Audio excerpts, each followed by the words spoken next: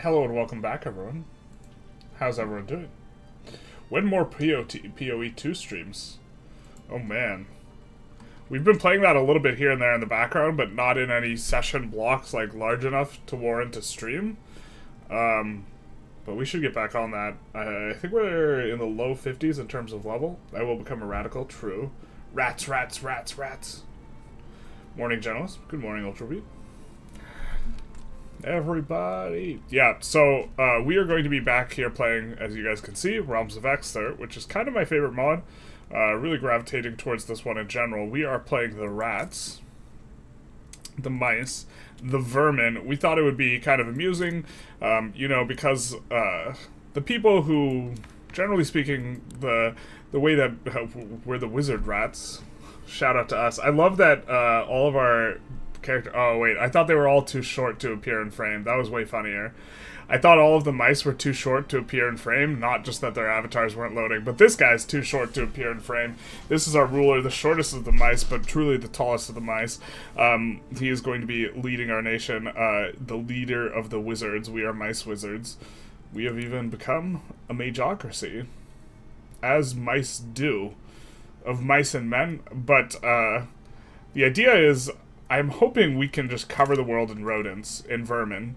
And I think that this is kind of amusing because instead of, you know, instead of the immigrants coming in and the bigots referring to them as vermin, we're going to bring the immigrants in and then we are going to convert them to vermin. So that is the strategy. That is the plan. We do have to get no migration controls. There's a lot of things we need to do that we can hopefully get done today. But we have for ourselves a really nice power base that we have developed here. We started out as a 2-province minor. These provinces have really strong bonuses, like a ton of birth rate. Absolutely insane birth rate. So we're probably going to try and radiate out from these 2 provinces and look to establish things from here. And so I think let's just kind of get started. Title is awesome. Thank you, thank you. Hopefully it's the same for the Twitch. I think I tried to make it on the Twitch like that. Sometimes the stream is weird about setting stuff up. And by the stream, I mean my own incompetence. Yeah. I'm gonna paint the map. The portraits are exceptionally cute, such a well-made mod. I freaking love them. Especially for the rodents. I think this is the only rodent race as well. Looks like we're having some trouble maybe passing rights of assembly, but that's okay.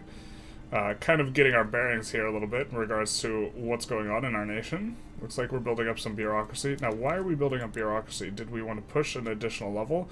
I suppose we would not mind going Education 3 here, so that certainly makes some sense. Apparently, you can only get 2 or 3 Arcana cards here now. Let's see. Yeah, so we'll only be able to afford 1 more Arcana card. That was apparently a change. I'm not sure how I feel about that change. I don't like only being limited to 2 Arcana cards. But I suppose it makes our choices a lot more impactful. Well,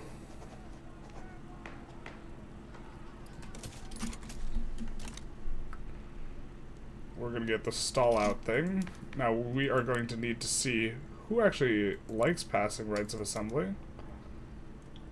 The magocracy. Okay, but that's perfect because those are the big boys, the big kahunas, the big cheese, if I will. Twitch is swarming the map with our rodentry. Big nice. Where were you planning on expanding this mod, or just bordering states? Ah, yes. Let's not let our thing decay into squalor. Where were we? There was a reason we couldn't really expand overseas. I think it was that we need at least 10 boats to expand overseas. And that this was the problem. I think we're still a subject of Saran, and I think we're kind of okay with this for now. And I think that these guys were too... yeah, they were too difficult for us to maybe expand into. Wee-woos. We got the wee-woos outside.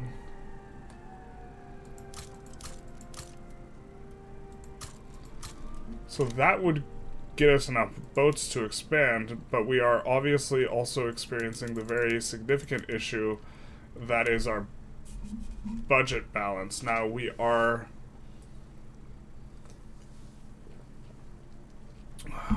We are positive on the investment pool. We're really getting hamstrung by our interest because we're locked in at being a minor power. So expansion is actually a little bit tricky right now. I think we did expand into these guys. We could expand into these guys as well. We have an adjacency with them. So maybe that's what we do.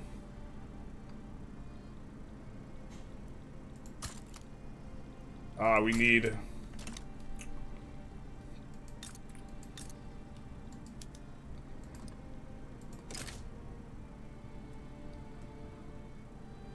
And this would give us some time.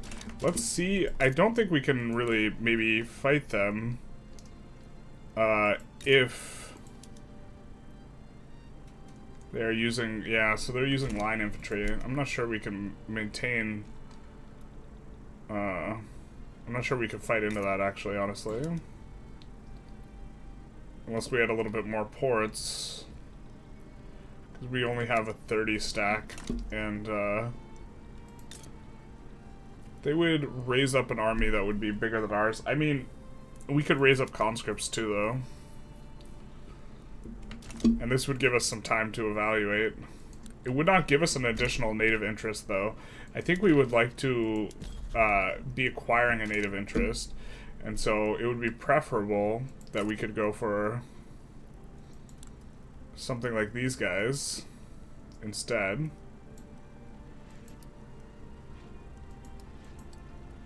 But we cannot target them with a make protectorate because we're not adjacent to them. We're somewhat close. We would like to have our colony. Why is our colony no progress? God damn it. It's because our port can't employ up. Wait, that's not even ours.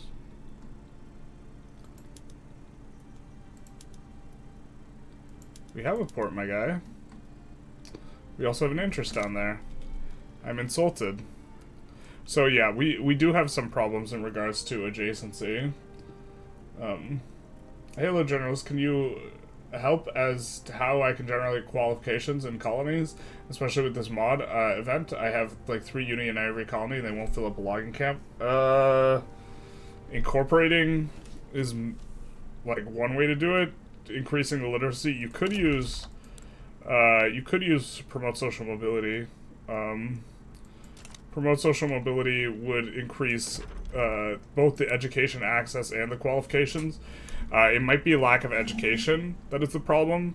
So these are like multiplicatively 2 modifiers that are useful with each other. Universities don't actually give education access, they just give qualifications. But also you have to recognize that when you build a university and you have really low qualifications, a lot of the initial qualifications you generate are going to go into the universities, so there will be a lagging effect before you actually get a lot more qualifications. So sometimes you just have to be patient and build in other places if you can. Which is kind of not the feels good answer, but yeah, it is what it is. Can we really not?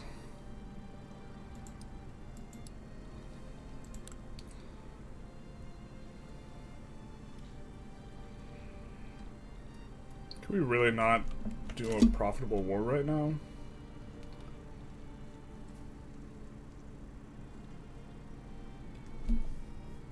I mean, we could declare an interest somewhere else, try and put down a colony to try and be able to expand by land.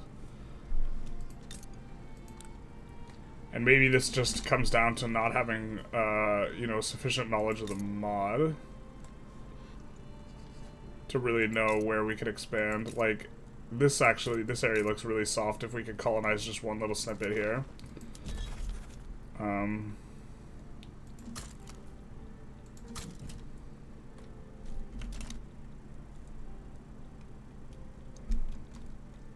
Something like that, maybe.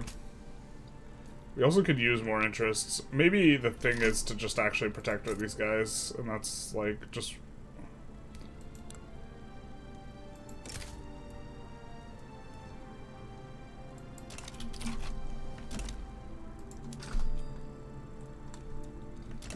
Yeah, I'm not sure. Crave about construction and pause government for a moment. Have them get you out of debt. That won't bring us out of debt. We're really trying to force, because this number is positive and we really want to drain the investment pool, we're forcing a lot of construction. But even if we pause, we'll still be running a negative balance, I think. Oh, not quite. But we will just stop adding to the queue once we clear out the government construction. So, and we do research that as well, which will help out. And that is the reason why we were increasing this. Well, I'm not sure. We don't actually have any Arcana right now, but this would give us less ahead of time penalty, which would be useful. I think maybe the levels of education will be more useful in the short term. What was this about? Double fearful.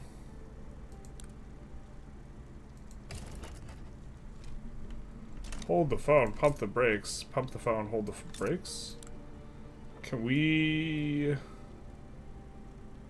declare on one of their subjects? I don't think we can.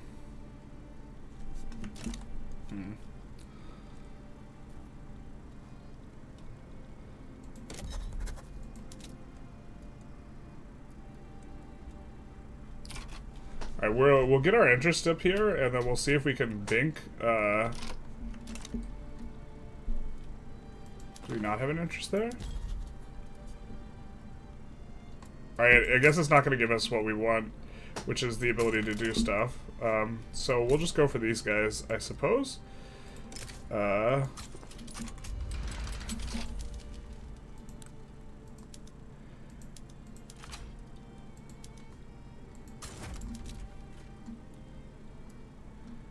And we will hope that Small Shore does not join, except for Small Shore joining would actually kind of be okay with us. We would just acquire a ton of infamy. Small Shore being these guys right here, who we can't declare on ourselves. They're a rival of ours because they're also a subject of our guys, so. The Burb people are all unrecognized with no tech. The two islands south of the Burb people, the purple ones, have a ton of pops and resources. The purple ones. These ones?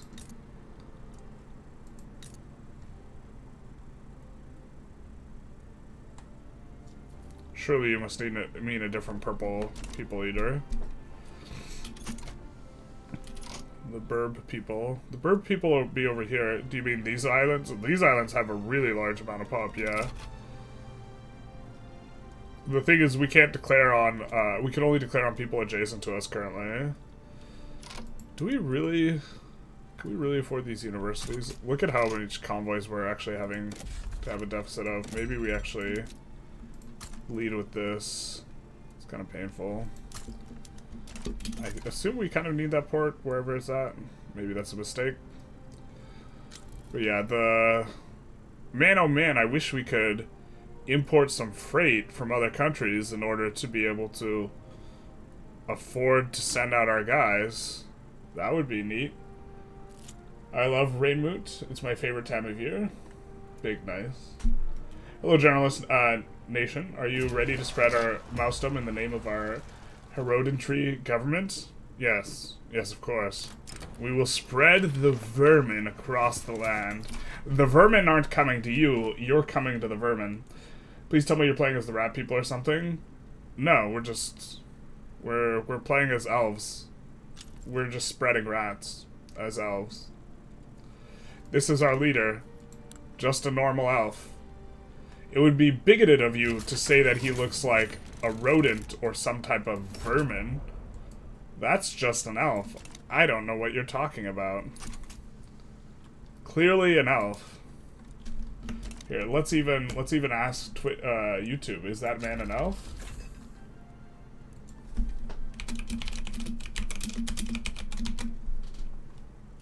Well, we'll see. We will let the fates decide, and by the fates I mean democracy, which is, yeah. I'm sure if you scrape some of your fan base together, you could make the freight mod. I don't know. I'm not sure how.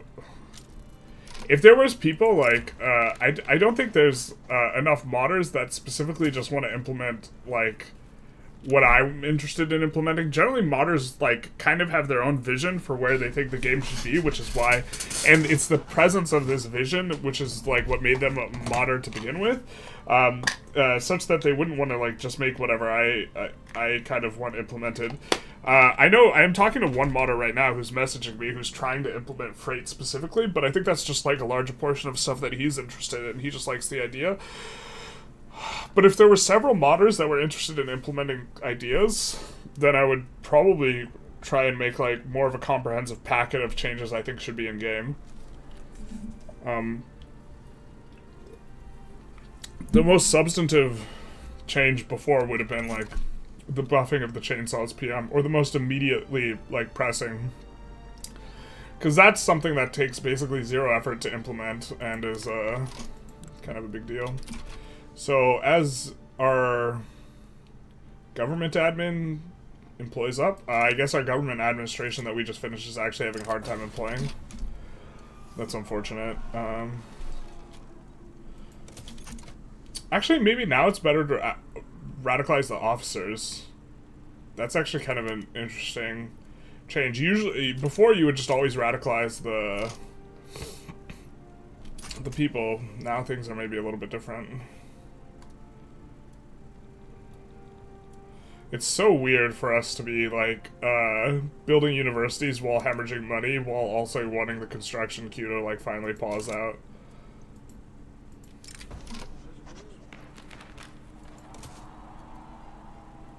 A perfect normal little elf, that's what I'm thinking. Yeah, 80% of you agree that Mouse is an elf. I mean, that elf is an elf. Selective democracy, of course. The Twiskers don't have any say in this. Yeah, that's right. We call it managed democracy. Sure, we'll take some popularity.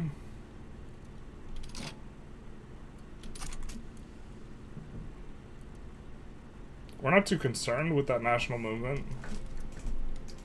There's maybe a world where we could fight Erador, but I think they're actually stronger than our overlords, so... I think this movement's gonna pop as well. Oh, yikes. Yikes for us, huh?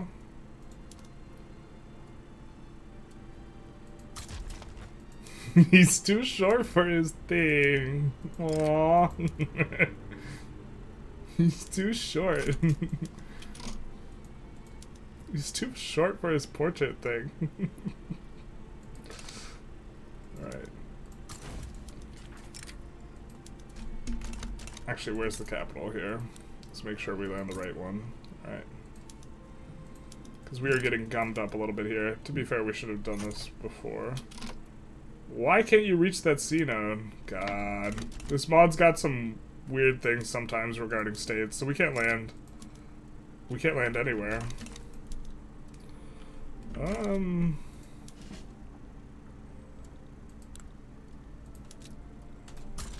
Are we just stuck?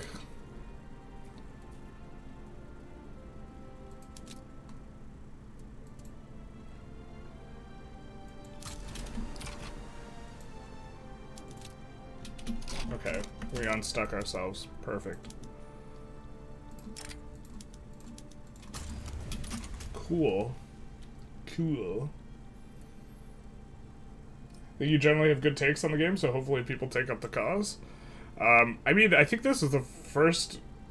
The freight video is kind of the first video where I'm, like, doing a kind of more comprehensive overview of what I think should be changed. Although after releasing it, I kept remembering so many things I wanted to include in it that I just omitted.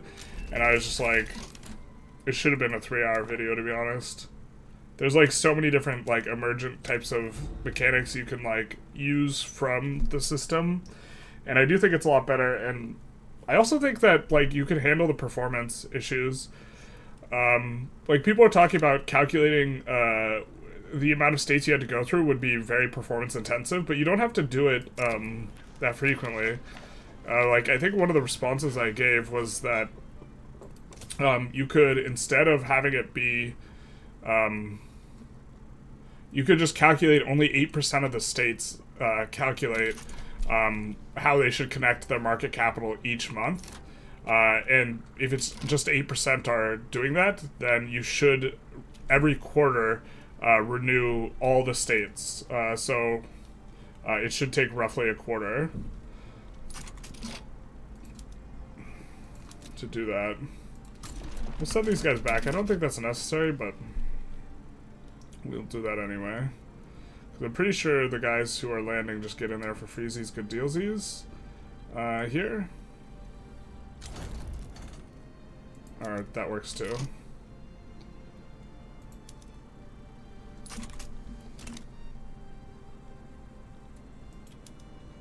Also, our overlord is supporting us here. So now we're in kind of good shape. But also, need more of this. Do we have railways already? I like lost my train of thought. I was talking about something and now I'm not. Shoot.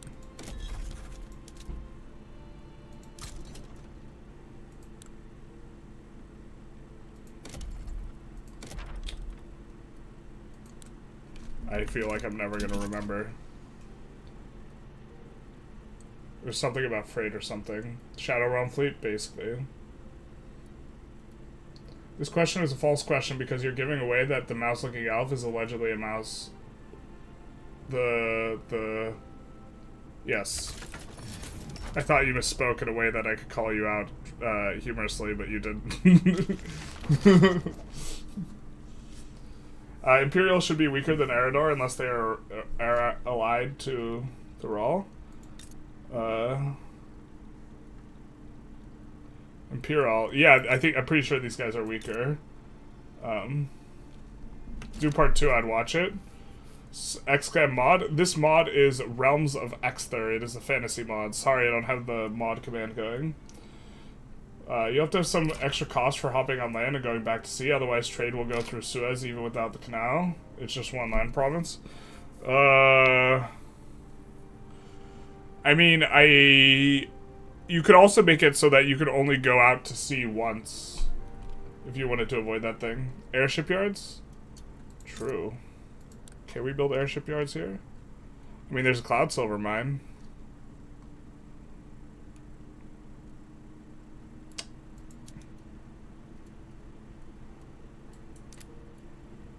That actually would make a lot of sense.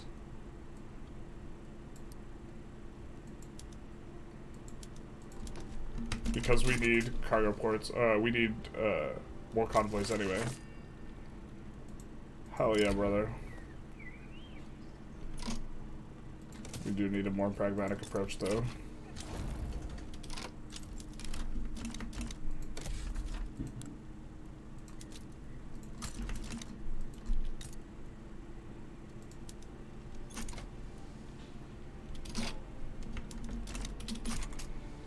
Alright, so we are going to be coming up on pausing construction, maybe.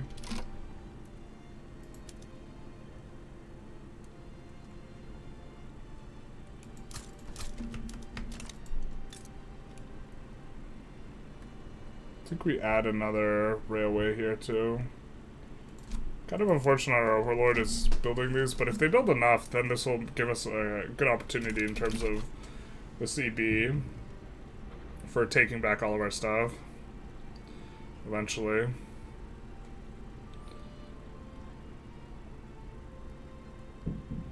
Nemska's got their autonomy reduced. We're also going to get a nice province here. Light is Solitude. Hot. Airship yards? Yes, airships are a thing, and you can build airship yards in mountainous areas, which give convoys and infrastructure. It's like a shipyard, but an airship. I always have my bases covered except for the times I don't, but we do talk about those exactly. That'll show the non-vermin. That's what I'm thinking. Observatories are so good. The fact that we have some mines coming through in the auto queue is actually going to make a huge positive difference for us. And we get one more company slot. Ooh, shoot. I think we had some sort of strategy and now I do not know it.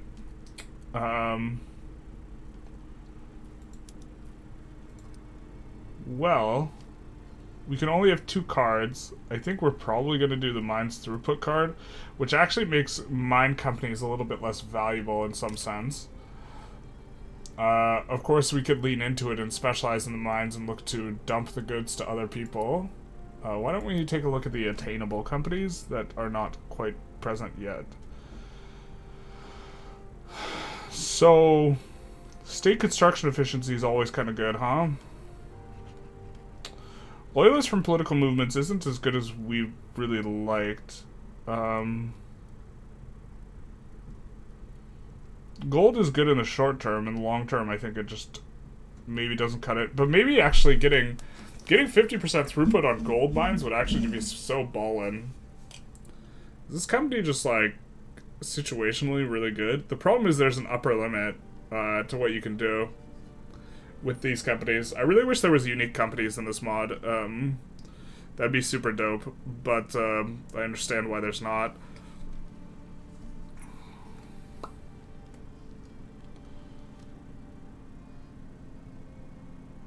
We have a manufacturing industries bonus too, right? No, that's state construction efficiency. What were we... I think we were maybe thinking of doing one. Well, we could do this and not the iron mine one.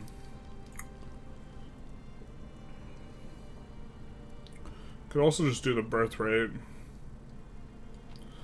Assimilation's attractive for our kind of RP of covering the worlds and rodents.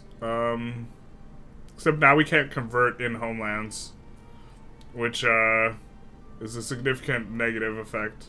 Got the major crap movement.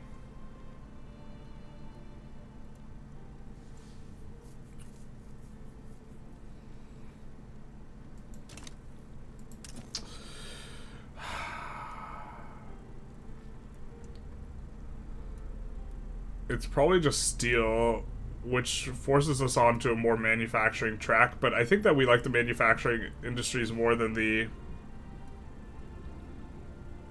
I don't think we can unlock this without going artificer guilds. I don't think we want artificer guilds. We would be worse at magical industries if we go like more steel oriented, but I think that maybe we're already moving in that direction anyway.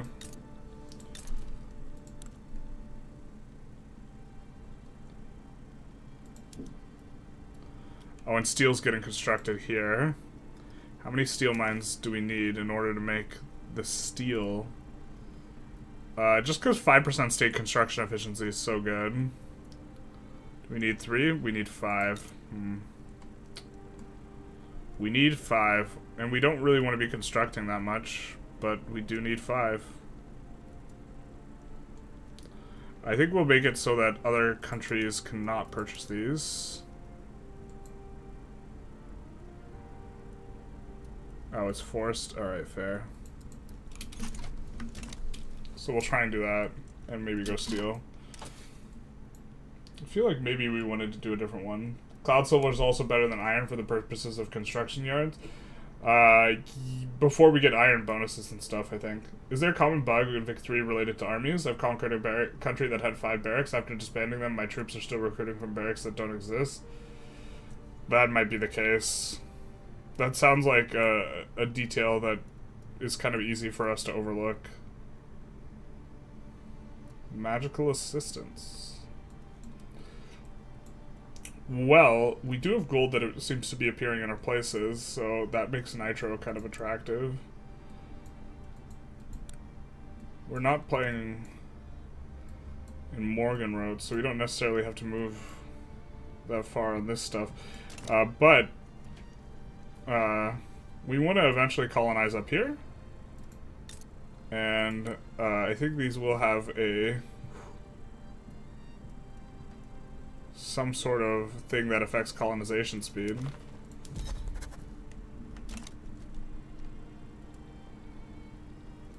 Right?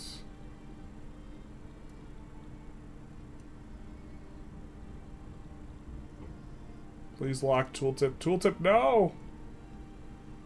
No, step tooltip. Alright. No, it looks like we don't have a malice. We're just not growing it very fast. Okay.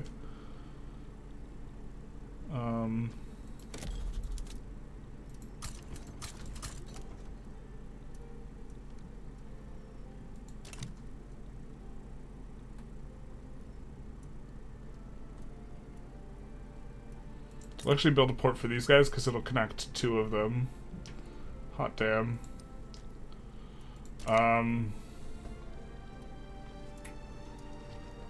Okay, I think we wanted to colonize down here, but we had gotten cut off.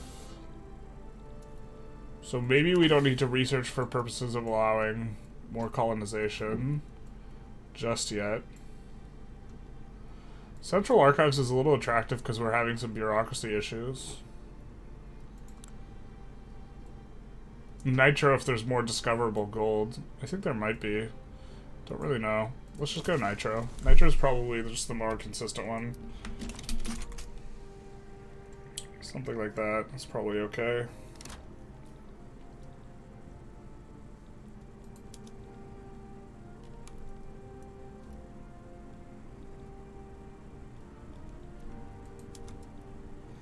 Let's do that as well. I don't know if we have Cloud Silver built already, but yeah, we have so much stuff owned by our overlord because we're laissez-faire. Oh, we can't nationalize. We cannot nationalize by hand because we are laissez-faire. But I think we could use the interaction or the casus belli to get it, so that'll maybe do for us. We passed the law we wanted, right? I think Guaranteed Libs just kind of sucks now. So we're not going to pass that, even though we went rights of assembly. Would company you'd need lots of shavings for the vermin? This actually might be true. Get a chair company, the mice need stools. If you've ever had a rat, they have plenty of stools.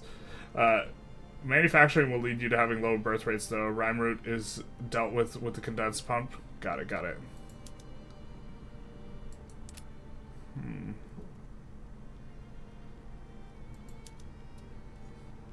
We really need the rat ethno-state. Oh, I forget the analysis. I think we could go state religion and ethno-state, and then we convert the pops to the religion, and then from there we can assimilate them up the chain, but maybe we have to be on national supremacy, state religion, and we could still convert pops. What is our religion anyways, and what bonuses does it give? Who is your daddy, and what does he do? Birth rate, perfect. How we drew it up. I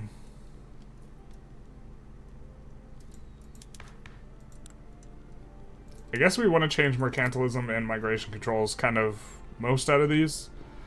So let's see if we can reform the government a little bit here.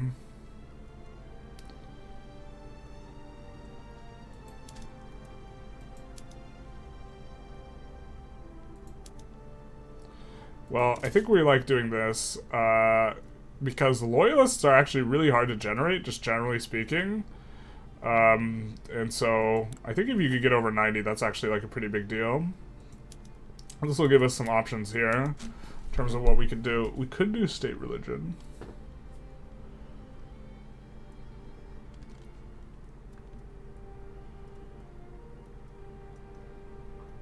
There were people discussing this in my Discord earlier, like yesterday or the day before.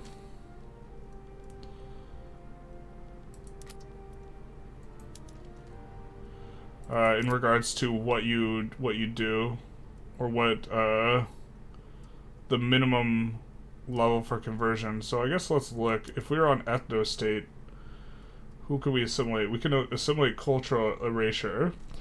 So that means that we just have to get them to rank 2, and they'll get to rank 2 off of state religion alone. If they have our religion, because this will give them plus 25 acceptance. They just have to get converted first. So I think we are living in an environment where we will want to eventually do state religion. The problem is getting them to come to our country is going to be harder. If we are ethno-state, state religion, because the changes where they are less likely to migrate. So,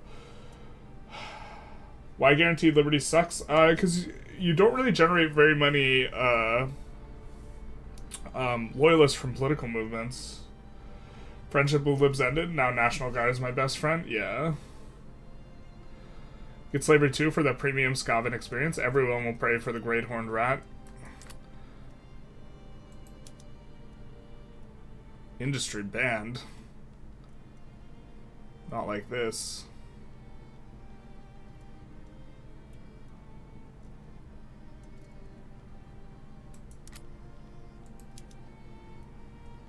We could go legal guardianship for that sweet, sweet birth rate. I think that actually maybe makes some sense. It'll also make us easier for us to go egalitarian suffrage later. And right now, we aren't hurting for pops. And this will make various groups pleased with us. Could go protectionism, I suppose, but we do want to go free trade instead. Although protectionism changes who owns the stuff. Ah, yes. Wizardry schools. I think we do want to assimilate people to our rat cause, so we probably actually do want to be on pub schools. I forget if you go state religion when you're on pub schools, does it auto swap you? I don't think it does. I think you get to stay on public schools.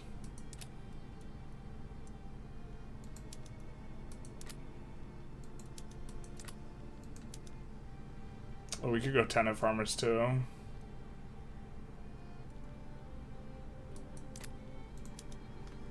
I think let's do this for now.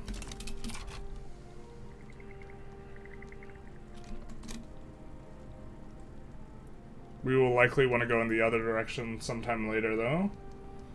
Will the cultures assimilated if they're in their homelands this patch? No, they won't, unfortunately. So we won't be able to make everyone rats. Which is, maybe we should have rolled back for that. Joaquin, thank you for the follow. Big nice. We need to investigate who moved to the cheese. True. Who done it? Not like this, not again.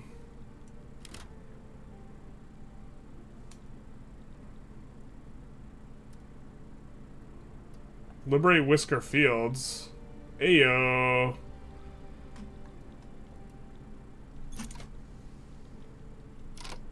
And they don't have, take anything from us. Ayo. We're not mobilizing for this war. We're sitting this one out. I think us being a subject of them is actually fine right now, though. And probably actually good for us, so... God, do we actually want to fight to stay a subject? Maybe we actually do want to mobilize so we can stay a subject. What an insipid play pattern if that's the case. It looks like...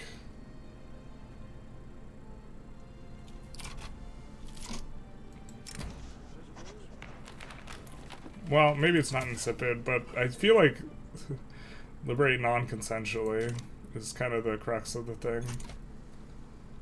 God, maybe we should add more construction. We're probably supposed to.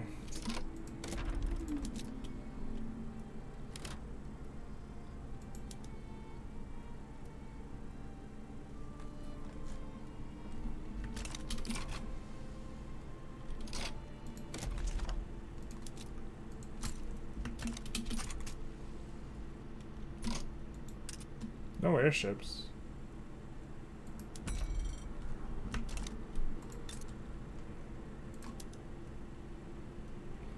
I think eventually an airship yard will get built by our private queue, so we'll just actually like leave that shortage there. Sex maxing ethno state or ratno state, basically. So here's the thing: is like we can either go. I guess we kind of have to go ethno-state, state religion for the memes, but it's going to be way harder to actually pull people to our country. I'm not sure to what extent we'll be able to get mass migrations, but we'll try. This isn't Better Politics mod where the free market conservatives love debt slavery. Bro. I wish that were the case. You know, really, truly, every single economic relationship should be legal, and by that, I don't actually think that.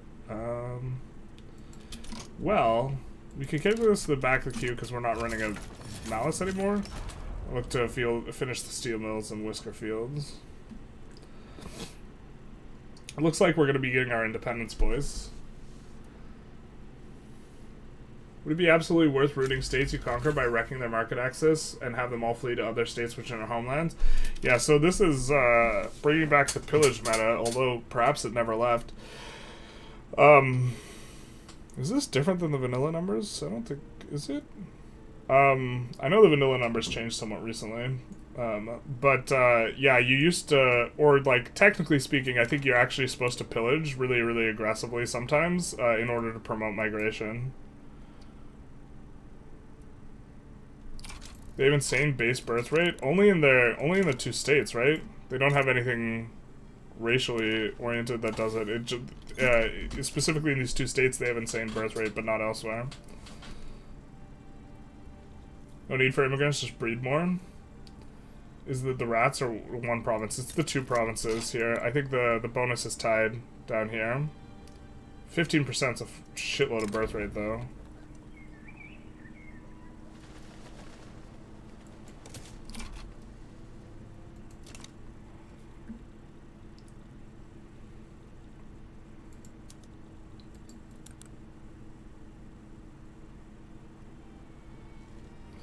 I would be so pressed if I was Saran and like my subject that is by far the biggest just actually does nothing. They're just like, you know what? We're gonna get occupied. Smell you later, dog. We have to deal with the turmoil, but that's okay. Put that one at the front. I guess we want this ahead and something like that.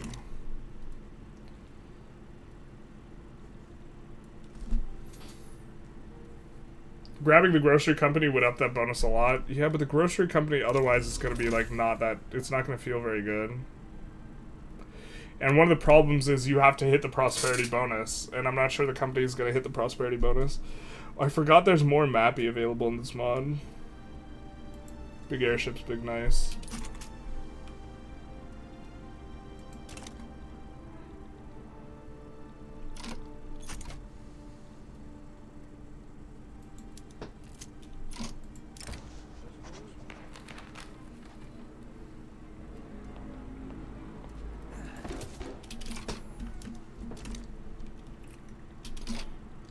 Yeah, I'm not sure where we're supposed to expand next, honestly. Here, we're really slow with the colonization. What do we need to get rid of this malice? Actual, just regular malaria? Okay.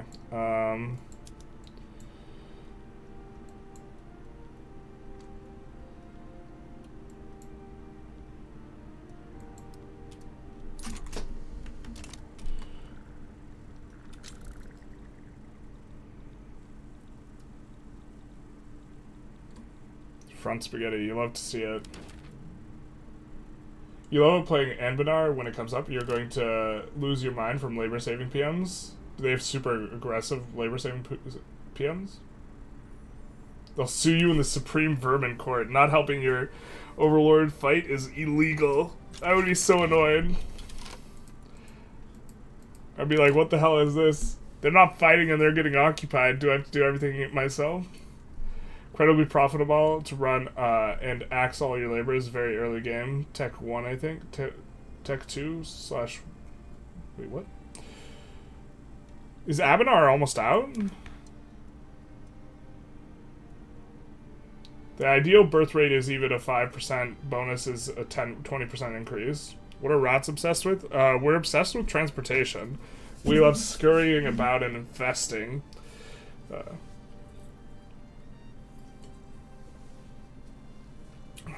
What's the idea behind floating frame buildings other than inducing cloud silver demand? Well, it's one of the things this mod does, which allows different sorts of specialization.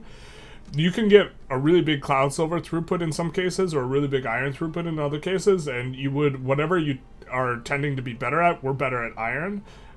You could be more oriented in that direction. Yeah. You can download it on GitHub and give it a go, but it's not officially released. Needs a lot of polish. I think we'll hold off. I do like some polish. Is hereditary bureaucrats bad enough? See, the population cost modifier I actually think we kind of like. Do we actually like hereditary bureaucrats right now? We have significant amounts of population, so I just hope this war ends fast enough that...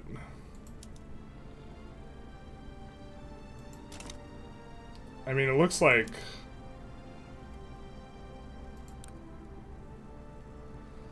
Looks like our side is winning, unfortunately.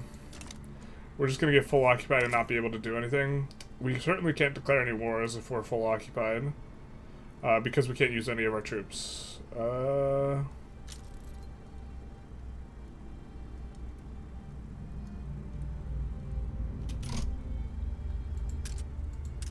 Excuse me. Why can't we make the Steel Syndicate?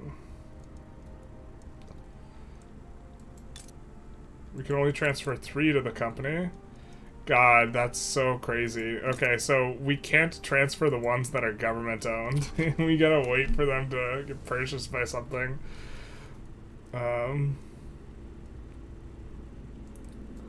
That's crazy. Let's see if we can export steel to make sure that it stays profitable. We cannot really. We'll export a little bit to Small Shore, I guess.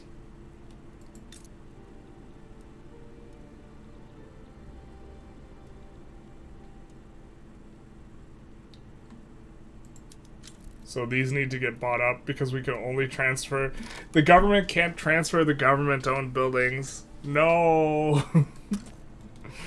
It has to let someone else buy it so it can take it from them first. No. Abnar just got a new EU4 release a couple days ago as well. I saw a video for the new release, yeah. You probably need more tax. I probably don't think we can afford that. Our pops are barely... our pops actually aren't even above the minimum standard, expected standard of living. We have an enormous amount of these taxes, which are targeting the upper rung pops a little bit more. Maybe we actually want to bolster movements. Is there a specific movement we want? No. Other than maybe the liberal movement. We kind of already have a lot of the stuff in that we would want from them. Basically, actually all the stuff. The best offense is a good defense.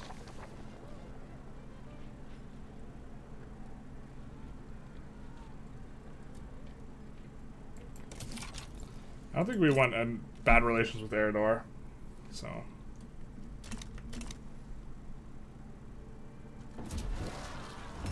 I wouldn't play it on stream without it being released. I don't think they'd be too happy. Yeah, that's another consideration. Did this just white piece out? I think it might have just white pieced out. Oh!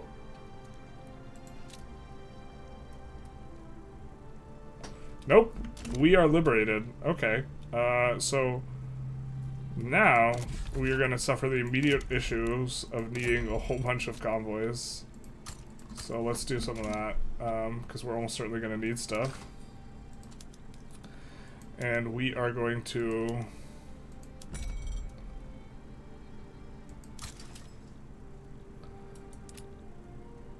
need to do a lot of things.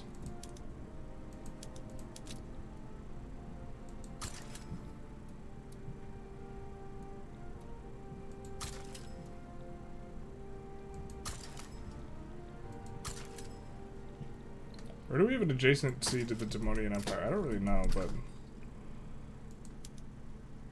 Oh, we actually don't have relics ourselves? That's insane. Relics normally get super depressed in price.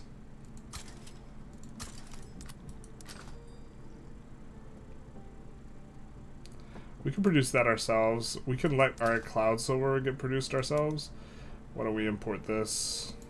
But import it with a tariff so that eventually our country will start picking up the slack on that. Although, I feel like we have a manufacturing bonus somewhere and I'm just not remembering where it is. But maybe we actually, since that's a magical industry, we don't want to focus on it. We definitely do want to import meat because we don't want to produce it. Although maybe meat production, there's some PMs in here that maybe make a little bit more sense. Now we're not going to have enough bureaucracy. And now we want to also export stuff. Especially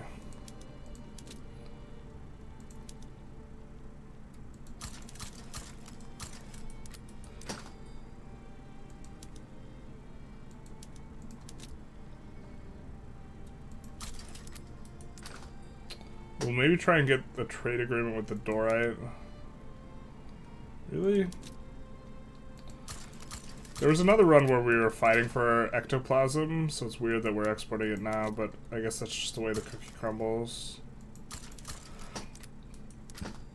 I'm not putting export prioritization on stuff like gizmos because I don't think that long-term we want to be export-oriented on it, but could be mistaken.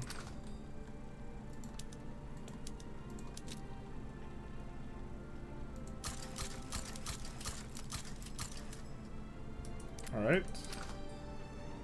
Oh, sulfur. Hell yeah, baby.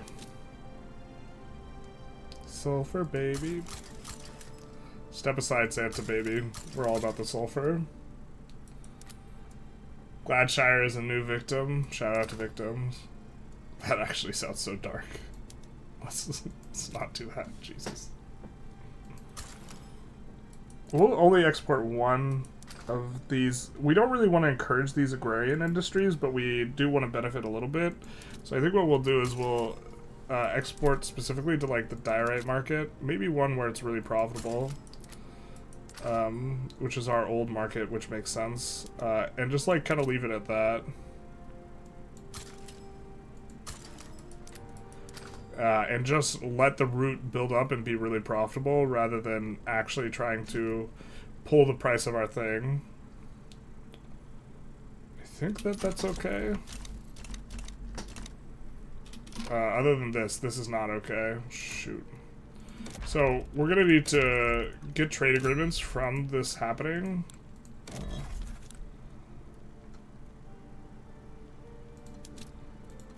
Let's improve relations with a couple of guys. Oh, they got fucked up.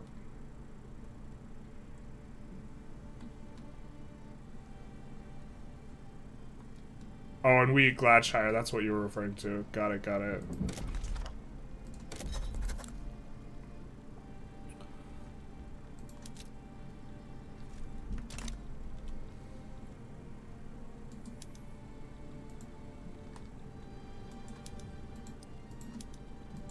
Which we can't back on yet.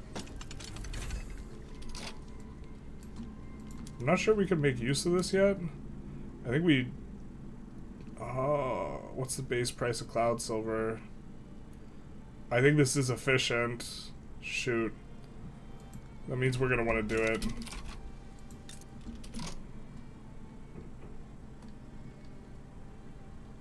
It's unfortunate that when we get liberty, we can't privatize all the buildings, but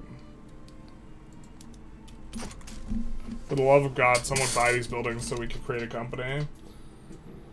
Might be beneficial to make a 10-minute summary of the idea about the freight video. I could. I guess I'm kind of waiting to see how the video does. If the video just does really terribly, then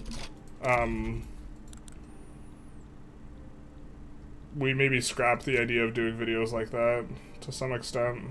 I enjoyed making it, but it also took an enormous amount of time. So like I could have made like maybe 3 or 4 gameplay videos in the time it took me to make that video. So it's maybe a little bit too indulgent of me to make those types of videos if they're not very efficient. I'm like reaching a point where I have to kind of tighten things up in terms of like actually just doing the videos that do well instead of like the videos I prefer to do or something like this, unfortunately. Or the videos that grow the channel would probably be the most important, but that's kind of hard to differentiate between ones that are growth oriented and the new Archmage. Oh, let's see, what's this guy about? Master bureaucrat. Okay. I can get behind 10% bureaucracy. That's nice. Aesthete. That's pretty nice. Okay, we can get behind that.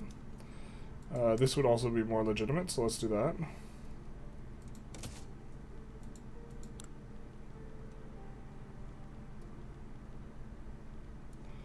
Eventually, we do want to get the industrialists in government to change up some of the laws.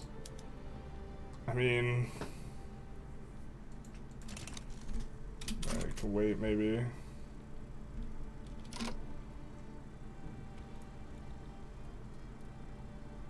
Still in recovery mode. To some extent. I think we also just blast a few more of these in Whisker Fields, and that'll work pretty well. And we can do that as well. Are the Gladshirians victims? Soon. Would love you to do a journalist fixes the military video in the same style. I honestly don't... I'm more concerned with economics in general in terms of what I think about. So I would need to reflect quite a bit on the military, but one of the things is, like, a lot of stuff that I would want to implement theoretically probably doesn't work from a performance perspective. So... do we not have an interest there? Oh, we can declare more interests now. Super.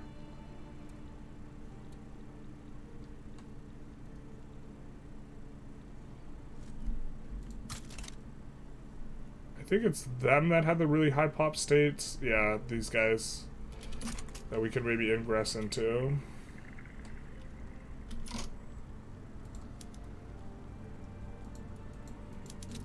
Let's do this. Get them going. I'm cooking up another level. Do they make this scale, or is this not the event I'm thinking of? We have a bunch of negative authority. I think we're gonna rake back some of these.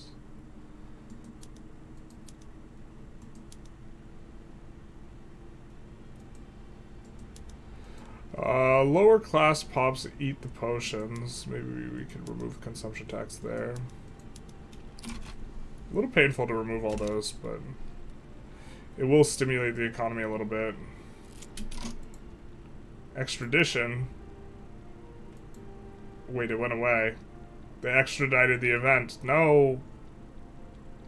Oh, what a world. No trade agreements here. But we did want to fight Gladshire. We're still waiting on our interest to develop. And we can also make a power block. So we'll have to think about what we want. Don't burn infamy. I know, we're waiting for our interest in Gladshire to develop. Sounds like you need an editor. I would love to have an editor. I've kind of... I don't... The process of getting an editor, I kind of feel lost in exactly how we're supposed to do that. Do we have a truce with them? No, we don't. So we must just be waiting on the interest. There we go.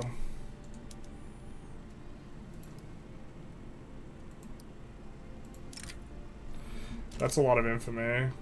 Maybe we're supposed to subjugate them first? That is also a lot of infamy.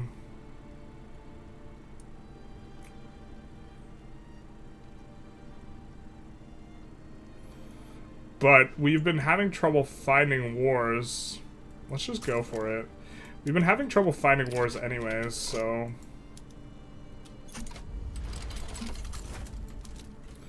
And staying below, like, 25 isn't anywhere near as valuable because bankrolls aren't anywhere near as good as they used to be, so...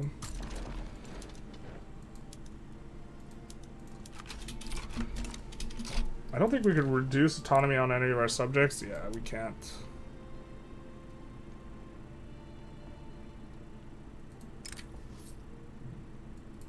So much. Wait, how much are they paying out to us? Why is it minus 4.5k?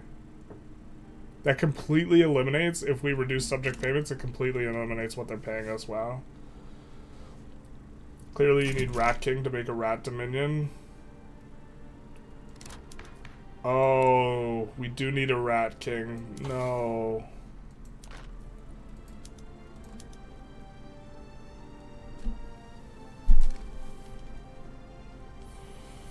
We need a Rat King. Shoot.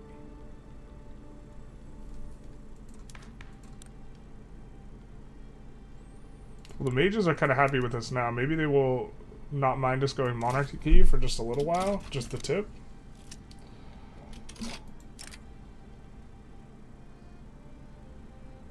Uh-oh. It's an omen.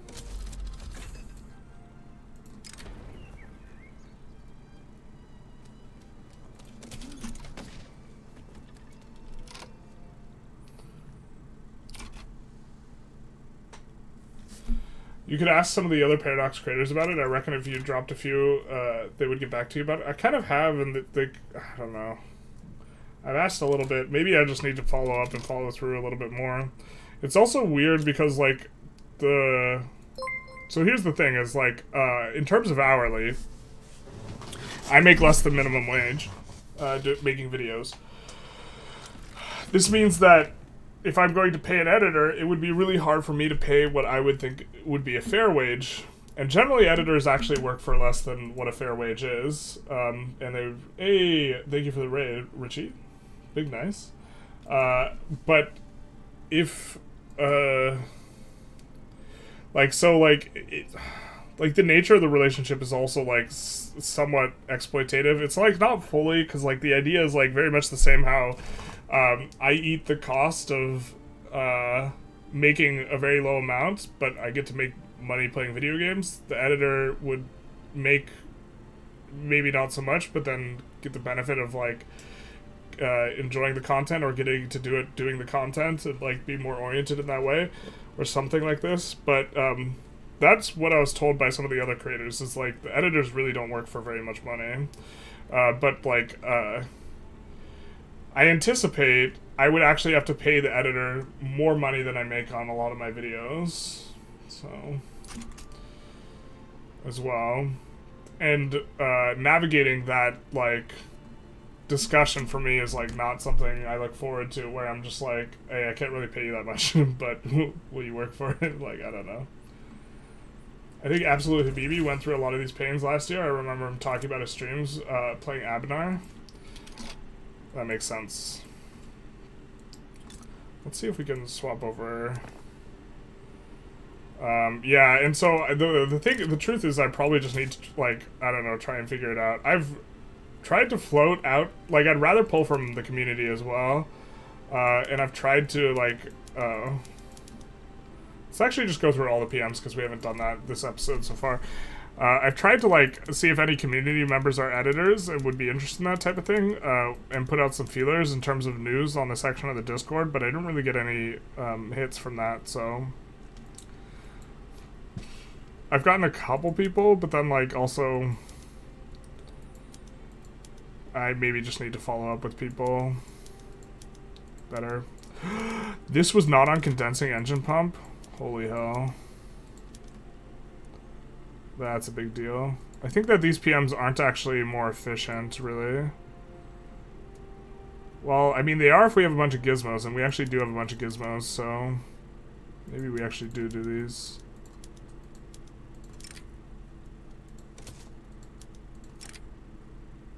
Alright, maybe we don't do all of them. Maybe we don't do the pipeweed, actually. Something like this.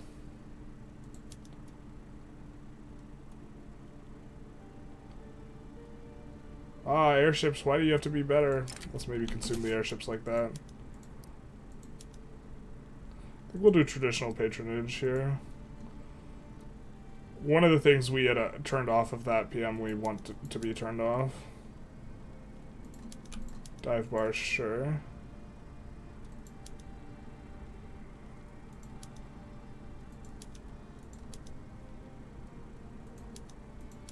I think we'll have to import oil to make that work. We're not going to use labor-saving PMs very aggressively here. That is, like, the most different goods inputs I've ever seen on a PM, I think. Fascinating. Alright, I think we're in okay-ish shape. But we might have to do some things. Get rid of these trade routes.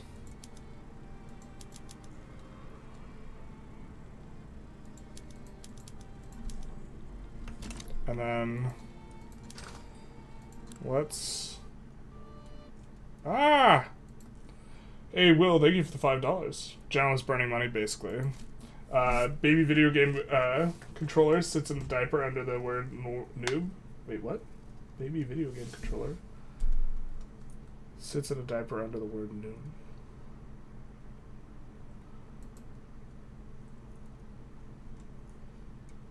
I'm not sure what you mean, Will, but thank you for the $5. Big nice.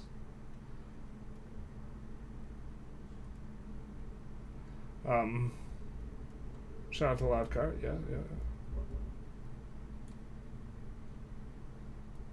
Sign an editor in on a contract so they make a percentage of the video's revenue, whatever you deem fair. Yeah, I'd be okay with this.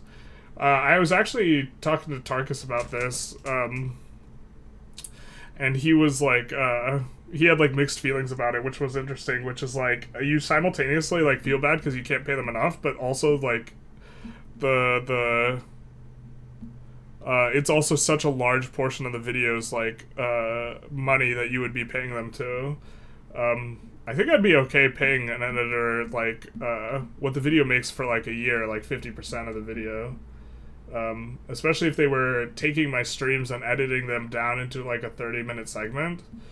I would be super okay with that. I might even be okay with like an even bigger percentage, considering like the amount of time it takes to edit something that's 4 hours down into 30 minutes, and the fact that I'm not doing that editing anyways, so like it's almost free value. It just means that my VOD will get way less views, but that's not that bad. Just pay them an exposure. I mean, I think that I kind of have a problem with unpaid internships. Like, I think they're not very ethical. I think that they're almost like slave labor.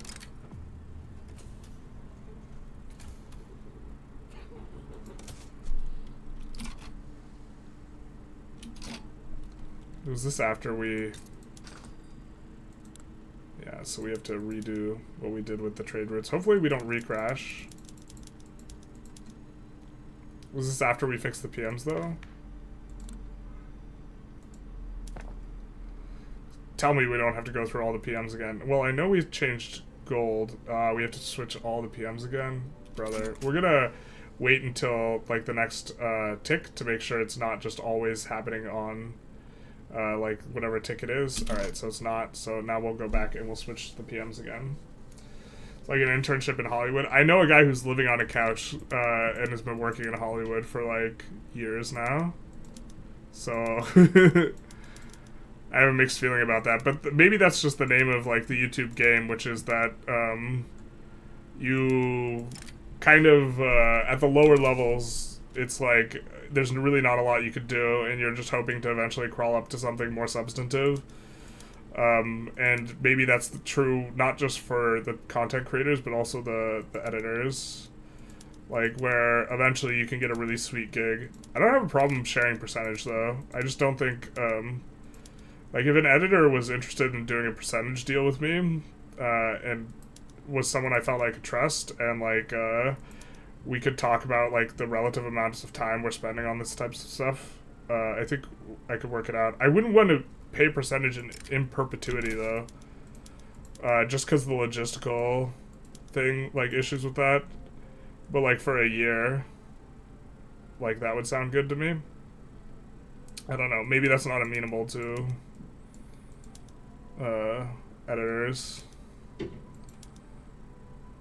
I suppose if it's a scalability thing, though. In theory, if I was super huge, I wouldn't mind paying it in perpetuity if, like, I didn't have to logistically handle it. Or if there was, like, a way that YouTube on the back end could handle it. I don't know.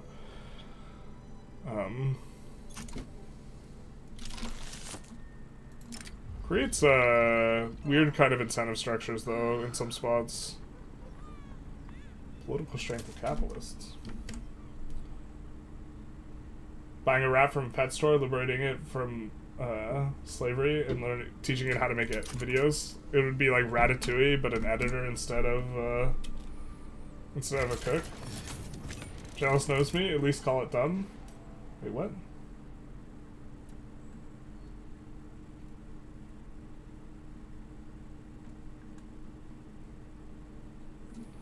Hey, Yankees fan, thank you for the $5 with Merry Christmas. Merry Christmas to you as well. Welcome to the stream. How are you doing today? Thank you so very much. Right after going through the PMs is such an annoying time to crash. Yeah, basically. It significantly has inhibited my ability to keep up with chat. Terrible. The enemy's enemy.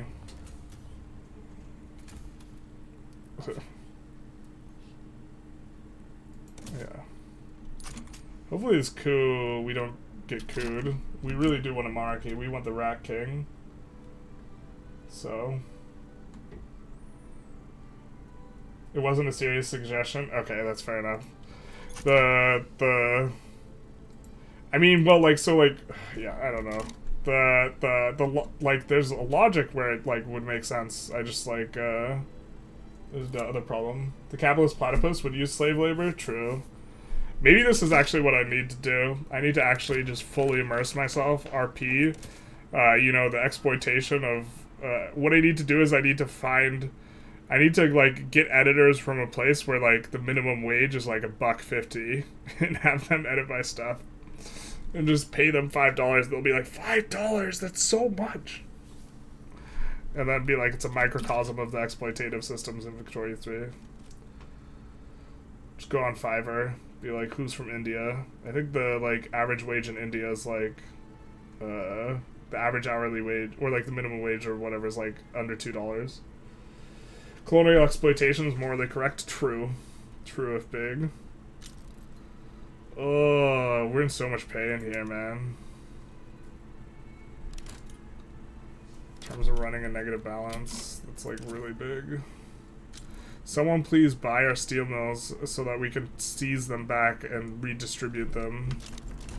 For the love of God. I mean, to be fair, we could go chop chops.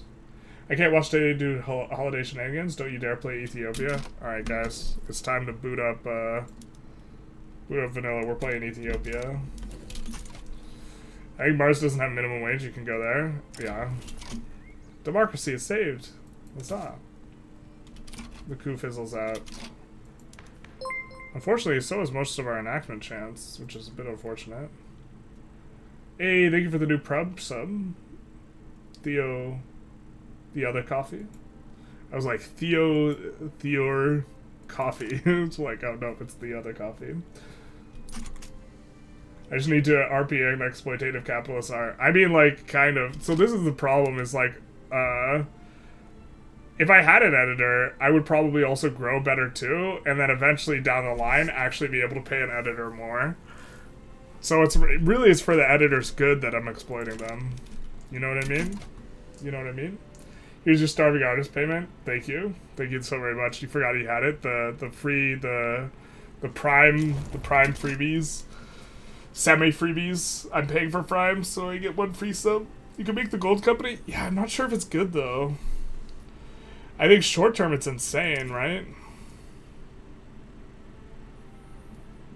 Maybe it's just good enough in the short-term, dogs.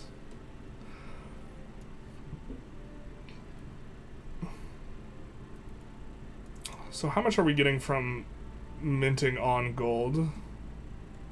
So we're getting 37k from base, which would be juiced by 5%.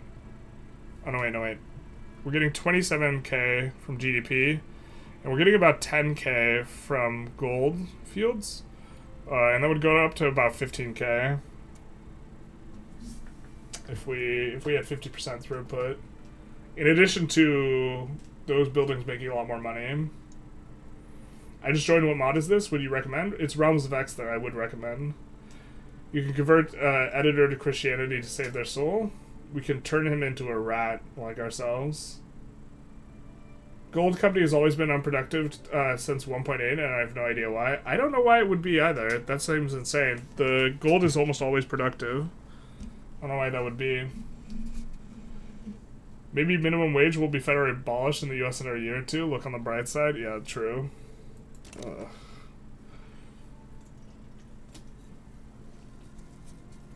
I mean, I would like to have kids sometime before I'm 40, so this is like, there's like a certain growth trajectory I need to have, otherwise I need to completely reevaluate this whole thing.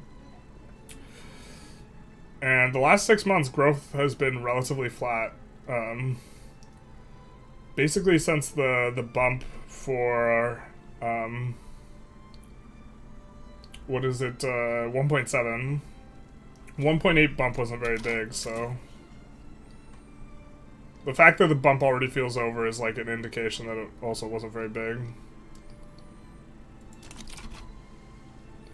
So I might have to just like try and make content on the other channels, and if that just doesn't work, then completely reevaluate the whole YouTube thing. Like, I might just be too slow. I might have just needed to start, like, 10 years ago. Or something like this. I don't know. But at the same side, maybe I just wouldn't make enough money doing other stuff anyways. What's this about? Oh no. We allowed something to happen somewhere. Not like this. Where is the uprising? Wait, what?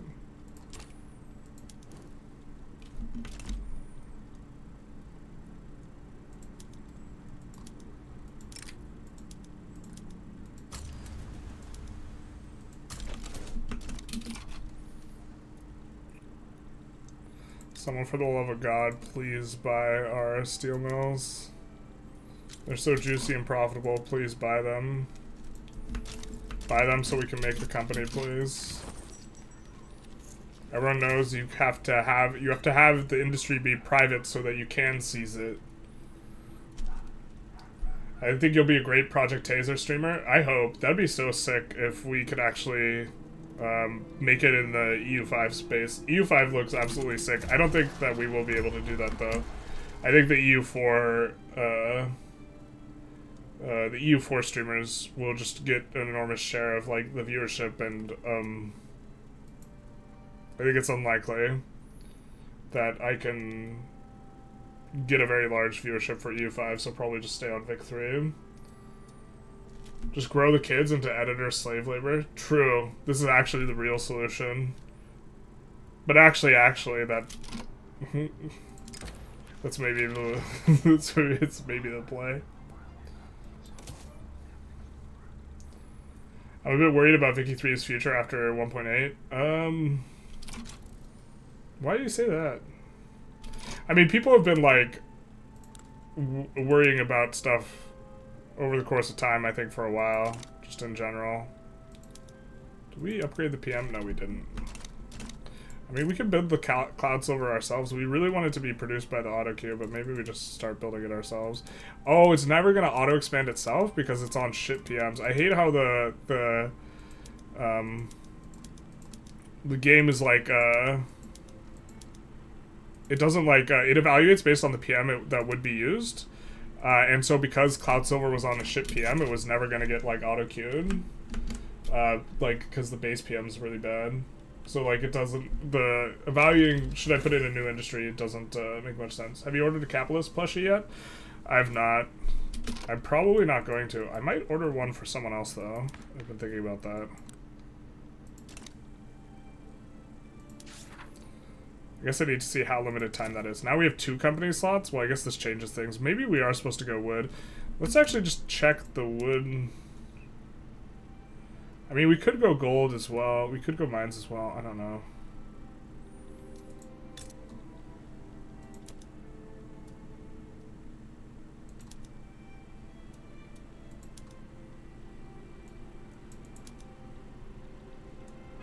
I guess we have decent wood density. Ish.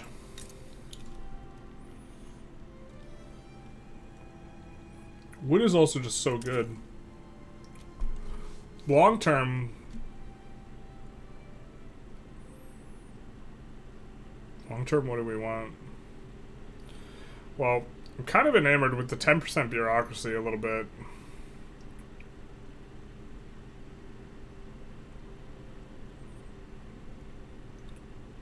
Maybe it's just this, though.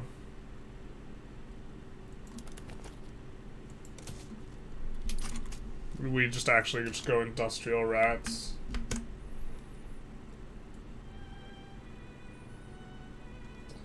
I think you will, because I think its roots will be more in Imperator than in other games. I reckon only yourself with Vic 3 eco gameplay and Lace knowledge will be able to play it well, that is. For EU5, I don't know. I think that skill is much less important than if you already have a viewership. Because a lot of the people... Look, if you're better... So let's say skill is a metric that people care about. The thing is, people need to have a certain level of skill in order to understand that there is a skill difference. and nobody knows what the fuck is going on release. So on release, they're just gonna watch all the big EU4 guys. Like, even if I were better on release, it wouldn't make a difference. Because no one would know what skill looks like on release. Including myself. Like, it would just be, like, some people are stumbling in the darkness better than others.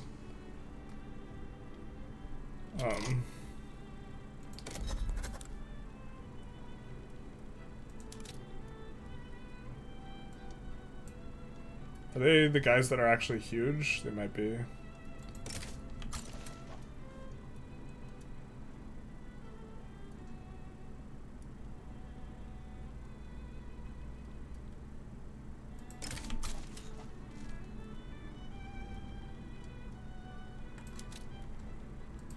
We can sort by the most expensive ones are going to be the big ones.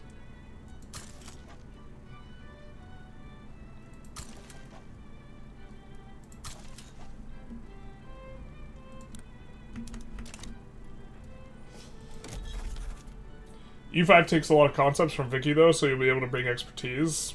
Maybe. I also think it's borrowing more concepts from EU4, I think. I could be mistaken. Wow, no trade agreements for Giuseppe. Poor Giuseppe. I think gold company gives more money than steel. Well, what's effectively the cost for construction right now? Because extra efficiency effectively gives you money. I mean, so like, we're talking about getting 5k more from the minting.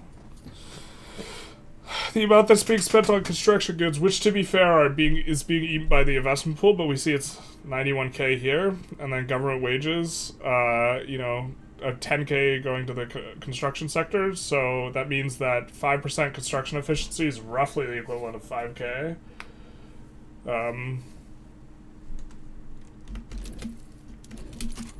But the problem with the gold company is long-term it's capped, whereas the steel company isn't capped long-term. The gold company is probably better right now, but just like long-term. The fact that we don't have a DLC pact announced worth is just worrying you. Yeah, it's worrying me too. Honestly, like,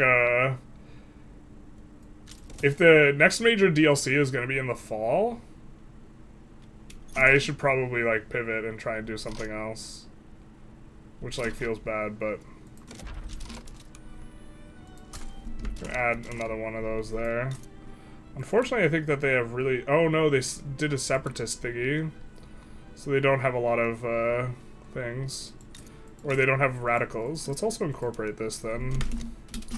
Which will immediately give us a problem that we're currently trying to solve, so that's good. We also want to upgrade some of our institutions, so we're just going to do a little bit of that right now.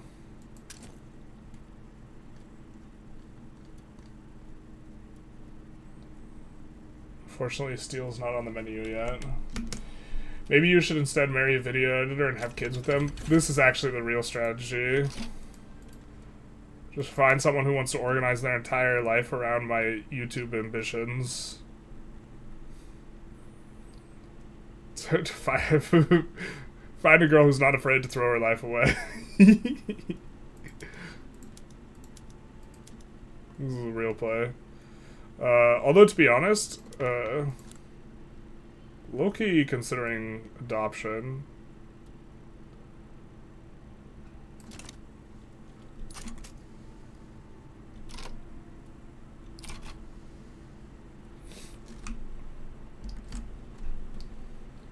I think if they say they're going to fix the military system again and it doesn't land, it's going to kill the game. I mean, I think there's people who think that the game is, like, on the verge of death, like, always. And it's just, the nature of, like, a lot of the media that gets consumed is it's super, like, oh, it's Jover, it's so over for this guy, this YouTuber fucked up, scandal, etc. Like, a lot of the stuff that gets watched is like that. But a lot of what's, like, actually going on, so, like, it creates this, what is it, availability bias regarding, like, things just getting completely ended. Whereas, in terms of, like, the YouTube watcher being able to evaluate information. But I think that Victoria 3 is just going to kind of perdure and persist, and the only question is how much development resources it's going to receive. And I think that I think it doesn't receive very many development resources right now, and I think they're going to keep it that way unless it just like pops off really hard. And that's the strategy for Paradox regarding Victoria 3, by and large. Just don't commit too many resources to it. If it doesn't do spectacularly, it's really not that big a deal. EU5 is going to be so good. Yeah, I think there's a really substantive difference, and I think that the EU5 team is absolutely enormous. If EU5 flops, I think that crushes Paradox. Like, I think it's just super over.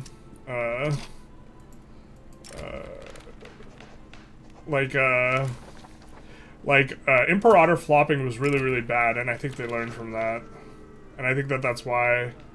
Well, that's one of the reasons why I suspect that Victoria 3's development team is small, although I don't really know. I don't know for sure these. It's kind of like a slightly rude question to ask developers. It's like, is your team really small, or are you guys just, you know, like, do you have no one working there, or what? Like, you know what I mean? I have a question regarding building construction sectors and their needs resources. Is it still meta, only possible for great powers, smaller nations? It's still meta to focus on specifically like the construction loop resources more than anything else. Not just because this feeds the construction loop and smooths out your overall like trajectory, because when goods are expensive, your economy's good, and when goods are cheap, your construction's cheap. Not just because of this, but also because those industries are like some of the very best. Focusing on like lumber specifically, extra is good though, and it's something you want to do.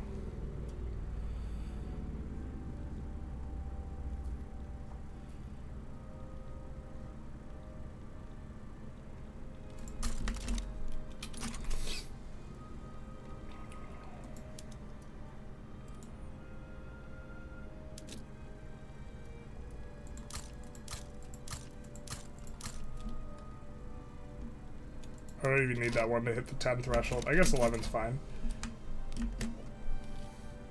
To be fair, the more I see of EU5, the more I'm like, I don't know if I'll even want to play Vic 3. Well, the EU5 looks like it takes a lot of Vic 3's good systems that I like and kind of discards a lot of the stuff that I don't care about as much. So I might be kind of in the same boat in terms of what I enjoy playing. I'm not really sure yet. I think that the thing that I was having a discussion with the dev the other day about like consolidating. I said that I preferred EU5's system of consolidating all of the pops. So for example here, in terms of our workforce, we have shopkeepers, right? And we have engineers. And they are split based on building. So this building employs different shopkeepers and engineers and machinists, and etc. than these other buildings. And this fragmentation is one of the main drains on performance for Vic 3. What EU5 is doing is all of the machinists that are a given religion and a given culture inside the state, rather than being fragmented by buildings, they're only fragmented by state. So it's just a pool of workers in the individual state. And I was saying I think that this is an improvement because it gives you a lot more performance. And the dev's response was kind of like, no, we track the pops here, which is fair, and that's like kind of what the game is about, and that's kind of the heart of the game, is more the tracking of individual population, and decreasing the granularity isn't necessarily good, but I don't care about tracking the pops as much as I care about the economic relationships. And so, like, I never look at pops anyways. I'm never like sifting through like this, just being like, oh, which pop is doing what thing? Let's look at the clerks. There's a Mousefolk Animist clerk. Let's see how they're doing. Like, I'm never ever looking at the pops in some sort of granular or close way, so I don't really care if they're not treated as granularly as possible. And this is what allows, like, to some extent, the political system to be so interesting. But I think if you just generally speaking, all the pops that have the same profession get paid similar amounts anyways. So if we look at, you know, we're looking at whisker fields. We're looking at the individual state, right? The big differential is like how much they're getting paid. And if you, to be fair, this is wildly different if you are on a system where they own parts of the building. So if the farmers are owning part of the building, then this is going to be, they're going to get paid wildly different amounts. And you can see here, there is a little bit more differentiation in terms of how much they're getting paid when they're farmers, I think. But if we take a look at something like machinists, the wages of machinists are relatively, like the band is relatively the same. They're all getting paid like between like 12 and 13. Well, I guess maybe not all. There's maybe a little bit more differentiation. These guys are getting paid a ton. But like, for me, these guys getting segregated and it not being and this extra granularity is not something I need from the perspective of I want to sink my performance into this. Like I care about the overarching economic relations, not the tracking of individual workers, and so I think that Vic 3, like this is the heart of Victoria 3, and I think I am more committed to the economic relationships aspect of it than I am the pop tracking aspect of it, and that seems to be the overall intention of EU5 as well in regards to the economics. Now, the problem with EU5, I think, is that it might just run like a potato that's like trying to run uphill. Like it might just be overly ambitious, and we'll have to see. But I'll watch you, journalists. Thank you. I'll have at least one viewer in the EU5 streets. But also, like, in terms of like the recommended on like people's landing page, I won't even show up in the recommended is like one of the things. So even if someone would prefer to watch me, like I'm not gonna even show up, bro. You're just gonna see like Ludi and Lathe and like who else is big, and I don't even know the EU4 space that well, honestly.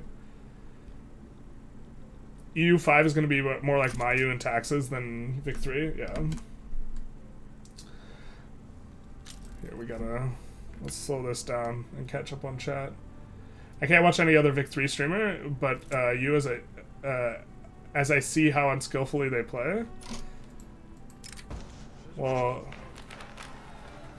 does Connor stream? I know he's making videos. He's pretty good. So, you could check him out. I think he only makes videos right now, though.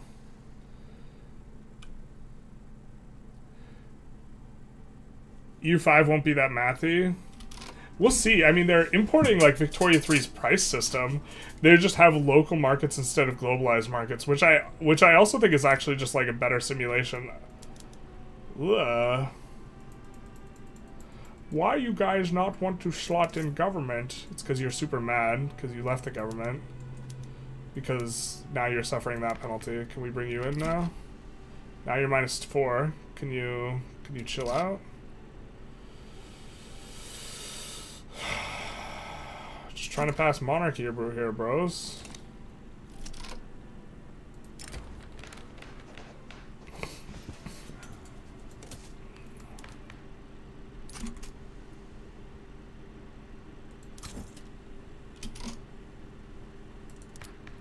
Just trying to pass monarchy, bros. Can't pass monarchy.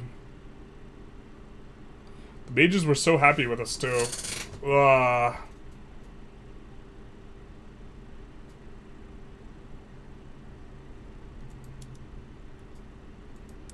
We could do something like this.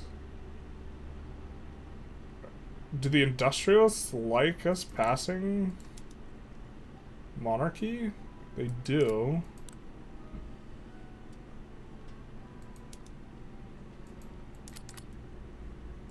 So we could do this, and then reduce taxes all the way to 0, and actually get ticks. God, that sounds like an awful... I think maybe we're just not getting monarchy, boys. Without some other means.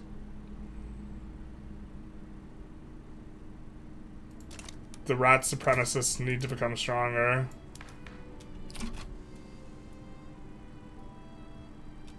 Part of the problem is these guys weren't actually supporting us.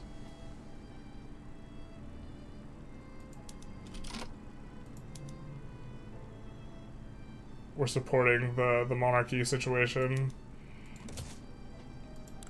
And maybe we need that, actually.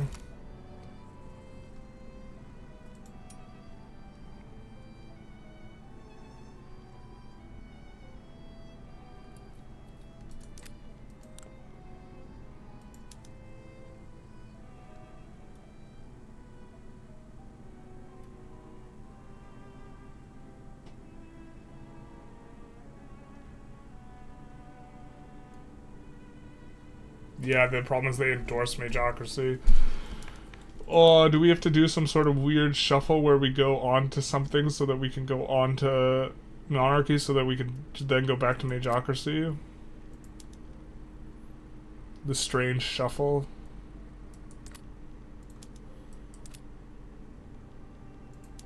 Maybe that is the case. Man, I really gotta catch up with chat though. Simple monkey brains work well. That is true. If the line goes up more than they have more skill. Yep. The problem is the line always goes up. The line kind of lies to the player in some sense.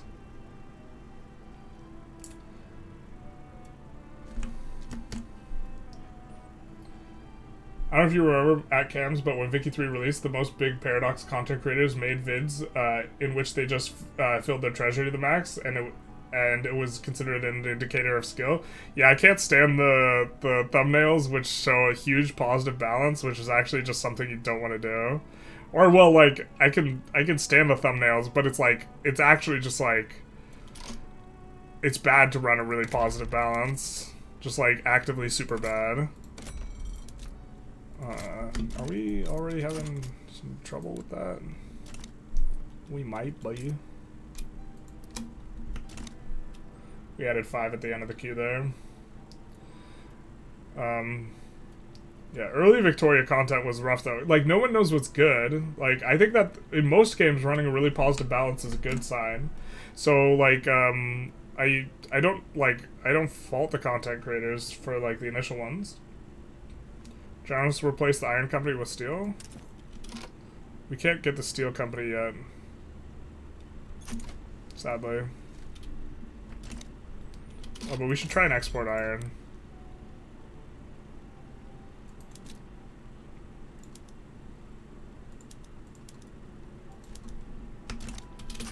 It's maybe a bad sign. Earning money is the result of less construction or positive bureaucracy? I mean, earning money is the result of not spending enough money. Unrealized taxes seem high? Yeah. I agree.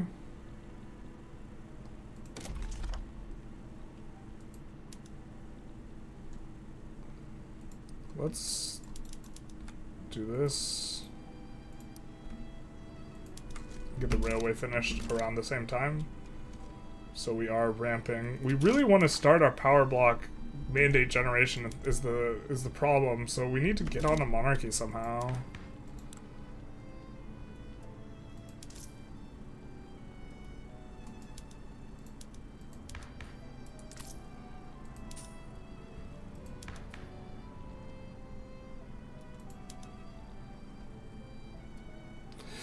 The problem is they like theocracy too. No, no, no.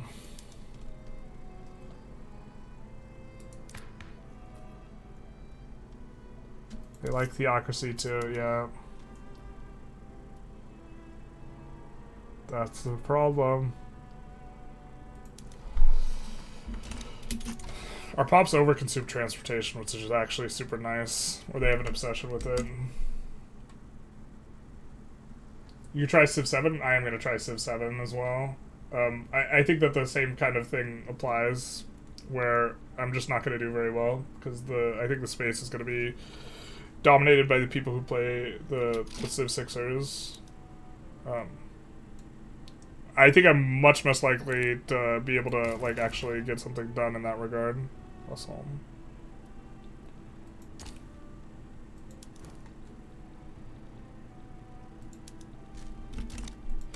But then we'd have to fight Ravik. I don't think we want to do that. I think we want to get trade agreements with some of these guys. Okay. Adopt a video editor. Actually, yeah, then I wouldn't have to bake them as long. This is true. I have a question regarding building construction sectors and the Needles resources. Is this still... Okay, wait, what the hell? I think that you just copied and pasted that, and then I said I didn't know what you meant, and you never explained it. I think the problem with Vic 3 is there's not much action compared to EU4 or Hearts of Iron. I think if you want to play military, then, like, Victoria 3 is maybe not the game. It's maybe not the go-to. It's maybe not the big cheese, the big kahuna. You know? AutoQ is handling most of what we are choosing to construct. Choosing, I guess, in scare quotes. I think we'll just add this in there. Victoria 3, they will development. They also already said the average player count of 5,000 is a success for them. It currently has an average of 8,000, so it will be developed. Yeah, I just think that they do the slow game there a little bit more. Does anyone look at the pops in that way? I mean, like, in the super, like, combing through this type of thing, that level of granularity is kind of... I don't know. I don't know if some people do. I think if you're developing the game and you're playing the game less and you're really concerned with the way pops move, this is actually something that's probably pretty interesting to you, and then you probably actually look at it really closely. If you had constructed this system that causes all the differentiations between all these things, I think you would pay attention to it much more closely. I think the average player, like, never looks at this, though, like, ever. It's still the heart of Victoria 3. You never look at your own heart, but it's pretty important, but it's stuck in your chest, so you can't see it.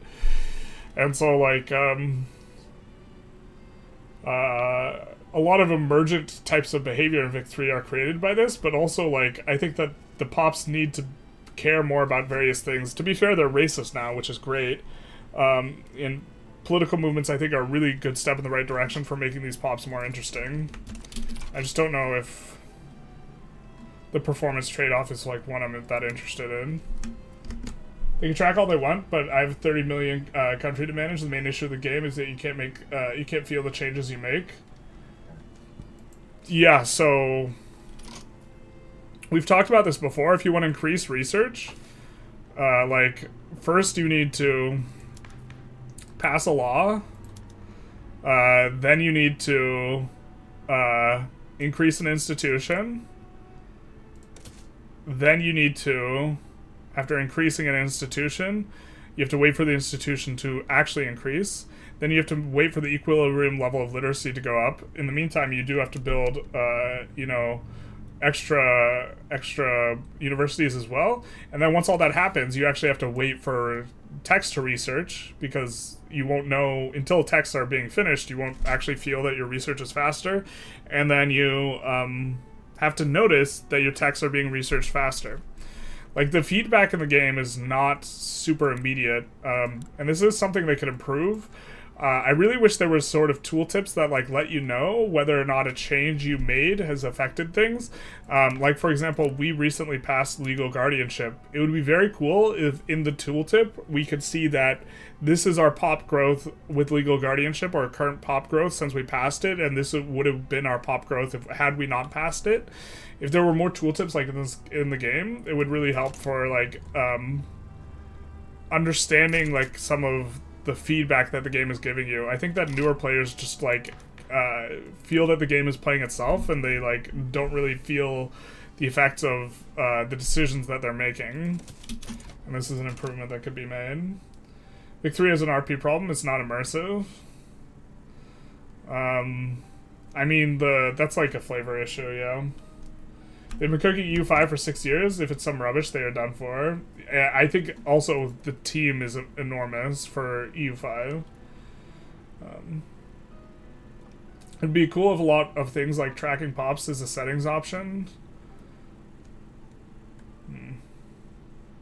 Are high taxes meta again?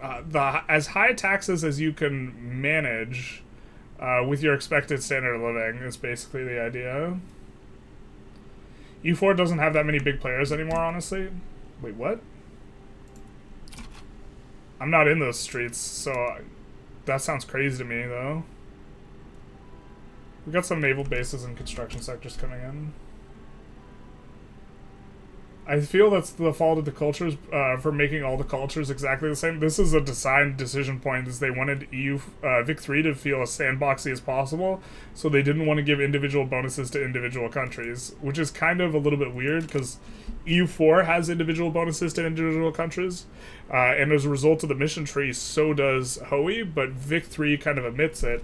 I do think that that is the, like, cause, but I think that they viewed giving, you know, certain countries certain bonuses as being, like, problematic from a, like, a politically correct perspective.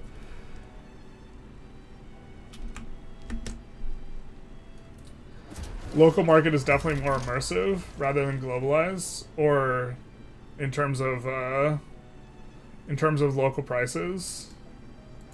Relative to EU5, are we talking? Maybe.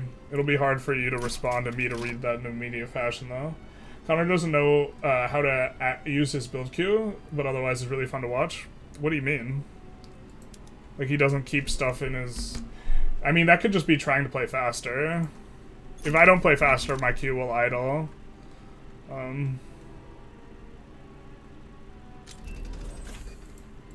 Although you could be meaning something else. He generally executed pretty well in the 3v3v3s.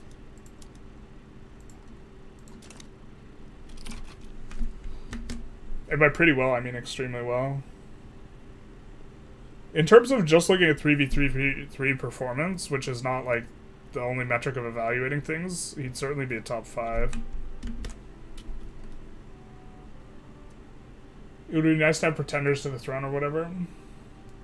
I do think they could improve the political system by implementing executive orders for monarchies and dictatorships, like you push the law and have more radicals.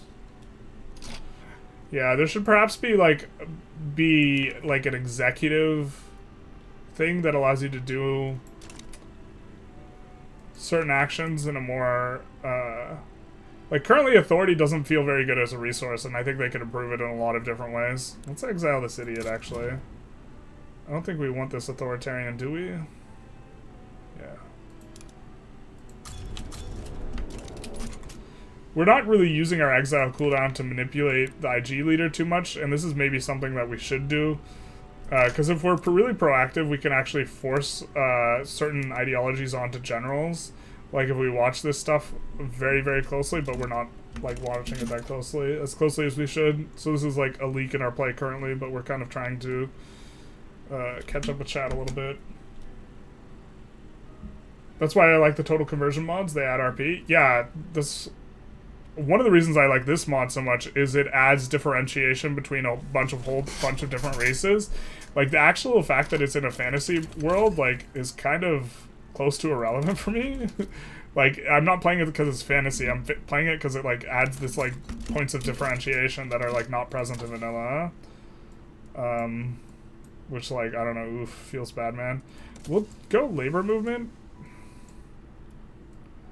I mean, we want Central Archives to finish faster, but it's already not spreading. We do want to get the steel company kicking, and I think one of the reasons it's not going to be kicking is because there's not much steel demand, so we can kind of do that. Let's see if the company's been... if anyone's bought the steel, so that we can actually slot it in. It looks like no one's bought the steel. Are we just silly? Do we need government-owned? I think we don't need government-owned. It specifically has to be owned by companies, and it's not owned by companies. God. I think we could subsidize it. Let's subsidize it. I like the mod, but the AI art is a bit of a turnoff. I mean, like, they can't hire an artist for a mod. That's, like, just too much. That's too far. Depends on the goal. Not everyone maxes GDP. For example, some people do achievements. Yeah, that's fair.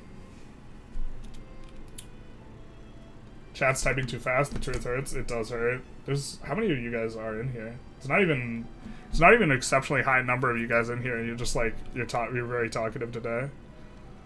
That's okay. We have a ton of infamy, so our decision points are... We don't... And we kind of have our queue figured out. We don't have too many decision points right now. We're kind of in a little bit of a lull regarding decision points. I suppose we probably should be trying to pass some laws to eventually get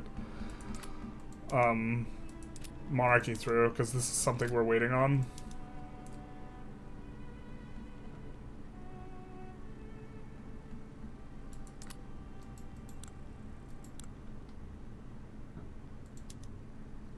I think appointed bureaucrats is maybe what we want. Since I learned that, which is somewhat recently, which is kind of bad, tax is like a negative money modifier, or like the tax waste. Not suffering that negative money modifier is something we're kind of into, just in a general sense. The thing is, we kind of like need the landowners a little bit. I think we're going to do pest control for the RP, but I don't think it's good.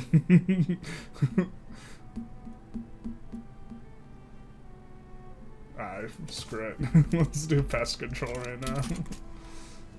Gotta get rid of the vermin, the cretins. By growing GDP quicker than debt, your debt goes down. Yeah. You should do one of those thumbnail videos, but you specifically run as high debt as possible in perpetuity. We kind of did that, but we just didn't, I guess, have the thumbnail for it. We've done that before with rice specifically. Where we used rice to just increase our debt, our credit limit faster and faster and faster. The problem is if rice price ever collapses and those buildings start firing off, which now the behavior for reserves is a little bit different, where the reserves won't fill all the way and instead the reserve bar gets filled, which makes it a lot less, or it makes it a lot spookier. But if your reserves ever start collapsing on an industry you're expanding specifically to increase debt limit, you just like, you collapse in a way that's like really, really tough to recover from.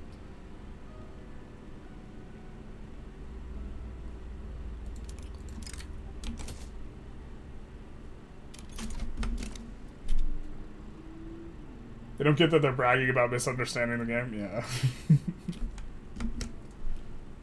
How to max tax run generalists? Running max taxes on this like patch like just actually generates enormous radicals, and radicals are just generally speaking very hard to get rid of over the course of a game.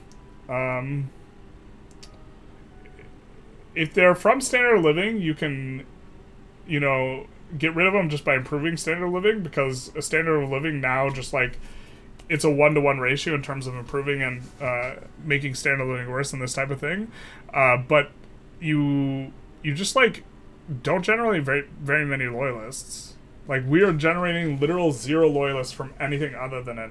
In fact, like, the only way to generate loyalists is to get above 90% legitimacy. So, like, this heavily rewards, like, it's really hard to get IG bonuses if you're on monarchy or majocracy. Maybe we just want to get off this ish entirely. I mean, we do want to get on a monarchy, though, like, actual monarchy, so we can get the thing we want in. But I guess what we need is the Industrialists getting stronger. I guess they're getting a little bit stronger anyways. I don't know.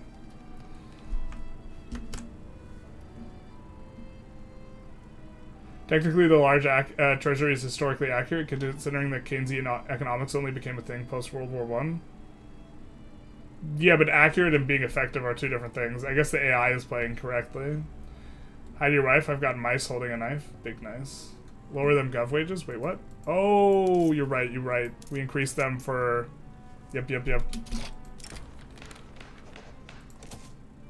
We increased them to do the thing, and now we haven't. Is this from us increasing them? No way.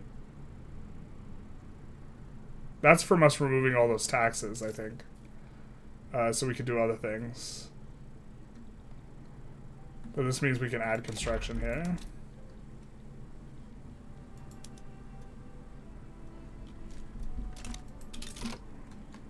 Now, do we have here any iron? Well, we have a ton of pop growth here, so we're probably going to be constructing a lot, so getting a construction bonus here seems reasonable. Good evening. Hey, Kevin Kende, how's it going? Vic 3 is best for playing tall experience? I don't know. You, like, have to expand out wide in Vic 3. Why does the mice representing lower strata look like they'd be eating good? Because the rats always be eating good. Have you seen the, like, video where the, like, It's like New York. New York. Yeah, this guy, they should swap, honestly. The New York rat is just stealing the, like, giant-ass slice of pizza. Holy. We really need to add a ton of construction. Add at the back of here an additional 5.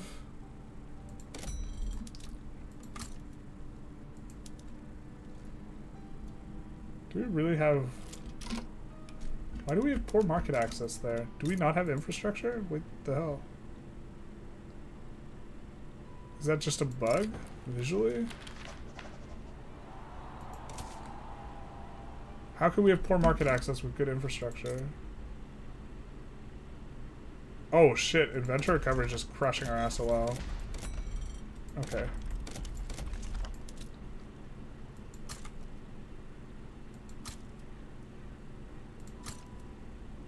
Is that maybe what's driving our...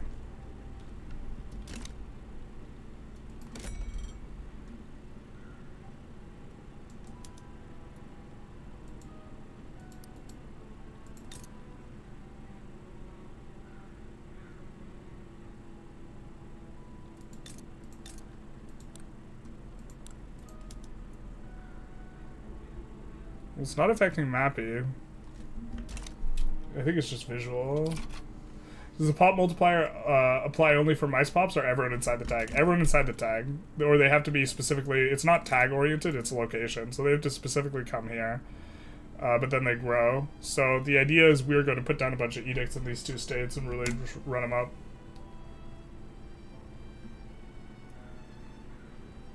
Projected trends as tooltips. I like that. It's a very cool idea. Yeah, it's one, unfortunately, that's really hard to implement. Arumba's still around. He said he'd play EU5, I'm pretty sure. A lot of guys from the EU4 streets will also just, like, come out of the woodwork. There's an executive system in Vic 3 already, but it's locked inside the Colonization journal entry in South America.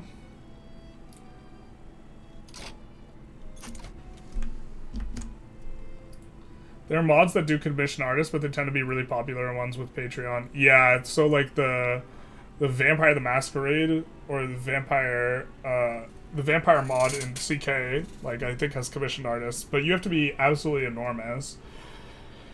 And, like, at a certain, like, you would rather pay your dev team initially, I would think. So you have to be super, super big and making, like, a lot of income to, like, want to do it. Everyone stops talking the moment you point out they're chatty. Rip the dream. The chat, the amount you guys chat, like, influences positively on, I think the amount that it gets recommended, so...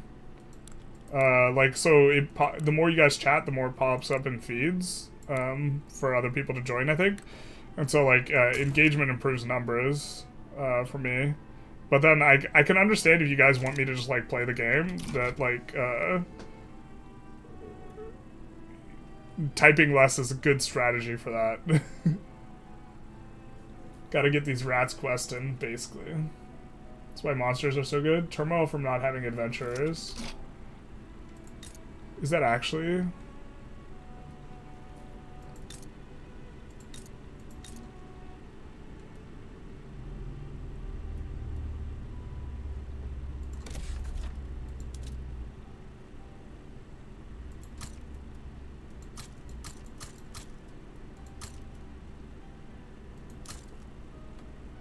Try and get better coverage, I guess. I don't know.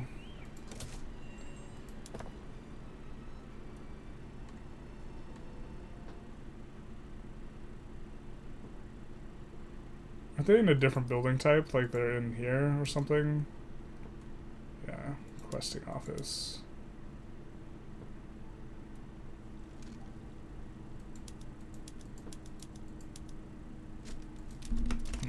Okay.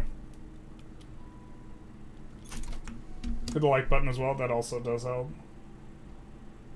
Have you played the Evil Dwarves in this mod yet? I haven't. I think they have the same bonus.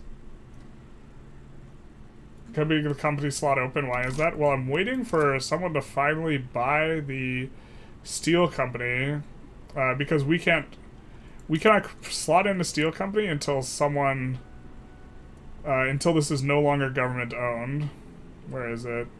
And the problem is the steel's government-owned and no one's purchasing it, which is really uncomfortable. Maybe if we do water tube, this will actually... It increases the productivity, which might be the metric by which they buy. I think they care about productivity and not profitability. I'm not 100% sure.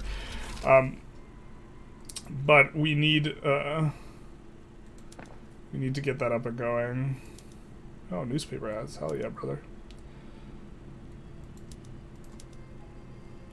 Well, that is too much. Let's not do that much. Let's do whisker fields specifically, and then we can increase our institutions. Oh, we're kind of already increasing them. We could add new institutions. Rip. We know we had a lot of like tax deficit in Whisker Hall specifically. Favorite country to play in Vic 3 Go? Oh, if we're starting a conversation in chat, maybe I'll stay out of that and focus more on playing. My favorite is probably, it's something that you can really have a nice come up on, which either involves like forming Germany or getting a ton of migration with the USA. This message was sent, yeah, engagement. I'll not read aloud the messages that seem just for the purposes of chatting in chat. Oh my god, now you guys are talking so much, holy shit. You want to try Hindustan, but you need the flavor pack first? True. We're getting a lot more Wanderlust now, too. Oh, I think that we... Isn't there something that we can slot in? I was trying to remember how we look at it. Maybe it's in strategic regions. No, I thought that we could slot in, like, an adventure coverage thing. It's not in Arcana.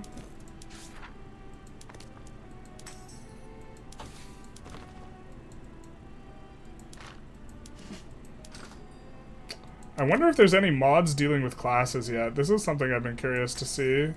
If reworking the strata of these classes and this type of thing. Because I think one of the interesting things is when you have the ownership class and the middle class instead of the upper strata, your upper strata will often not be hitting minimum expected standard of living, which I think happens with the EIC.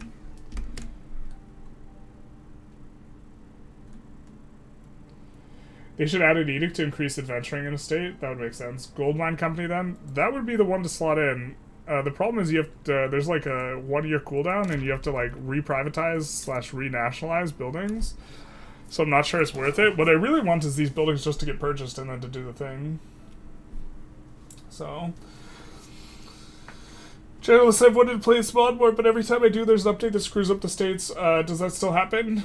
It gets updated like every 2 weeks. It got updated last Sunday, so I would wait until next Sunday to start a new playthrough. Journal 4th tab. There we go. Retainers. Oh, we can't recruit a retainer because we don't have enough of this yet, but we might be able to. But that'll increase the Wanderlust coverage. I think that mechanic's not very well fleshed out anyway, so it's not too big a deal. Nationalist movement going away.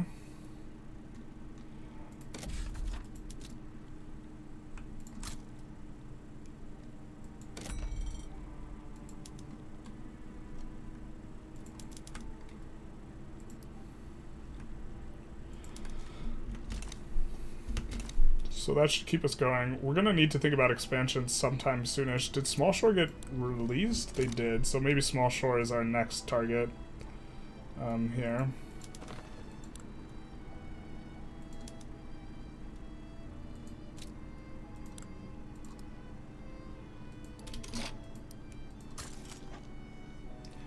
And let's actually improve relations with people.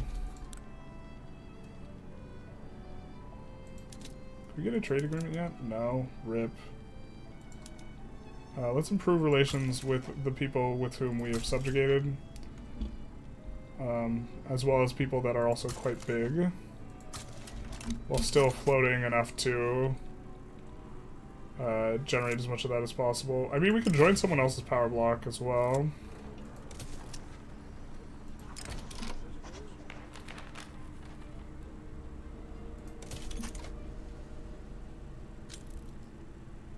Spot is sick though. Really good land in the Dragon Isles if you're looking for some colonial lands to conquer. We kind of are.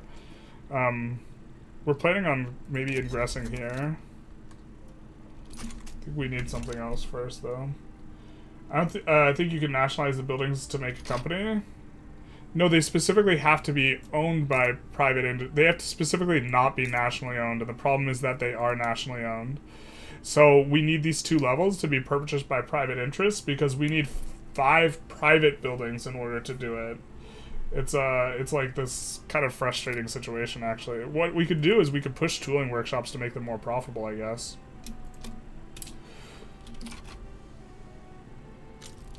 You look, you should get a Jamie like Rogan to look stuff up for you while you're gaming. Can you imagine the overhead on that? Jamie, pull that up. What would the overhead be on having a Jamie? Oh, we don't have a Jamie to pull it up. Tragic. Maybe the nationalists are going away as they're assimilating the superior culture. True. To be fair, our current like religious situations may be pretty good, where we are freedom of conscience, national supremacy. Because what is our base value here?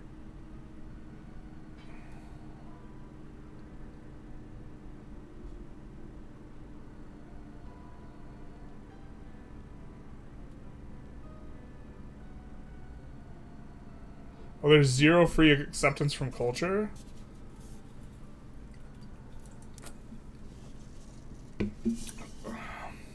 But freedom of conscience is giving...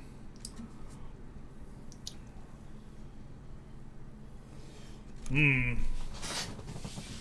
giving 20 from state religion. Which means as the pops get converted to the state religion, they can convert to our other stuff.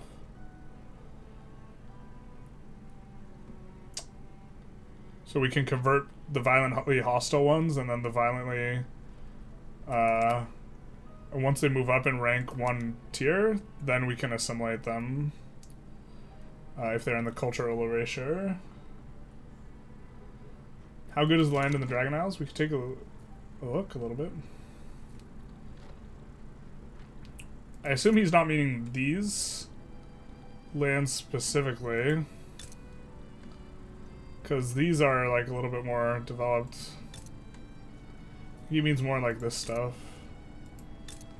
It almost certainly depends on where you're clicking, but like that, for example, is a pretty nice state.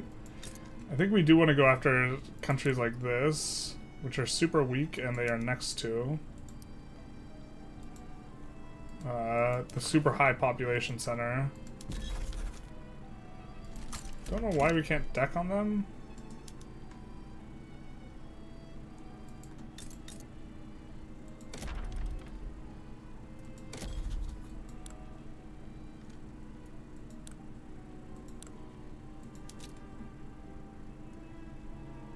We don't have a 10-size navy yet.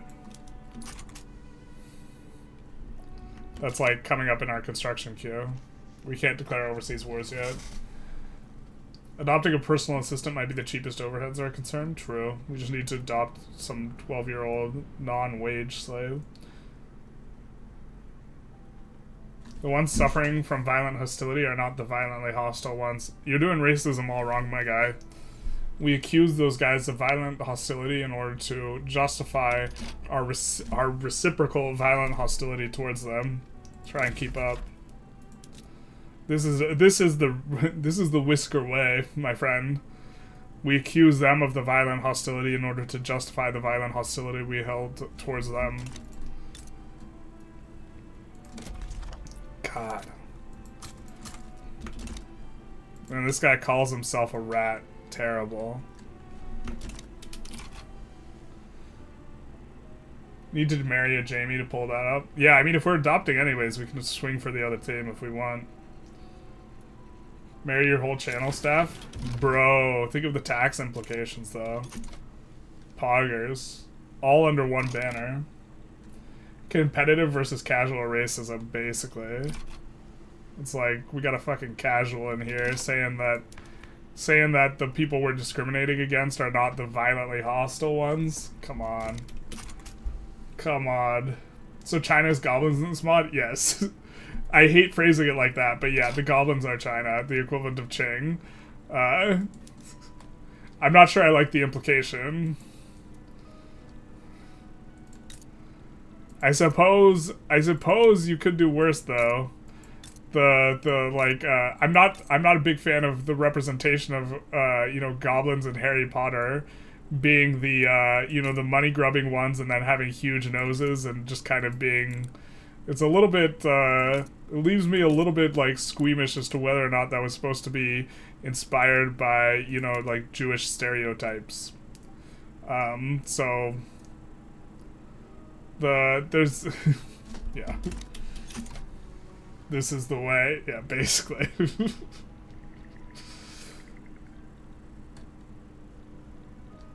It does make me a little bit uncomfortable, but that also is the most apt comparison. If you're trying to figure out who's the equivalent of China, where you have this massive pop center, it's them. I've noticed that many of the rats have Jewish names. More implications, not like this. Do they actually?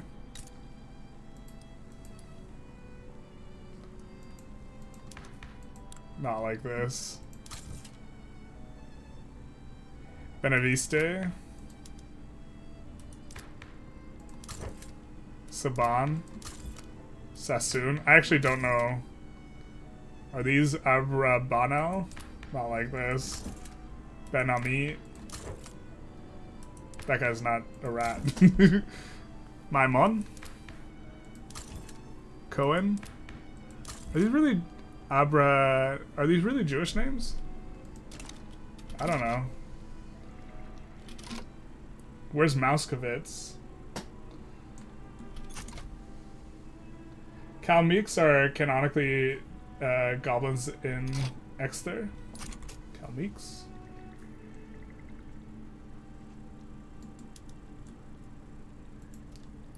Give us some ports. Unleash us upon the world. We're still stuck here in Whisker Fields. Whoa, Demonia's gotten some problems. Jeez, my kingdom for a trade agreement. Let's maybe try and get a trade agreement with the... No. Luckily we hadn't done anything like immediately before that. That also makes it so we could catch up on chat, except we're already caught up, the truth hurts. Oh, this is the second time we've crashed today, which is maybe not good. Cohen is super Jewish. All right. The Mouskowitz would be funny though. Come on.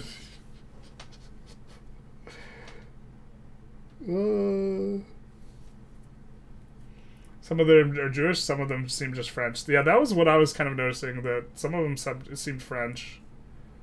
Which everyone knows that Paradox, like... This is something I rag about on, like, actually kind of somewhat frequently, but, like, I'm not going to say Paradox is okay with it, but the general Paradox community seems just really okay with anti-French racism, and not other types of racism, but the anti-French racism's okay. And I know that, like, someone's already typing, yeah, but that's okay because they're French in chat. Which is, like, perfect demonstration of the point. You're not a kingdom, actually. You must tell the mod creators about that name. I think that the name's maybe mildly problematic, but also, like, funny because it's a pun. I mean, ideally, it would be very cool if all the names were just a bunch of mouse puns in various language. He's caught up, boys. Quick talk about Israel. Not like this. Mouse is a famous graphic book about Jews portrayed as mice. I don't think it's necessarily bigoted. I mean, so here's the problem is referring to... Actually, well, like... Often when population groups are discriminated against, they are referred to as vermin of various kinds, of which the only race in this mod that is vermin is the mouses. So, Ravik is Dutch. Interesting. Yeah, but that's not okay just because they're French.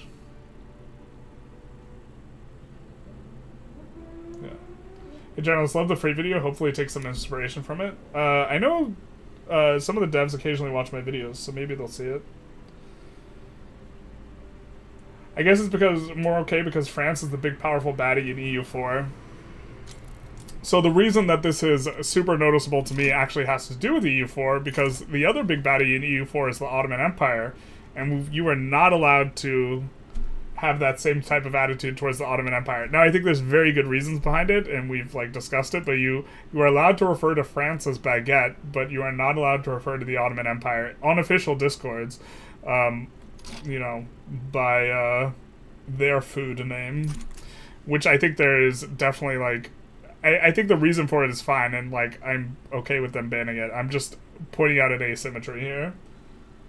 It's because there's like a lot more like cultural and historical like kind of weights with how that like is being handled by the community, as well as like a racist song against the Ottomans that calls for like genocide and this type of thing, and it's like, okay, we're okay with this, but it is asymmetric. It's okay because the same graphic book, Polish people are depicted as pigs. That certainly makes it okay, right? It's a bit awkward to say things about the French rather than being about the country in EU4. Yeah, but people in the community definitely say stuff about the French specifically and aren't in no way referring to the country. they're just like, racism bad, except when it's French. But that's like the joke, though, is like one of the... I don't know if I want to say problems, because I don't have a huge problem with it, but like one of the aspects is the joke in itself is that the racism is versus the French is okay because they're the French, which is like, but like other types of jokes are just like not tolerated. So again, it's like an asymmetry. I love how they just fly. They're just floating in the air.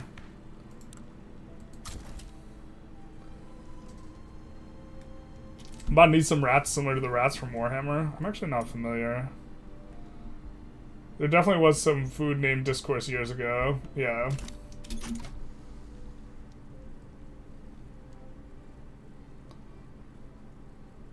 I just perhaps shouldn't talk about it on stream, though.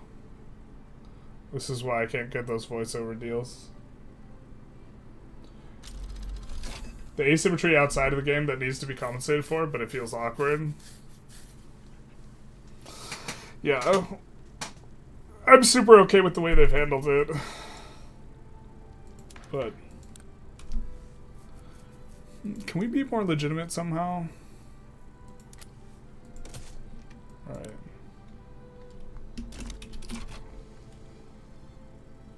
Speaking of vermin, we're gonna handle these pests.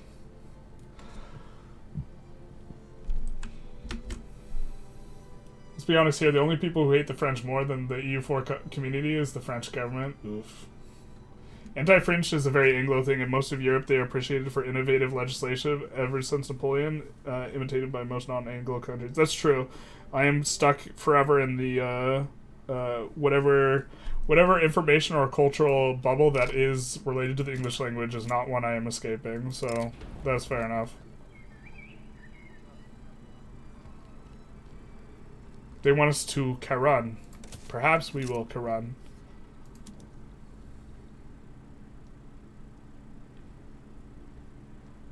Foreign investment agreement? I'm not sure we want that. The pests conduct pest control. Exactly. We're gonna be a pest and we're gonna control the... Perfect. We are the pests. We will be doing the controlling. I'm glad you understand. Thank you for coming to our TED Talk.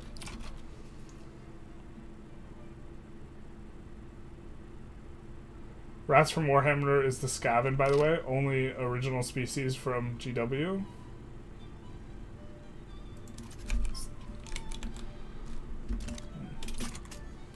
USA should love France more. They helped us back in the day. We don't have to follow Mummy all the time. This is true. I remember when people were really mad about France supplying like weapons to Iraq in the early 2000s. It was like a big thing. Like people stopped calling them French fries. They started calling them freedom fries, which is kind of like a little bit of an insipid response, but here we are.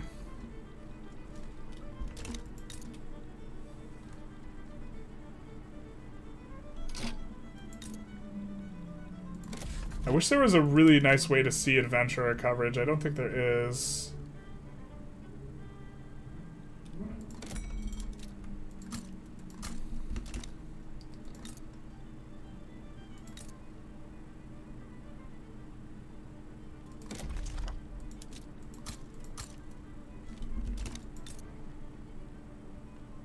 So if each one of these provides like 30...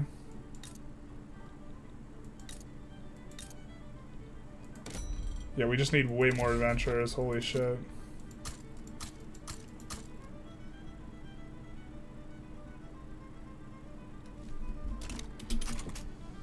Wow, that's really gonna crank up SOL. Maybe we can even increase taxes a level once we do that.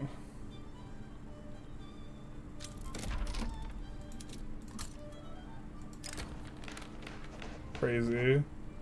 The UI for trying to handle this seems not very good though.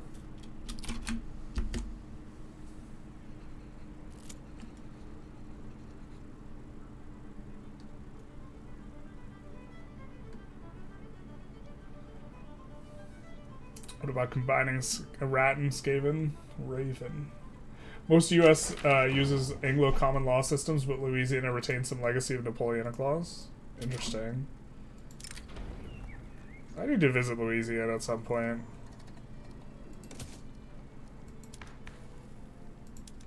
How do we...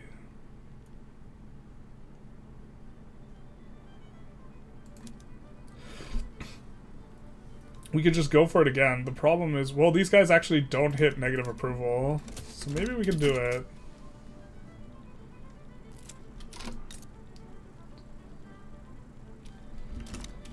Because I don't think they'll be thrown out of government. And as long as we have the secession movement, we can't get a majocracy movement. How do subsistence farms get deleted? I depeasanted, but I noticed I have 70 level subsistence farms not fully employed. They don't get deleted until you build over them. So the levels will just remain as long as... The levels are directly proportionate to the amount of unused arable land you have. So as you get rid of unused arable land, say by building stuff that uses arable land, then they'll decrease, but before that they won't. Liberty cabbage in World War II. Oof. That's where freedom fries comes from? That is, as far as I can tell, yeah. Although, I feel like people don't really use that anymore.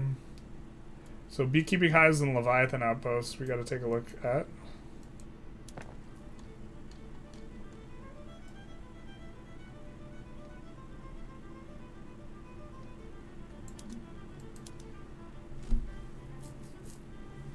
Not sure we care about labor saving. Not sure if we have any Leviathan outposts, so. Man, really just building a ton of questing. We are popping off so freaking hard right now. We are starting to drain the investment pool, but... Does Wayfarer Meadows have resources? I mean, they have coal, which will feed into iron. I think we don't have another iron state, so maybe this is the best place to construct in. Just a ridiculously high coal state. The sulfur state also might be better. Sulfur and coal is almost certainly better, right?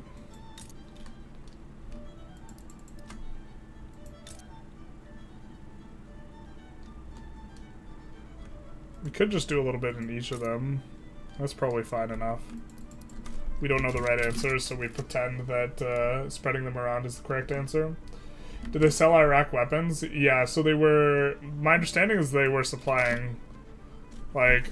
And my understanding, this is remembering me hearing the discourse as the kid, they were supplying, like, air-to-surface, or surface-to-air, like, missiles.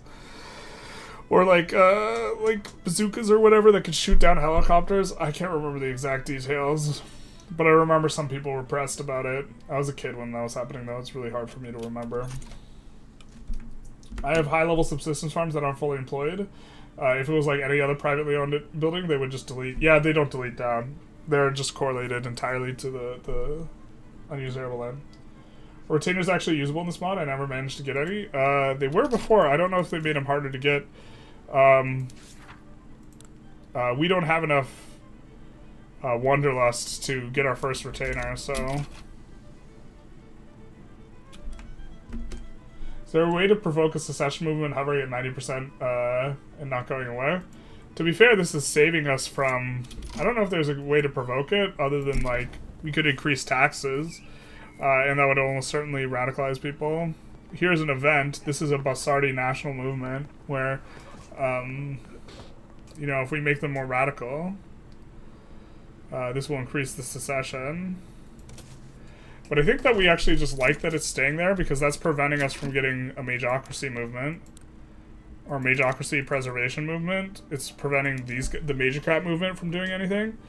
And if these guys do something, then our mages will leave the government. So I think we actually like this kind of current situation, because it's allowing us to try and pass monarchy. We're going to use our one time for the stream for the passing of monarchy here. I've got an idea for this mod for a race of sentient golems that rebelled against their masters. That seems sweet. There are sentient golems in this mod already, powered by dead souls. Are those really considered golems? I guess they would be. Golem's kind of a weird term. When I hear golem, I think of this giant rock creature, but technically, like, the smaller things can be golems too. I've never heard anyone seriously say freedom fries before. I remember it in the early 2000s. Like, people order French, instead of freedom fries, they order French, or, sorry, instead of French fries, they order freedom fries. I have such a hard time saying freedom fries in reference to French fries, though. Look at that, we used our one time. Too fucking handsome to, you know, hit an 84% not advance rate just instantly. France didn't sell Iraq weapons since 1990 invasion of Kuwait. Yeah, then the narrative was one that was misinformed, if that's the case. That is the narrative I remember, but also, my memory isn't necessarily that great of, you know, early 2000s, because I was, like, a kid then. Are there formables? There are formables. I don't think for us, though. Shoot, journals where they're at. Yeah, we don't get any.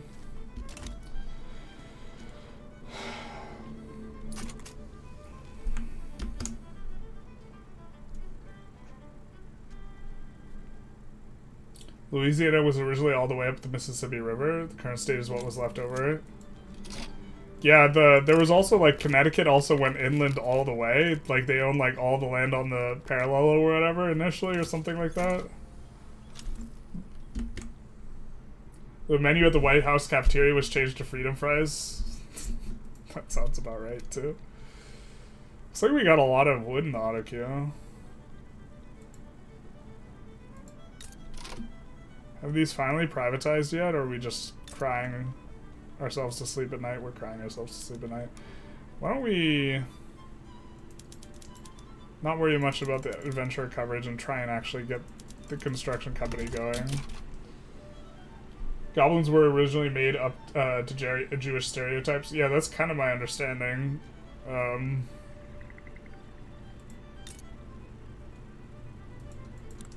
And so, like, it's a... Yeah. I don't know, like, fantasy worlds are also, like, fictitious.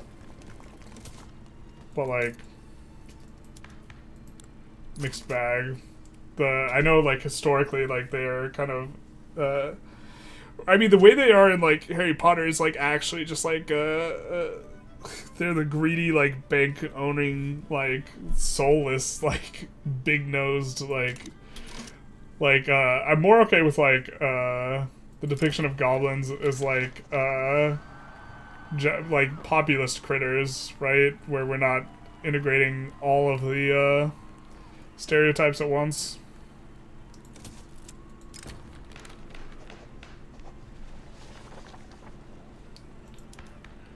Would this bump us up a bracket? It wouldn't.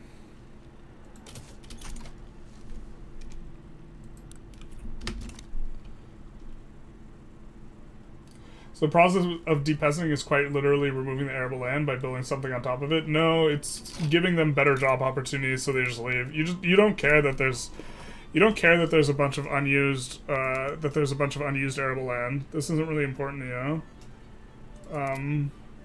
them leaving it and no longer working there and instead working someplace else is what's important, you know? Why don't you use the compact view for state building window? I think it's worse for a viewership experience, and this is kind of the evaluation I formed like a long time ago. And so I'm also super used to it. This is cleaner and easier to see all this stuff, but I think that from the viewer perspective, this is better. And now I'm used to this, so...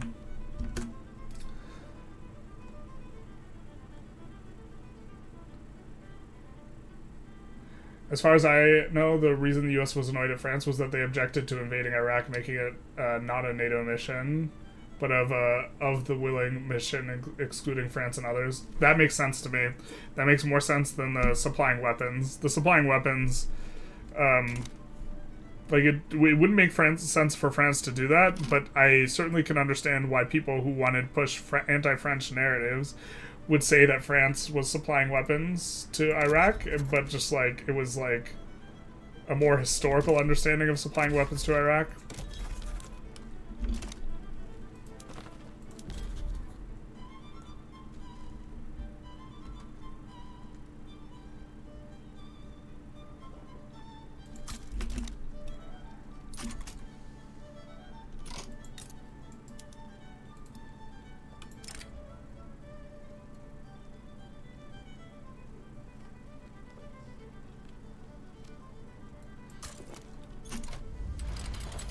I think we're just looking to establish a sort of beachhead to start pushing into the Yulong Authority.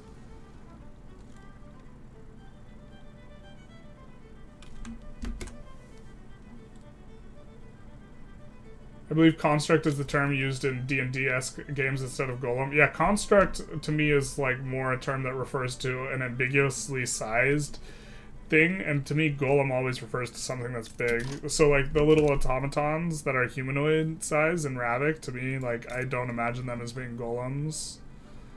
That's let's see if we can find one. I think they're slaves? War slaves. Certainly they wouldn't be war slaves. Maybe there's some as peasants.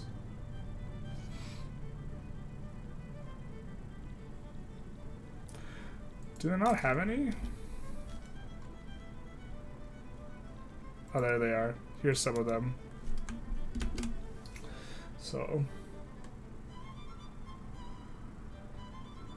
How well is the optimization for modding Vicky versus a game like E4? I don't really know. This is less my area of expertise. I don't care that the French armed them second when the U.S. armed them first. Yeah. The U.S. definitely did send weapons to Iraq. Not, like, as they were fighting them, though. That would be stupid. Just way earlier when Iraq was fighting Iran, I think. I don't remember the exact historical basis on that one, though. France actually took part in Desert Storm.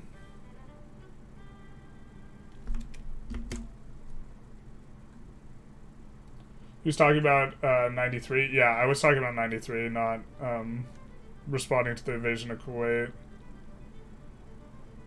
Or sorry, I was talking about 2000. Like I was talking about early 2000s.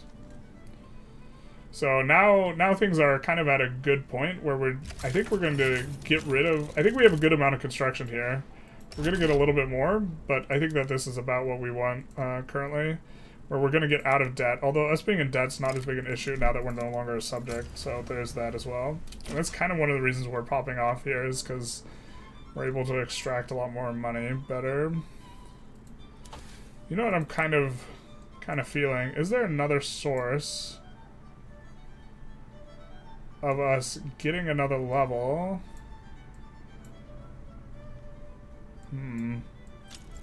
So this is another source of the institution. So maybe we do that before construction. Or before steel frame. Which would allow us to slot in our next card. Kinda sucks that we only get 2 cards, man. So we'll go to here, then we'll have cards.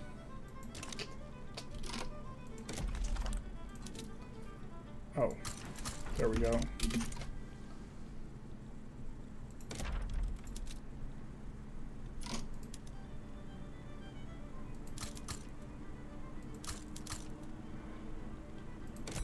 Whisker Hall is having significant trouble with the infrastructure. Is this a product of... God, I wish they were just all automatically subsidized. I hate this change so much.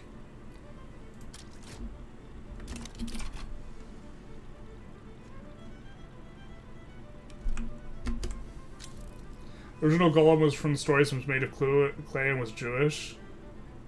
Yeah, I know there's some like historical basis in for Jewish people calling other things golems.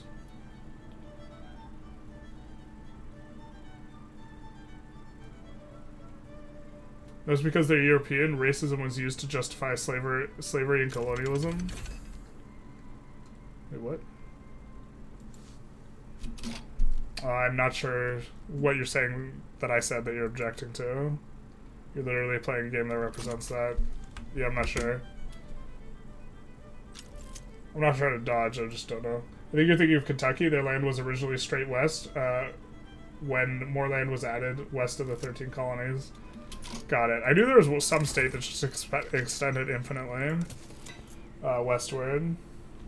French also gave Argentina weapons that ended up shooting down British jets during the Falkland War. Very French. Yeah, that's the French and British relations, as far as I'm concerned, are kind of a little bit between them. You know what I mean? He's too valuable. Experienced offensive planner is kind of nice. The French aren't selling the weapons, Dassault companies or something like that, because France is the best weapon manufacturers in Europe. I think that that's not that substantive a point, considering almost every country has very significant regulations in terms of how arms are sold. And if the countries wanted to have different regulations, they could. Like, that is like the most tightly controlled industry regarding like exports, as far as I know. So like saying that it's not really the country's fault, it's just free enterprise, I don't know. Let's finish one of those.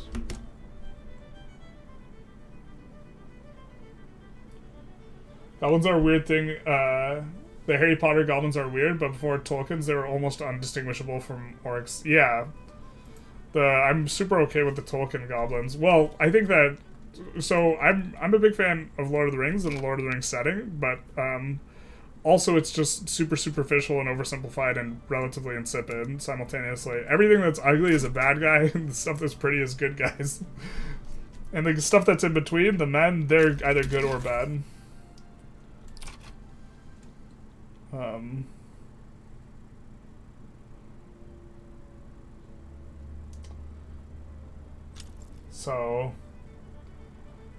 But like Harry Potter just like took it and they're like, we're gonna make him Jewish.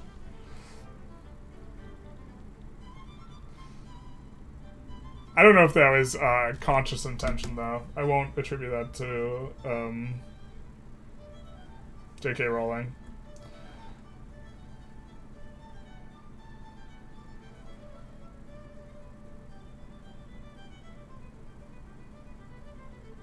This is how Ohio came to be.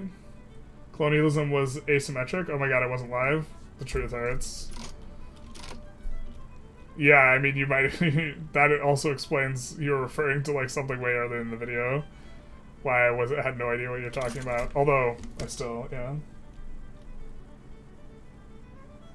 Generalist is talking about the whole WMD war that was based on false intelligence. Yeah. Which I am, to be fair, not an expert on, and like not trying to pretend to be. I really don't know enough about the second Iraq War to really have an extremely strong opinion on.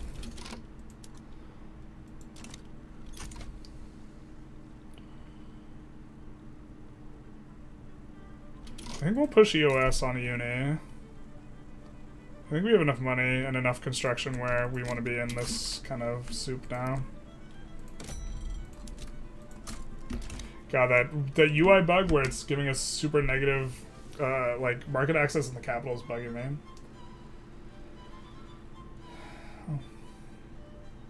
The US was allied with Iran prior to the revolution, then armed the Iraqis after the Iranian Revolution so Iraq could overthrow the Islamic government in Iran. Yeah, that sounds in line with what I've heard before. It's based on Dick Cheney's wallet. Yeah, I think that, bruh, like, the fact that Trump is nominated freaking, like, I think it's, I don't remember the number. I want to say a dozen, but that seems absurdly high. But he's nominated an enormous amount of billionaires to the cabinet, just like that, and these billionaires aren't divesting, like, any of their positions. There's just absolutely obscene conflicts of interest there. And the fact that this is not, like, being discussed at all in the discourse, and, like, as it relates to, like, class issues is insane to me. Like, the discourse is on, like, a variety of, like, other stuff, both, like, on the conservative and liberal spectrum. Like, the liberals are concerned with, like, sex scandals and, like, this type of stuff, but, like, the fact that, like, the level of wealth that is being put there and the huge conflict of interest that it creates is not discussed at all is insane to me. Like, we all remember and love Jimmy. Jimmy Carter sold his freaking peanut farm to avoid a conflict of interest. Like,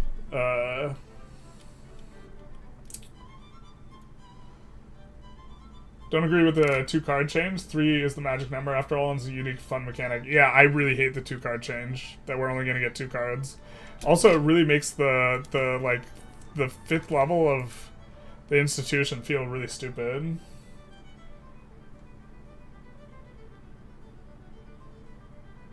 Decade later, Iraq gave up on Iran and tried to invade Kuwait. Yeah, that didn't turn out very well for them.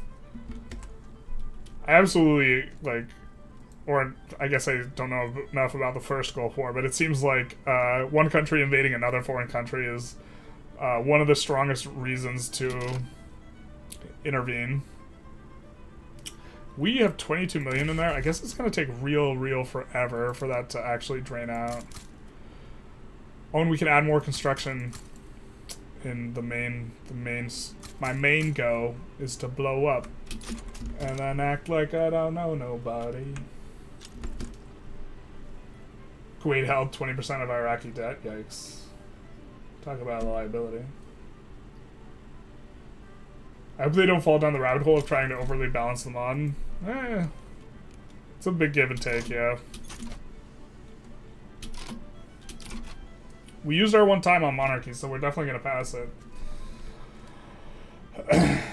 Baathists were anti-theocratic and secular, so the natural ally in the area.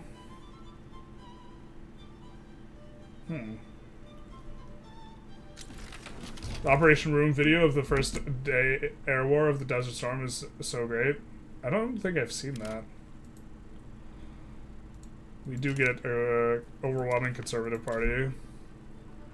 But not over 50%, yuck. Or over 50% and still allowing us to try and pass this law. I think we're popping off here, though. Oh my god, this is the first time in forever, the first time I click it, we get the thing we're looking for. Can we not sort? Okay. Well, we have big GDP relative to a lot of these cats. And by cats, I mean people that we, the mice, have to destroy. Obviously. Oh my god, I thought I was crashing for a second because of the lag.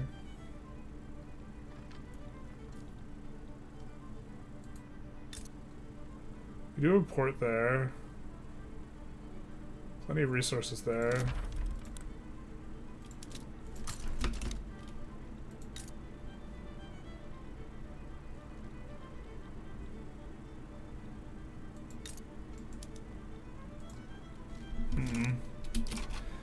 I don't know the recognized powers that are the best ones to go for the purposes of developing a power block faster.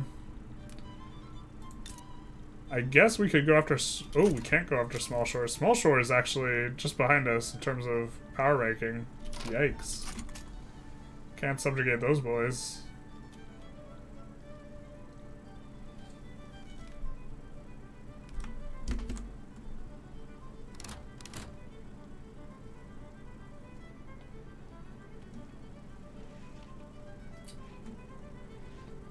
They don't abide by them, generalists.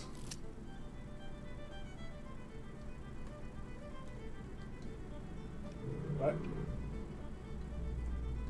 Iraq didn't actually do anything against the Western powers directly, so I don't think it would be reasonable for them to restrict sales of weapons to Iraq. I mean, you could restrict for a whole bunch of reasons. Like, you could have a certain criteria of, like, human rights protection and laws or whatever in place.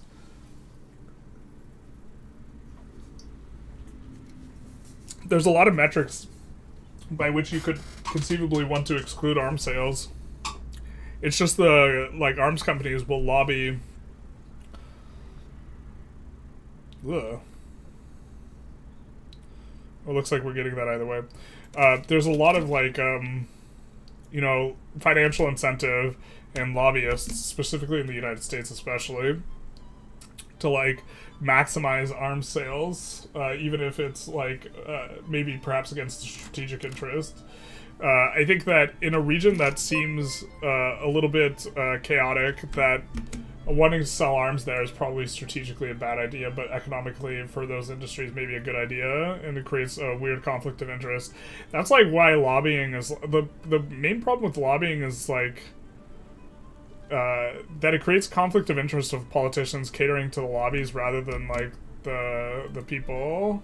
And, like, I mean, I know it sounds like somewhat, like, vapid and superficial. Ixta6, thank you for the follow, big nice. To, like, point that out, but, like,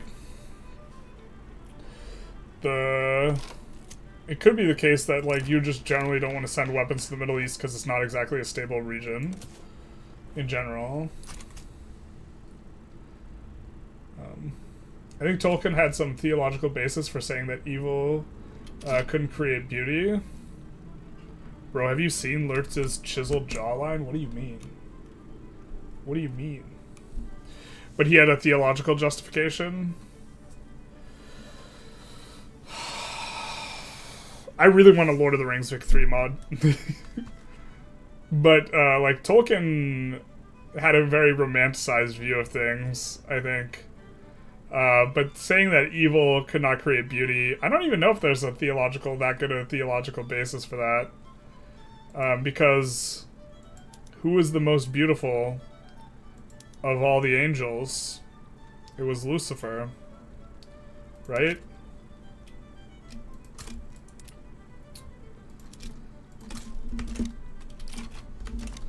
So, I don't even know if there's, like, that actually fits. And in order to be tempting, you have to be beautiful, right? See, the thing that's, like, insipid, like, morally about Lord of the Rings, I do love Lord of the Rings, but, the discussion of the ring is an extension of a thought experiment known as the myth of the Ring of Gyges. Here, maybe we pull this up. And, the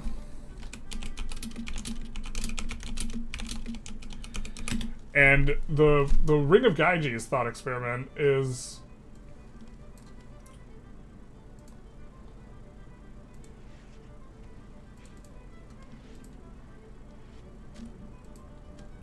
So the Ring of Gyges thought experiment here, let's maybe try and pull the chat to a spot where they, well, okay, maybe this is fine enough.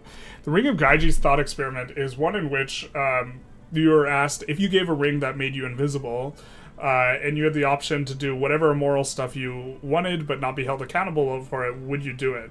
And in the myth of the Ring of Gyges, the man who has the ring, or the supposed thought experiment guy that has the ring, no, not my other thing is showing, he kills the king, takes the spot of the kingship, marries the queen, although marries is perhaps a euphemism for something else, and in this, he gets everything he wants. And the idea of it is, and he can't be held morally accountable for the evil stuff that he does. And the entire point of the thought experiment is that you entirely avoid negative repercussions. And this is why the thought experiment is actually, like, thought-provoking or interesting. With Tolkien's version of it, the ring immediately makes you this ugly creature. You can see Gollum as this ugly and wretched creature, and it turns you into something disgusting. Not only that, it allows like Sauron to control you and turns you into a wraith eventually. And so this pattern is one in which there is no longer the appeal, so the question of do you be immoral if you can't be held accountable for it is just completely gone. The point of the myth of the Ring of Gyges isn't the invisibility itself. The invisibility is actually kind of a silly sort of invisibility, because how can you be king if you're invisible? It's just a stand-in for a complete lack of accountability, and you don't have that, you know, you don't have that in Lord of the Rings. There's no like moral ambiguity or like this type of thing. It's very clear that the dark side is bad, and there's not really much of a decision point, and the lack of an interesting decision point it makes the entire like thought experiment insipid.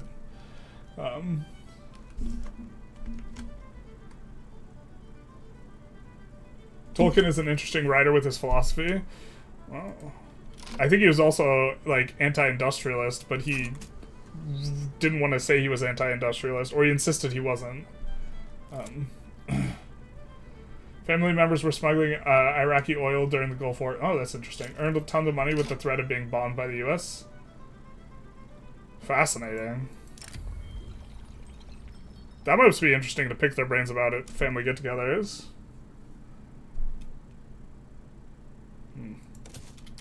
That guy's agitating he's cruising for a bruising.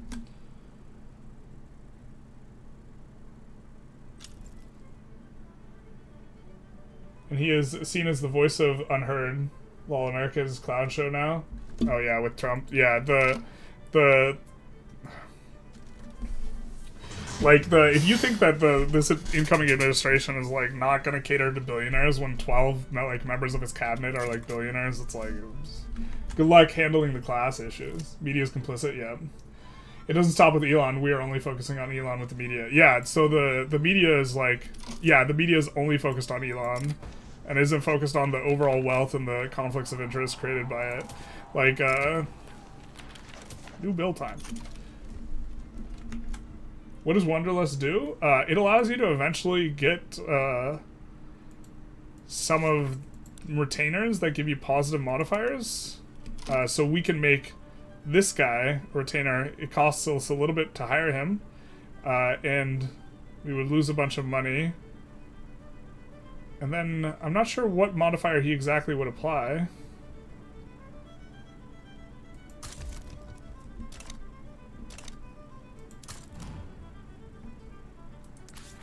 But we could assign him here, I think. And then this improves adventurer coverage. I think there's plans to develop this quite a bit more, but this is currently what it's how it stands. So our ability to put down monsters in this region specifically will be much greater than other areas. No, not like this. We are map mode stuck. Not again. Wait, actually, not again.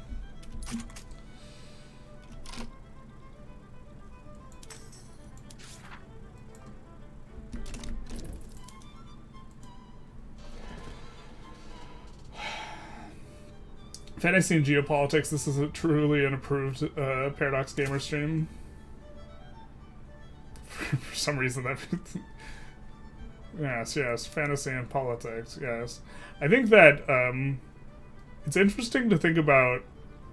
So I think that to some extent, content creators are conditioned by their viewership. It's interesting to think about how different Paradox games perhaps would condition their... like creator into different kind of niches of political situation. I think in theory, if I am being conditioned, which like I think it'd be kind of ridiculous for me to assert that I'm not, because I think you're not aware of the way you're being conditioned. Like the player base of the Paradox games, the player base for like Vic 3 is probably the most liberal. Although I certainly think I'm probably less liberal than the average player base, given, or less leftist than the average player, considering Yeah, there's a lot of communists in the community. Elon is literally seemingly bought Twitter to push his political agenda and is now going to have an ear of Trump. Yeah. I don't think it was entirely political. I think some of it was also just like petulant regarding public discourse and wanting to control it. Like, in which case that's not political, it's personal. I think he saw the opportunity once he had it, though, to be like, well, I guess I could control the discourse now, much like how I was complaining was happening before. Like, a special kind of hypocrisy. Speech might, in general, be more free there, than it was before. I'm not entirely sure. I did have problems with, Twitter making judgment calls relating to, like, some of the complaints Musk had initially, I think, were, like, not ridiculous. I think Twitter did have a left-leaning bias, and they were making decisions.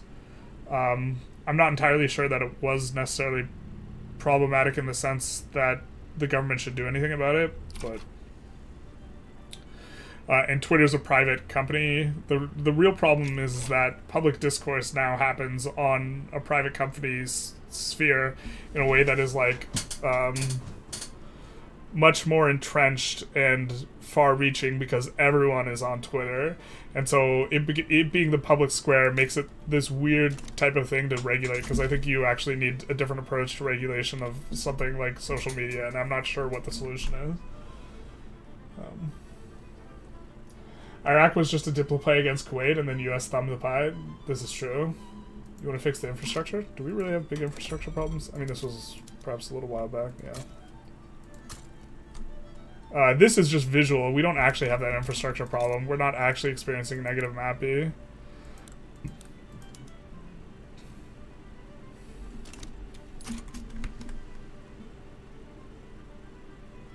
In terms of recognized powers, you could expand in the northern part of your continent where the haunted lands are. Up here. Wait. I'm not even sure where. You mean where Ravik is? Or you mean into Eredor and into these guys? Or I guess we could go after something like this.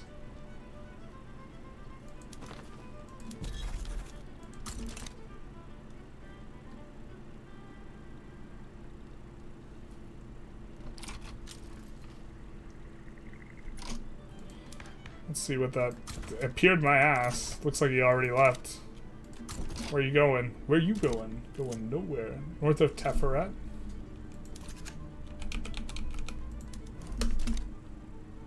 Okay, so we do have kind of the right idea.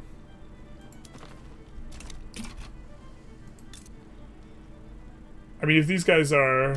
they're in the Dragon Isle. Tefereti. Can Teferet even get there, though? Teferet can't even get there to help these guys out, I don't think. So we can just... transfer them.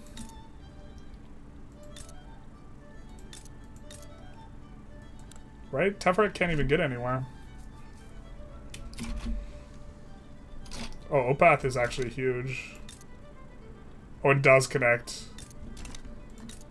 What type of subject are they? They're a protectorate? Oh, wait.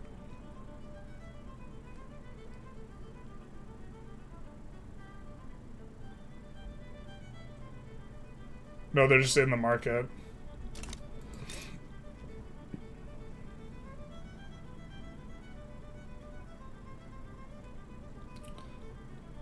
Oh, that's not going to be the soft expansion spot we wanted.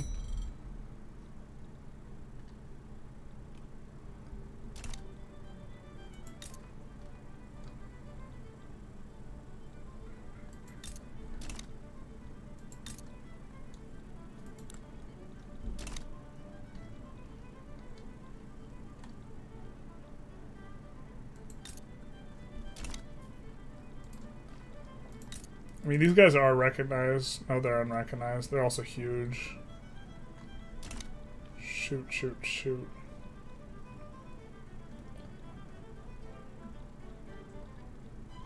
I mean, we could get ready to push into the south. Maybe that's what we do. Subjugating these guys, or... We can't subjugate them quite yet. We actually have shit amounts of battalions relative to like what we got going on. Maybe we kind of try and fix that. I think we definitely want to go for one of these states though. And kind of just whichever one has the most pop. Actually, let's go for this one. It's gonna have the most ownership. Yeah.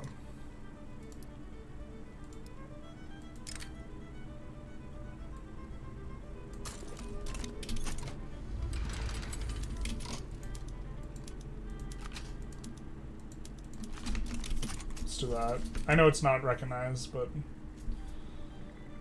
lobbying is supposed to be to get people an audience with their representatives, not for the basis of spending money. Yeah, 100%. Arms sales are strategically important because they keep your company's arms production high. Yeah, but the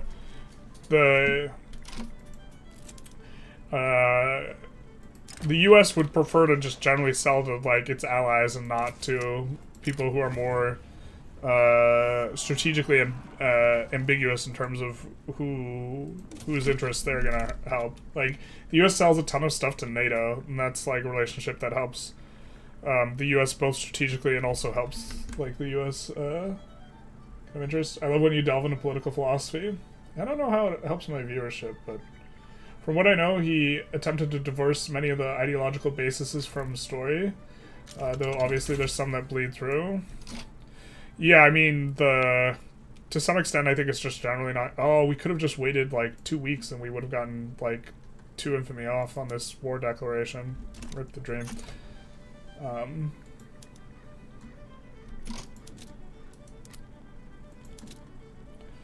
think we're gonna add some man of wars here, too.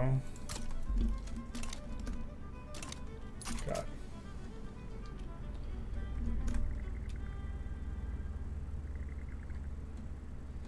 Lucifer was created by God, though. Yeah, but I think my point still stands.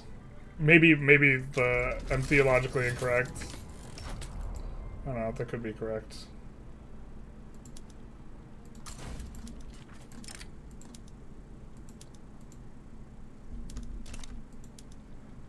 Actually, let's use these guys. No, wait. We can't use these guys. Spreadsheet? Power what? The Lord of the Rings map seems kind of devoid of proper kingdoms, states. That's fair. I actually don't think Lord of the Rings would port over very well to Victory, other than it would be interesting because the orcs would be the industrializing ones. And so it'd be like a little bit of a kind of amusing turnabout, because I think the orcs, in theory, would be the best, like, economically. I think that could be interesting. We can just get ourselves a little bit more in terms of convoys. God, we're spending so much on port connections. What the hell? Oh, this, even though it's just subsisting, is really costing a ton of port connections. Real dog. The truth hurts. I also find the claim of arms manufacturers just manipulate American geopolitics kind of weak, considering most money they make is by research progress, funding by Department of Defense, and supplying Department of Defense. I mean, that the Department of Defense is paying a lot is part of what's going on. I really have a problem with, like, Congress being able to buy a bunch of stock and then, like, escalate arms like funding, basically. Congress shouldn't be allowed to buy stock. Nancy Pelosi, I think it was last week, passed a net worth of $200 million, which is just disgusting. Because, like, when you make money off of trades where you have inside information, it's like effectively someone else is effectively losing that value. So it's, in effect, it's like theft from the American people. Are we adjacent to these guys now? We wanted to go after these guys earlier, the raiders. Maybe we can go after them next. Maybe now, actually, we just go after unrecognized countries, because we now fit the bill.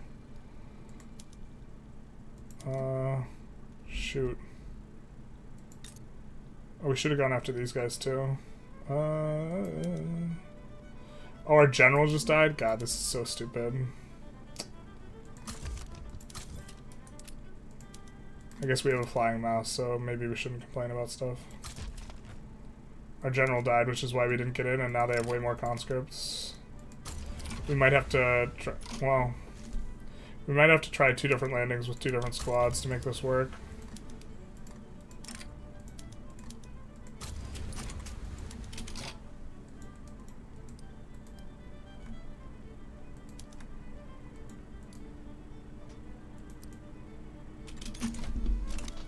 Get at least one of these boats producing, so hopefully that brings us up to 12. Under capitalist economic system, the state should be there to properly price externalities to make companies pay for any harm that cause the business inflicts on the public, like pollution. Yep, this is the way I think things should be managed. I'm like simultaneously like a libertarian, but I think that externalities should be accounted for. So like, the state intervening to say that you can't sell something and call it pizza. Finally, we can put this in. You can't sell something and call it pizza unless it has tomato sauce. I think that's insipid and stupid. But like protecting people from externalities is good. Which the state sometimes does that. Tolkien was too much of a Christian to accept that evil can happen without consequences. Yeah, that I was probably a good analysis of the situation. Which is the original intention behind the myth of the Ring of Gyges. And like, yeah, the entire, if you think you're gonna get judged in the afterlife, then like, obviously you can't do it with no consequences, so. We did get up to the 12th Navy, so that did play out kind of the way we wanted. And this gives us an additional kind of spot, at least for now, before these guys capitulate. Where we can base an army, that way we can do one landing into another. So if this landing fails, it looks like it's not going to fail though. Do we have mobilization options on these guys? Yeah, we do. Cool. And provide public goods which aren't accurately priced by the market. Yeah. Did we really just lose 2 generals, or we were winning that? Wait, what's going on? Why are these guys leaving? What is this?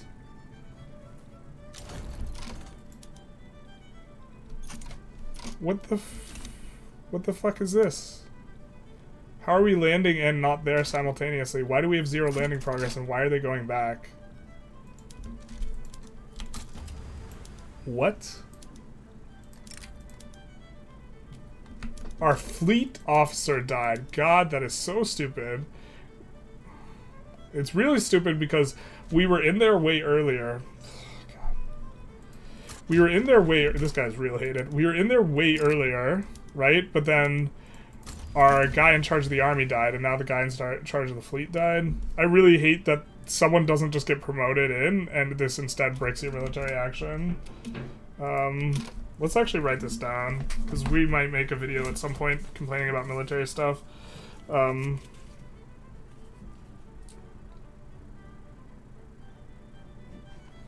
And maybe this is something when generals dying bricks.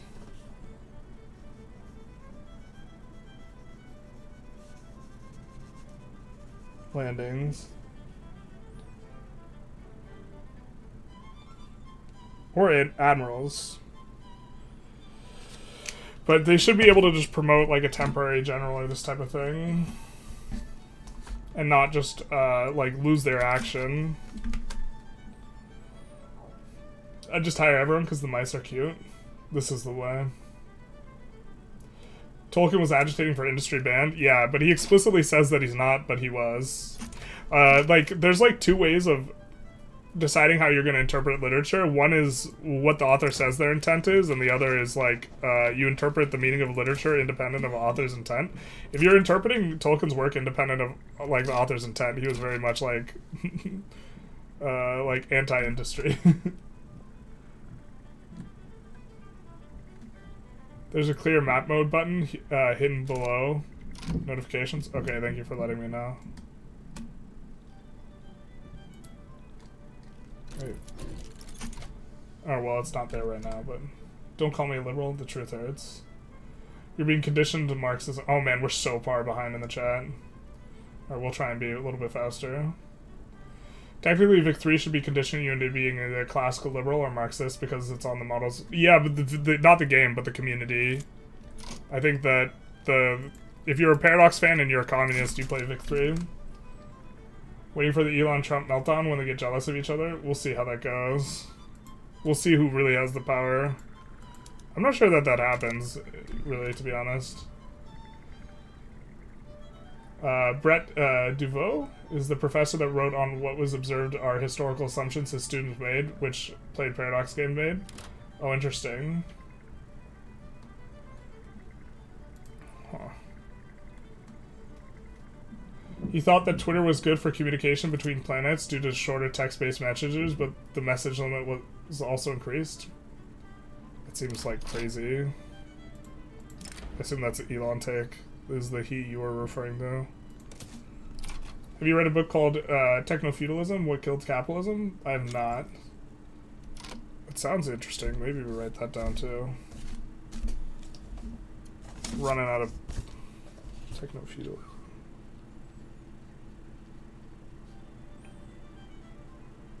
I think that we have progressed from like a goods economy, like which we achieved, or an industrial era, which like is what Vic 3 was about, to like an information era, and now from the information era we've progressed to like an attention era. You know, the throttle used to be material resources on like economic activity, and then it became knowledge and information, and now it is the ability to pay attention to all the knowledge and information that's out there. There's a glut of knowledge and information. God, I hate it when they do this.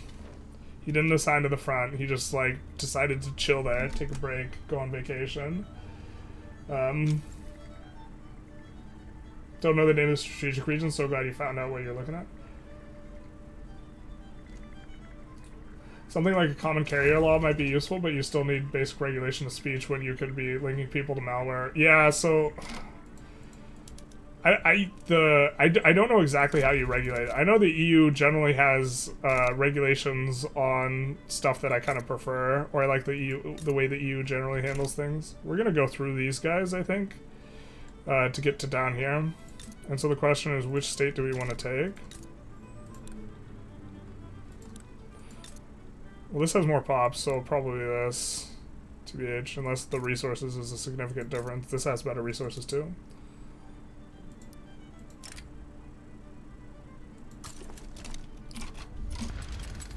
We didn't even check how big an army they had. I guess that works out okay for us because we have a bigger army. We were kind of expecting to have a bigger army.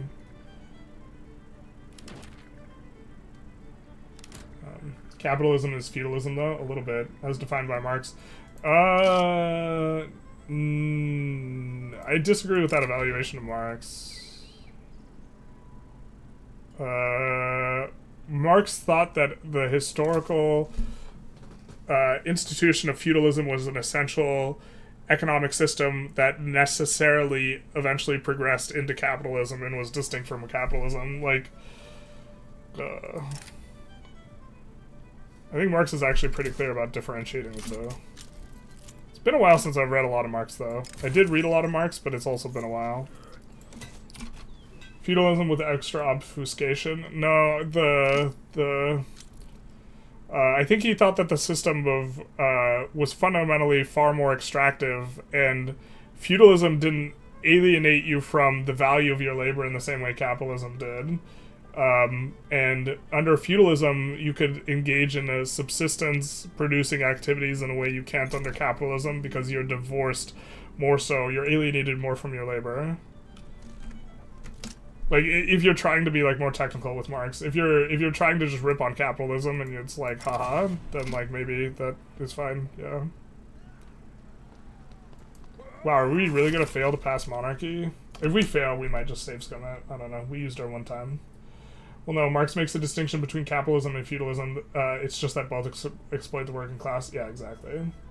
He makes a vast distinction between the two. Yep. The whole idea of Marx, you need to first revolution the bourgeoisie to liberalize and create economically liberal industrial societies. Yeah, and then history progresses in a linear fashion under Marx's model.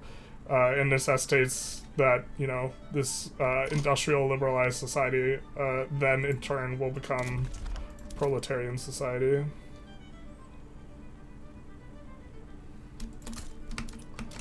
Something like that, maybe. These guys are connected, right? Yeah, there's a port.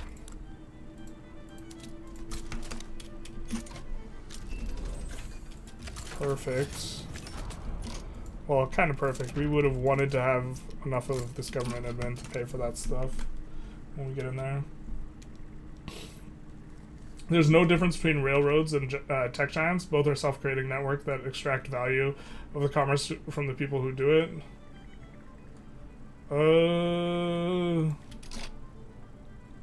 I think that... So one of the problems with breaking up something like Twitter is part of the essential value of something like Twitter is that everyone's on it. And so the value that is created by the good of Twitter is necessarily tied up with its abilities to have effectively some sort of monopolistic agency. And so that's why regulating is really difficult. You couldn't just break up Twitter for the northeast of the United States, the west coast of the United States, the south, and like the middle America. You couldn't just divide it into segments based on like U.S. geography like you did for like breaking up AT&T, because the essential value is on the fact that if you are on the East Coast, you can connect with someone who's on the West Coast. And so like I think fundamentally regulating, and you could do the same thing with railways. You could break up railways geographically. You can't engage in that same type of breakup with something like Twitter. I think there's a pretty important like difference that the value that is created by social media is diminished by breaking them up. Make sure you grab psionic theory first, or the states down there will never get productive. They'll have harvest conditions. Why not resources journalists? We're working on it. Talking about Marxist economic analysis. It makes all the same things, all the things the same, so you can't actually tell the difference. Okay, I'm not sure what you mean. We're gonna have to skip through some of these kind of to try and catch up with you guys. Capitalism of the capitalists doesn't have to oppress the proletariats. Capitalists would be the proles if the land and the capital were distinguished from each other. Wait, what?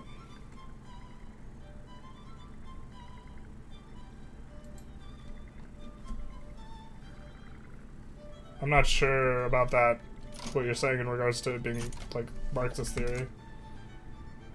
Capitalism, the capitalist, doesn't have to oppress the proletariat. That doesn't sound... Capitalists would be the proles if land and capital were distinguished from each other?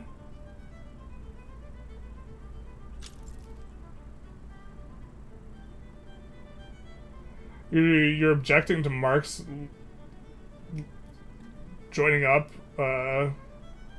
land, and the point for Marx is that all value is created through labor, and both land and capital are not labor in themselves, and instead there's this I forget how to use the word reification, but the value of labor gets concealed inside of capital, and there's like this illusion where capital seems to have value in itself, but in reality all value is created through labor, according to like Marxist theory.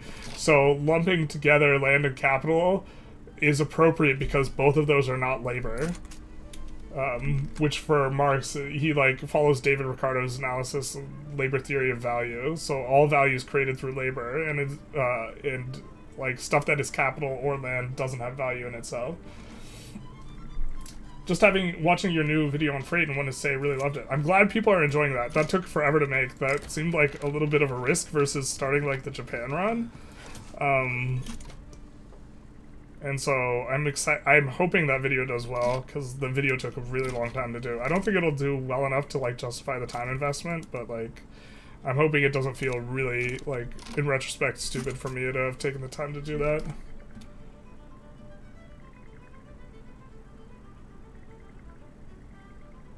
The orcs would have the industry, but very poor land. They might have a lot of iron and coal. They would have the gumption to actually industrialize. If they had separate tech trees, the orcs would have access to faster industrialization. But you could perhaps make an interesting system where it's like the industrialization versus the magic. Something like this. Lord of the Rings mod would be better on CK3? Yeah, basically. I'm skipping over some of the Marxism comments. Her trades are public. There's a website that tracks conventional trades, and you can make all the same moves. Yeah, I follow the guy who manages that that app that just tracks it. The app also passed 50% on the year. So on the year, if you just copy what Pelosi does and like actually lag behind when she's doing it, which means that you're going to be less profitable, you'd be up 50% on the year. It's insane. It's disgusting. Yeah, they'd put a pause in the bill that would ban Congress members from investing while in office. Yeah, it's so stupid. Like,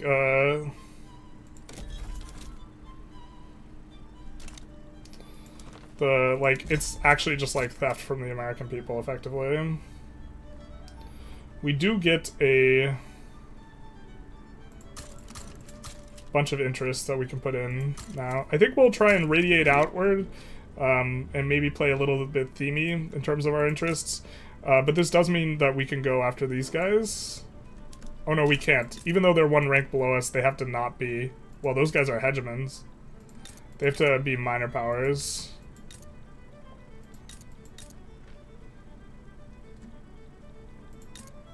Well, these guys is too major, but we do pip the GP. Salutations. Hello, anime jugs. Welcome. You and Perfect Boom should get along.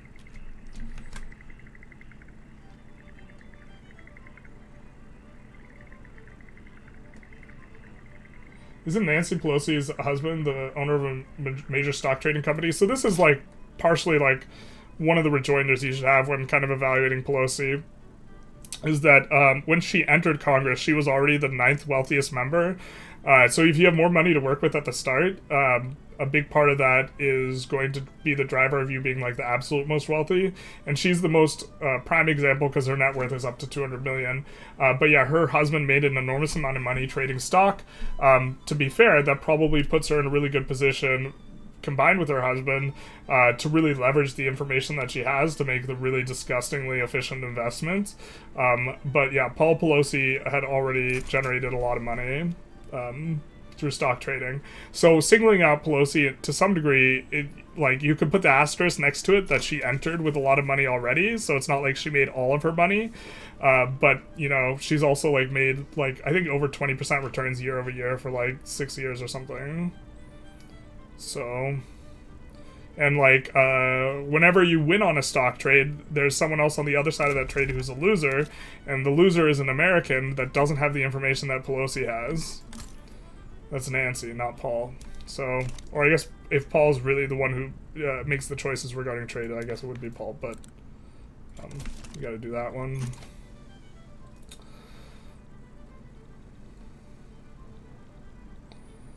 I think we almost want to start setting stuff to auto-expand again. We haven't had anything on auto-expand for quite some time now.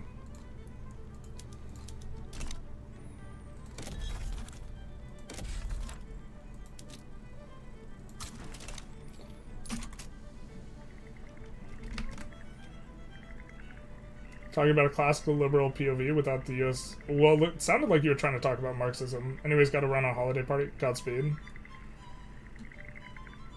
Classical liberal POV is definitely a thing. Yeah, I mean, I would say I'm somewhat close to that view, but I think I'm actually just... Libertarian's just a better descriptor of what I am. I just, like, actually believe in regulation. So... the response to that would be to say that I'm not really a libertarian then. But... Ah, not Varia! Ruining our progress. No, no, no, no.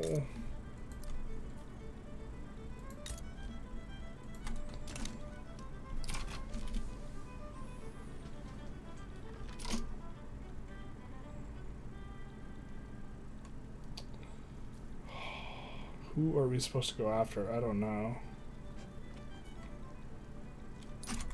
I mean, luckily we have a lot of infamy, so... We have a worst of both worlds. The state stepping in to tell us that boneless wings are not allowed to have bones. Yeah, that it... Wait, what? I think the market should maybe regulate that. You have boneless wings and you put bones in them. Maybe the market shouldn't do the thing.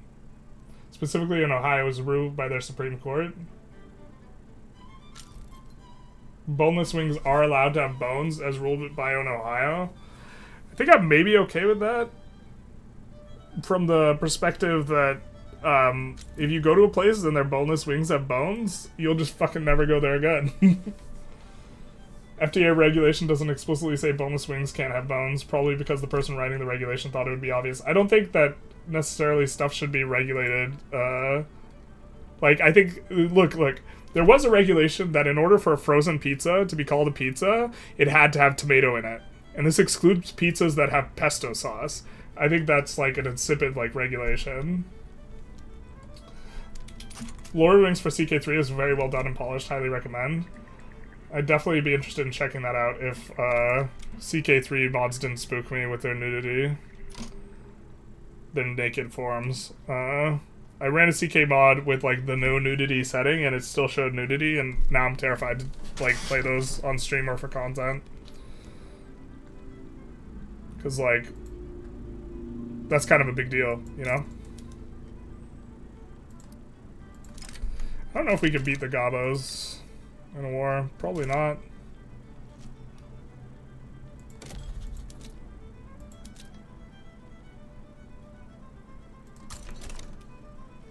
Why is that no progress? Excuse me? Okay.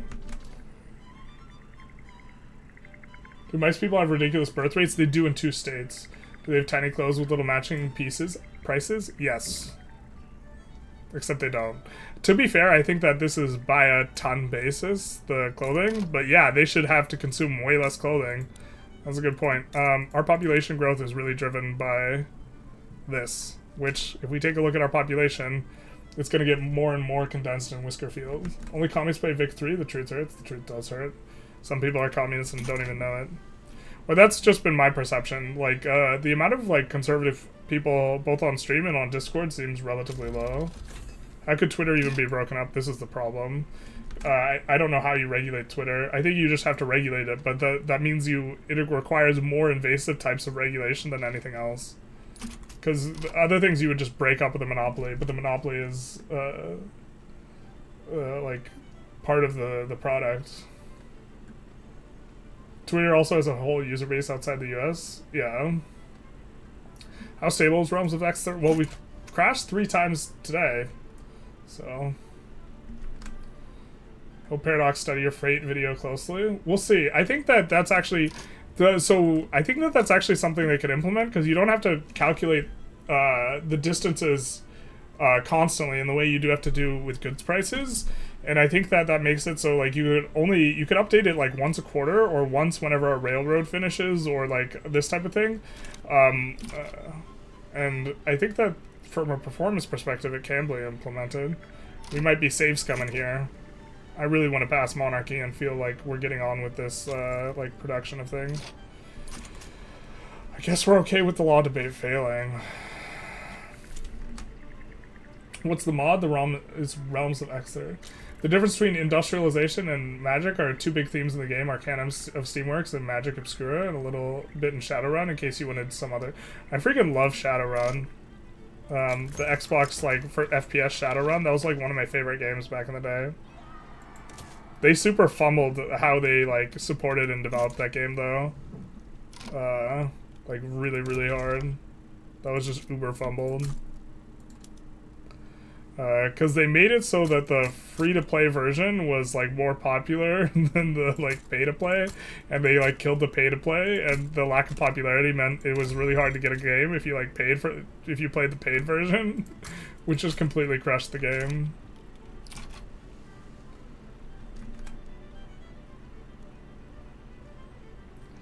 The value of the freight video might be more than just the views, but the game devs will just steal your ideas instead of hiring you as a consultant, which they should. I don't know if they should hire me as a consultant. There's like a sort of symbiotic relation. I mean, I haven't gotten any voiceover contracts from them, but the voiceover contracts, like, for the creators that get them are just super cushy. Like, you just have to, like, record a voiceover thing and you get a bunch of money. Like, if they make a better game, more people will play it. If more people play the game, more people will watch my videos. So, like, even if they don't give me anything, like, if what I do grows the game, that helps me out indirectly. Although, to be fair, it helps out other content creators as well, and, I should be, yeah. Which, this isn't, like, necessarily a bad thing, like, because rising tide raises all ships type of thing, but, it's perhaps not as effort efficient at improving my own channel's, like, outcomes than, like, just making the videos that just will do better on my own channel. Thoughts on the Game Awards? I don't really have thoughts. Teleporter stumping Harrison Ford was fun to watch at the Game Awards. Yeah, I didn't watch them. Sometimes illusion in a trade with Pelosi is an American, so it's a wealth transfer to the U.S. That's fair enough. Oh, we're almost caught up with the chat. You're only a real libertarian if you say that others aren't real libertarians. I don't think I do that, so...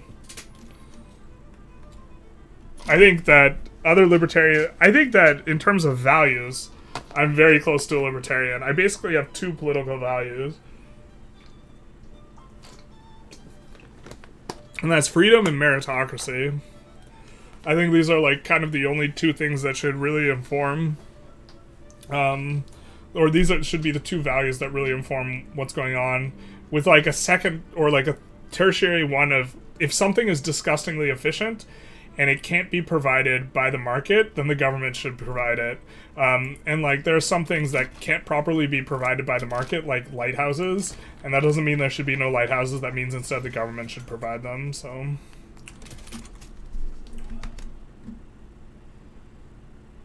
Boneless wings having bones in them should be liable for false advertising, not gonna lie. I don't know. I don't know how suable we should make the like $20 item. Nudity's scary, I agree. Yeah, basically. Is the bonus pop growth multiplicative or additive? I'm pretty sure it's additive. Even if it's multiplicative, the birth rate and death rate are pretty close to each other. So even if it's actually, I think it's a multiplicative bonus, but even if it's multiplicative, the birth rate and death rates are close to each other. So overcoming the death rate by, like, adding 15% to birth rate, like, quintuples birth rate or something like this, because it's the ratio, it's the margin by which you overcome. Like, our pop growth is huge here. Like, this is a lot of pop growth. It's not as huge as I thought it would be, but you can see the birth rate is really, it's not close to the mortality at all. So yeah, it's multiplicative if the birth rate's going to be 15%, but it's really allowing you to escape being close to mortality.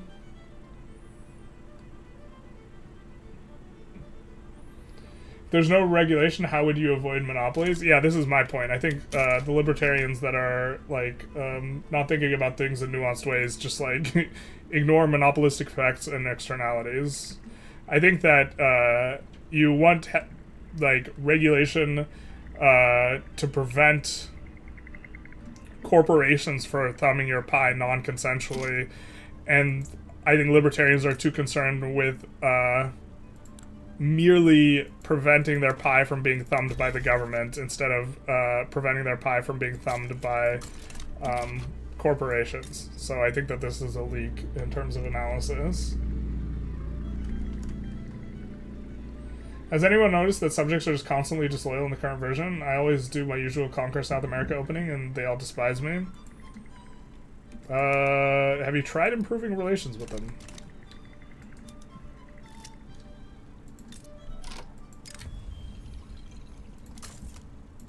Yeah, get out of here, Luddite. One day we might have a secession movement that fires. One day we might pass monarchy. I think we've ticked through this like 5 times, so it has to pass this time. We're too fucking handsome to fail. Except we get an advancement, which is neither a fail nor success, either of which would have been funny. Instead, we get the worst. It's like, you're maybe handsome. Damn, the truth hurts.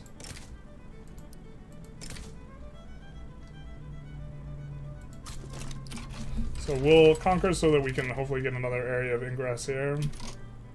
Small Shore is embargoing us. Oh no! Let's get rid of these trade routes then.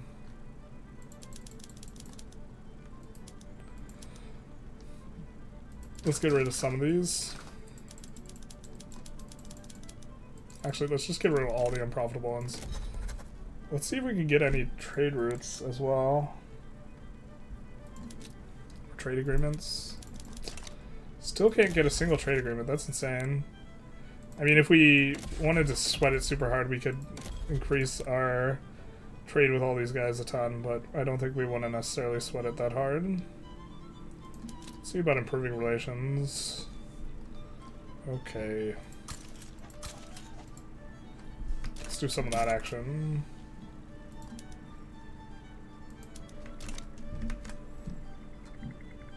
What's your position on taking care of people with disabilities, though? My position is one that makes me uncomfortable, which is that that's not the...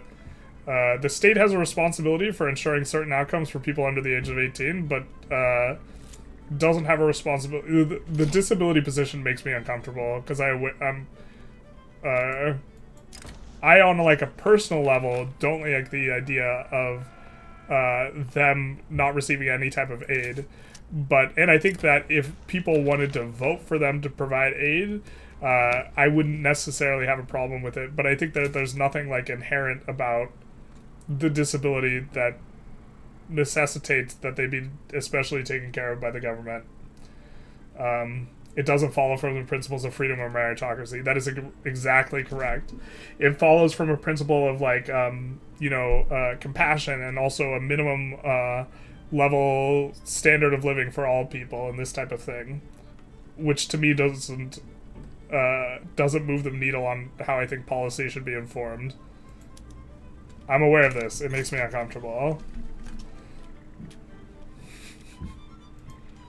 Yep. I think that it's possible that universal basic income will become essential in the nearest future, and that would, in my mind, be a good replacement for like disability type of things. And universal basic income is more meritocratic because it is fair in that everyone is getting it. And I think that that is the direction that we are probably moving towards with the way automation works, and it will just be like a necessary outcome or necessary thing. But I think that UBI would be more meritocratic than selective, need-based entitlement programs. I am unsettled by like the logic or the conclusion that my logic entails regarding people with disabilities, though. It like makes me uncomfortable. It's something I think about, but it also doesn't change what I think the logic of the position is. So I liked your video on the proposed logistics system. I don't know about everyone else, but it's so impressive for me to watch you play the game as a pro and get so good at the game you create your own game to play. GG. Thank you so very much. I don't know if I'm creating the game. I don't know if what I've suggested is implementable from a performance perspective. Eminus, thank you for the follow, Big Nice. It's possible that the devs have already thought of a system like that. It's just not one that is implementable for performance reasons. So, wait, didn't we declare war on them? Oh, we're not at war yet. Fair enough. Fair enough. Fair enough. We're not in that one. Meritocracy does not exist in the current system, unfortunately. Yeah, I think capitalism is not inherently meritocratic in the same way that I think a lot of libertarians think it is. I think that value comes from labor, not from the ownership of capital. And this is a fundamental divergence. I don't think you like put your money to work and you deserve... Like, I think if you own a company and you do literally nothing in your life and you get paid out a ton of money because of that, I don't think that's a meritocratic outcome.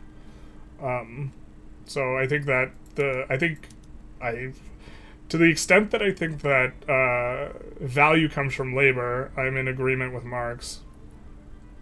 Did we really not swap over this PM? Was that when we crashed? We crashed a couple times. Alright. I think maybe we'll swap over the most tasty for those industries to use the gizmos, and then gizmos, our auto queue should bop a lot more gizmos. We really would love to drain out our investment pool completely. To be fair, we're getting somewhat close to this. So, actually we're getting close enough. I was going to say we might want to idle the construction queue, but that might be unnecessary. Oh no, we have an uprising. Where is it though? Is it not yet spawned? That's maybe fair.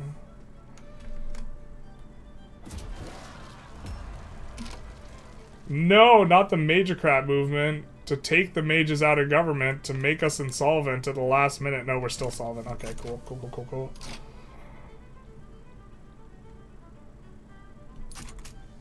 We might end up safe scumming this law pass though here.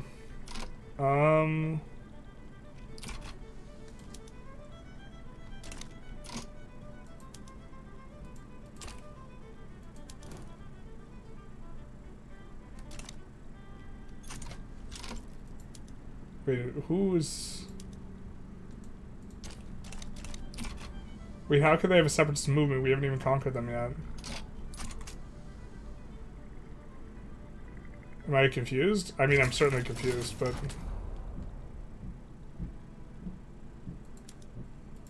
Alright, well...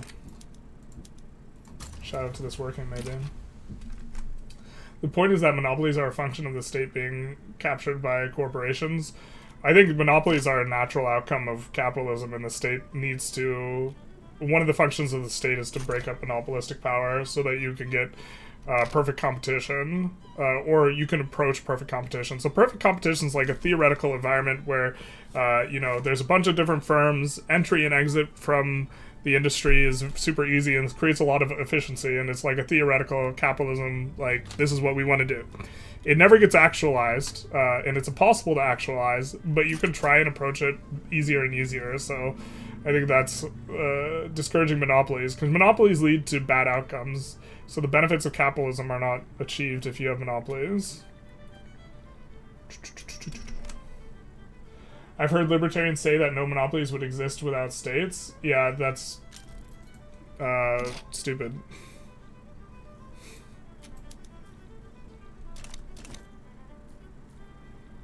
I don't know if you mean states on the national level of states or on the, like, provincial level of states, but either way, it's like, that's like a silly analysis. Capital tends to accumulate under, like companies will acquire each other, and the barrier to entry is substantive, such that eventually one company will just, like, own the entire industry, and when that happens, monopolistic power is pressured down. I think we just go for the mines throughput, which kind of maybe feels bad, but, like, also is, like, it's gonna be our best bonus. Maybe we go Stone Skin Blessing instead? Really try and ramp up the pop growth? I don't know. We can change what we do, to be fair. The agriculture throughput is enormous and honestly does apply to subsistence farms, and so that's, like, to some degree, like, a little bit of an attractive thing. We could boost birth rate even more. Is this flat birth rate? I don't think it is. And we already have so much percentage modifier. Dependence income is interesting. I think we'll just go with what I'm pretty sure is, like, the best one, and then maybe reevaluate it if we try and switch gears and we get a little bit more powerful. I think we will safe scum this pass, either way.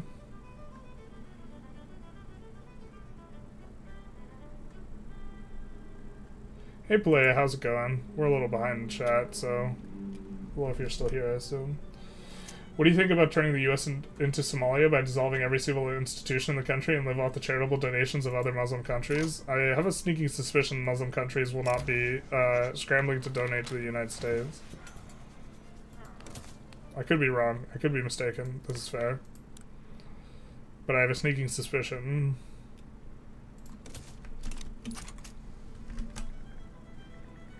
I have well over enough prestige. It's an interesting position. I see what you mean. Talking about the meritocratic position vis-a-vis disability. Yeah, I mean, it makes me uncomfortable. But, like, just because, like, the logical outcome of, like, the way I think things should be conducted makes me uncomfortable doesn't mean that the logic is wrong. Like, my emotional response to something doesn't make it wrong. It follows something called humanity. Yeah, but I don't think... See, the thing is what constitutes, like, the correct humanitarian approach is very, very subjective and will vary from group to group. And it, like, leads to a, like, slippery slope involving what interventions are made appropriate by the state and what in which various interventions by the state that one group doesn't like, another group will like, for the sake of what they believe to be a humanitarian issue. You know, if I do not know my current values, if I am adopting what's known as first position or the veil of ignorance,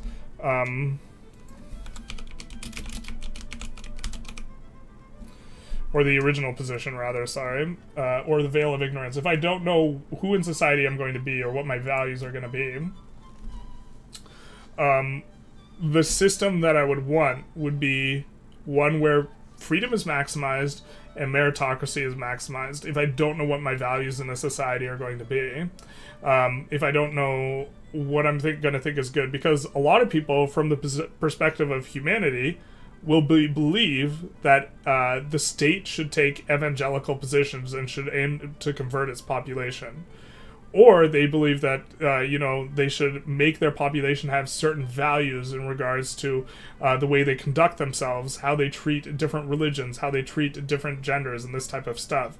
And I think that in order to avoid these types of things, you want to have as minimalistic a type of paradigm in terms of what you want to do as possible. And so when you introduce the value of for their good or for their own good, you create problems. I also think that fundamentally you don't solve if you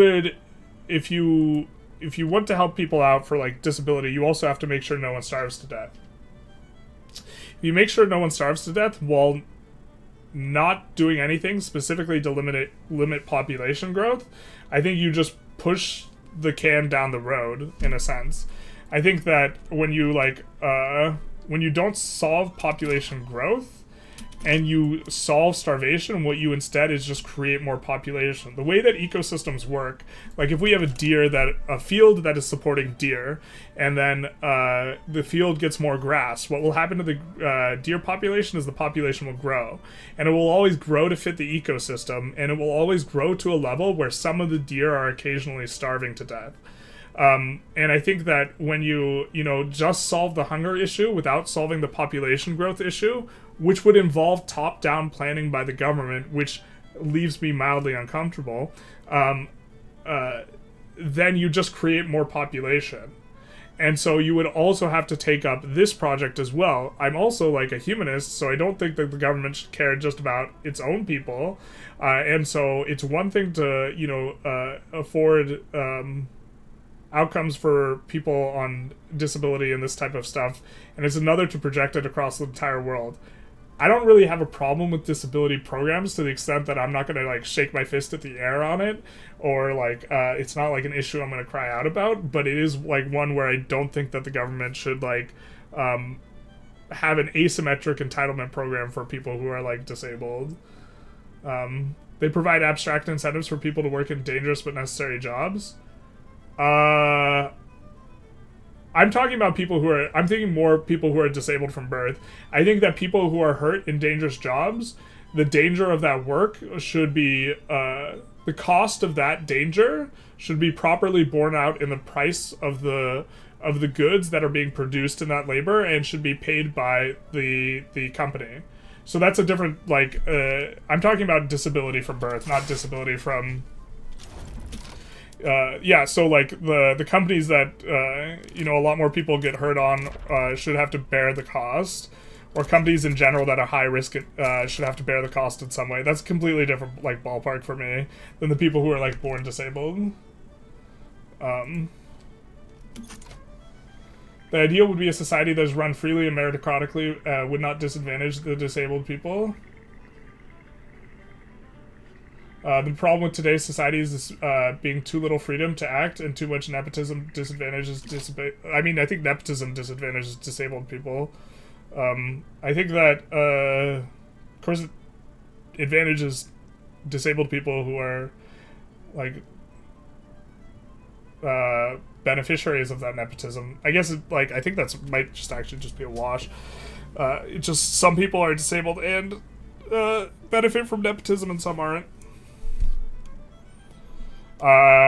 So, like, one thing I think is that, I think that private schools should maybe not be a thing, because I think people who are under the age of 18, the state is responsible for ensuring equal opportunities for those people, and one of those opportunities is education, and the state, there's worse outcomes in education when it is, when the private education exists, because that means that the money from the wealthy will just generally, we're going to create a save here.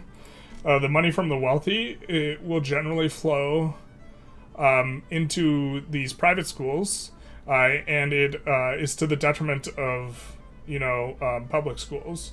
And so this is like one thing that they're going to disagree with me on. I think also, you know, people who are disabled at birth, it's possible that under like my system of like viewing 18 as being kind of a critical point, or perhaps a threshold, an equilibrium threshold where you care a lot more, that younger people who are disabled should receive special assistance, but then you know, they get older. Any sufficiently advanced magic is indistinguishable from gizmos. Big true. So the owner of capital should receive compensation proportionate to the labor in lieu of simple capitalist ownership. I'm not sure how you solve the meritocracy problem in capitalism, because they still have to get paid out. Otherwise, the organization of capital that is so efficient doesn't exist if there is not some reward for owning the capital. I don't have a solution for how to make it meritocratic. I think that the value that capitalists get from their capital should be smaller. Ideally, it should be zero. It has to be something, though. Otherwise, the system doesn't exist. I don't know the best way to, like, abstractly inform that particular, like, the most ideal threshold. I don't have the answers, Sway.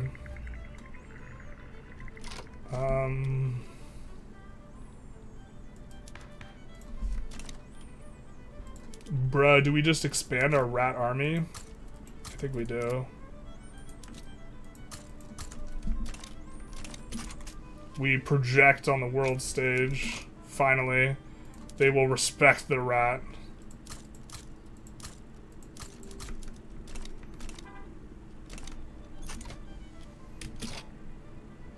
You're all the one guy we have a trade agreement with wants an alliance. Maybe that would have been okay. In terms of us expanding out here. The way you speak about freedom and meritocracy based on the value of labor makes you sound like an anarcho-syndicalist more than a statist. But I also get, guess, a bit more statist. I mean, maybe more statist than the average libertarian. I don't think I'm very statist overall, though. Or statist. I forget the pronunciation. In regards to the trade word suggestion, I think the Vic-3 Clausewitz engine kind of have a lot of tech debt to work through before something like major could be done. So you don't have to calculate distance. A lot of the calculation weight that is in my suggestion is calculating the distance to the market center. You don't have to calculate that every week. And you could calculate it on a quarterly basis by doing 8% of all states a week, such that they would update once every quarter, or when states are acquired or lost. And this might be a way to approach that. Does approaching perfect competition incentivize unethical exploitation of employees? Capitalism always incentivizes maximum exploitation when possible. It's the responsibility of the government to make it so that the exploitation is not profitable or incentivizable. Like, one of the problems with the way capitalism works is a lot of the times it's cheaper to just do it and then apologize with some money than it is to just not do it. So a lot of the fines that like British Petroleum had to pay to like dump a whole bunch of oil in the Gulf of Mexico, it's cheaper to pay the fines than it is to just not than it is to not do the action. So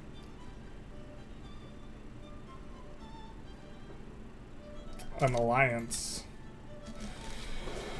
I don't know how we feel about an alliance with these guys, to be honest. Kind of thinking we might go the other way and eat them.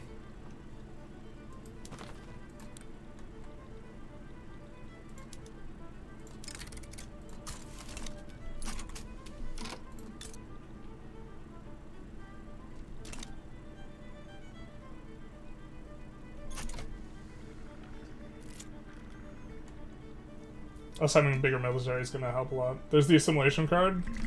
We might switch to the assimilation card. I mean, that's for... I think eventually we switch to it as part of our, like, RP. I think we're in, like, a ramping phase. Will this guy's trend towards... No, they won't trend towards 100 yet, so we still have a little bit of time to pass our law. Can we colonize there? We are colonizing there.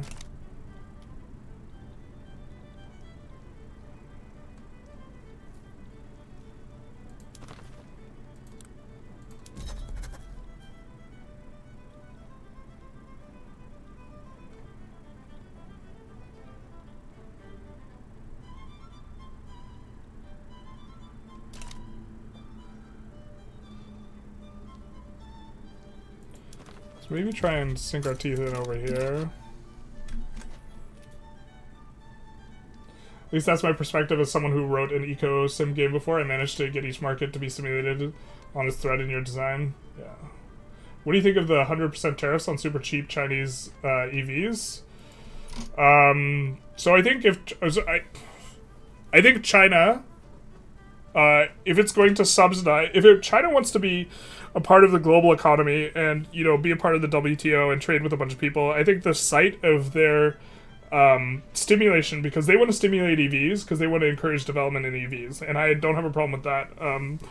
I think that the site of their stimulation should be at the consumption side rather than the production side if they like want to engage with trade with the rest of the world, which is to say that rather than having state-owned enterprises that are propped up by the government and unprofitable, churning out as much EVs as possible because that's what they want to do, which is creating it at the production side, they need to do it at the consumption side where they need to give like a tax credit or a government rebate to all the Chinese citizens or people within their economic sphere that consume the thing in that way that effectively both achieve the same idea, which decreases the price of EVs for Chinese people, but the second one would not decrease the price of EVs for people in the United States.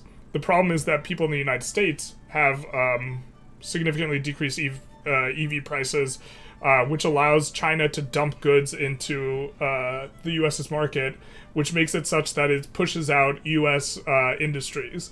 Now, US incentivizes it at the consumption side with a tax credit. And they don't pay that tax credit if it's a Chinese EV. So, to some degree, protectionism is bad because it prevents competition that improves quality. But if you want the industry to be local for a strategic reason, then protecting the industry makes sense. It is the Chinese government that's eating the inefficiency to provide that cheaper for the U.S. consumer, but long term, this is likely to result in them having monopolistic power, and then they can turn the screws in. And this is maybe a reason why you'd want to do this. I think if you're trying to I think the WTO has some ways about feeling about the way in which Chinese government generally looks to subsidize its industry, which is at the production side rather than the consumption side. You know, because it, like, you don't want to create a system where it incentivizes, like, product dumping, basically. Okay, Mark's a big dice. I wouldn't consider those local jobs. American manufactured all outsourced vehicle development and production anyways. Samsung Republic is a clear example of how monopoly pushes a country to the brink. Aren't a lot of American cars made in Mexico after the New Deal? I think a lot of them are, yeah. I don't really know. Mexican labor is actually cheaper than Chinese labor now, though. So a lot of stuff is just starting to be made in Mexico. I'm trying to understand generalist gaming's perspective, and to some degrees fine with exploitation. I think in an ideal environment, people would get paid exactly the value of their labor, and capital would not produce value. I don't know why you think I'm okay with exploitation.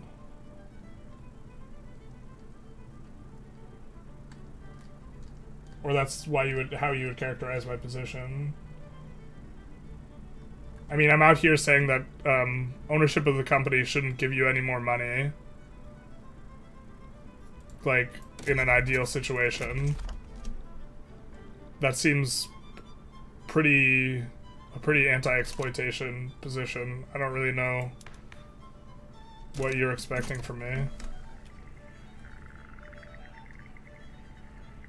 The issue with the EVs specifically is lithium batteries, and all these are currently being made in China. I mean, China has a comparative advantage there, then. I think that, I believe, I guess I'm not 100% sure, but I believe they also have state-owned enterprises that are operating at losses. I prefer subsidies and incentives over tariffs for high-value goods. I believe you can do a lot more with the government's dime to assist than a tariff, which depresses demand ever could. Yeah, I think tariffs in general are kind of stupid. I think if someone is dumping a good that you have a strategic reason for wanting to protect the industry, though, that tariffs are fine. But that's like a targeted tariff, not like a blanket tariff. I also think just injecting 25% tariffs or 50% tariffs, like Trump is suggesting, into the economy, just like raw dogging it in, just like bite the pillow, we're going in dry type of like approach is just really idiotic. Oh no, oh no, Malthusian deer. Yep. Well, you know, if you have 1 million starving people, and you feed them all, and as a result the population grows, and then you have 1.1 million starving people, have you really improved the situation? Yeah. I don't think population growth is something which needs solving. Most nations have naturally slowed population growth with women's rights. The deer example is very Malthusian. Yeah. Which is why I prefaced that entire conversation by saying that if you don't do anything about population growth, most nations that have developed have like slower population growth. There's still a lot of nations that don't have women's rights. They don't have you know, access to reproductive freedoms and these types of things. In those countries, the deer example is applicable, and I don't think you like try and solve the hunger there.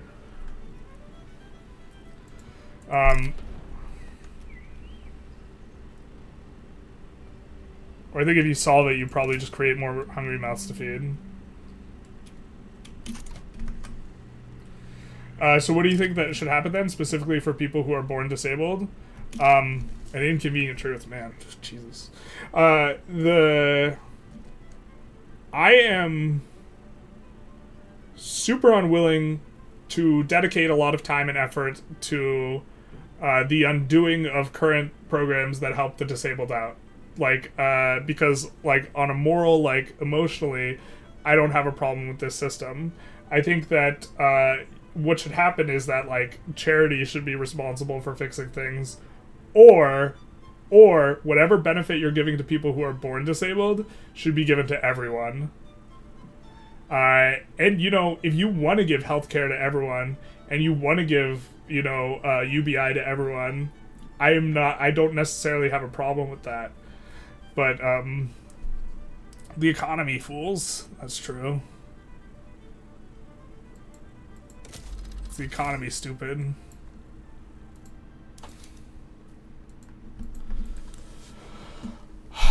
But like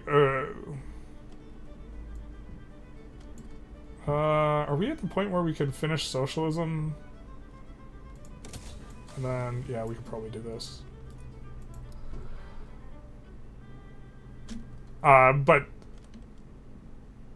it's possible if you want to provide. So here's a type of, if you wanted to defend healthcare, like, or sorry, you know, disability for people who are born disabled, in the instance of like thinking through my framework, you could be of the opinion that, so for example, everyone gets an education. I think you give everyone education because it creates positive externalities that exceed the cost of the education. So even though you've not done any merit to receive that education, you get it. And this applies under 18, but I also think that state university should be free because it creates positive externalities. If there's some sort of way of justifying that positive externalities are created by taking care of all the people who are disabled, or this is just something we have to do in order to... So I think that one of the things about UBI is, in order to have...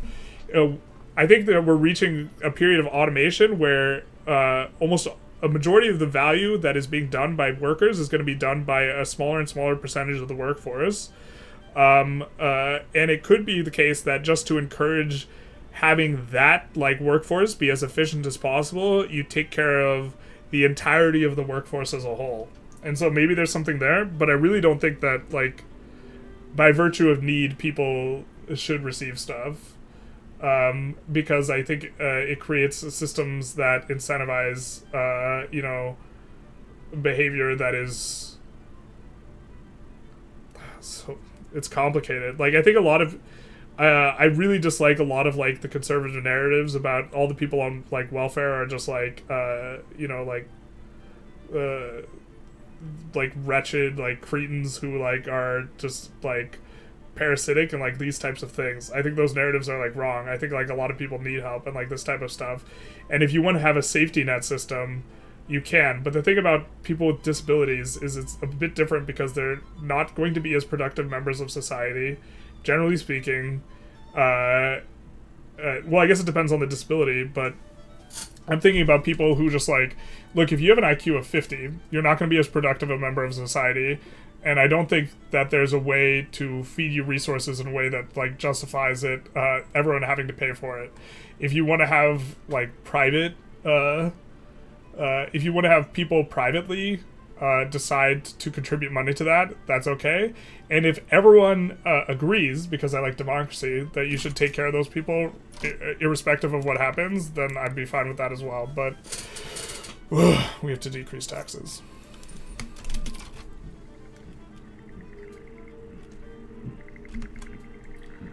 You see how today's population is limited psychologically too, so a field supporting a certain population is not telling the whole story, seemingly. I don't know how that's irresponsible.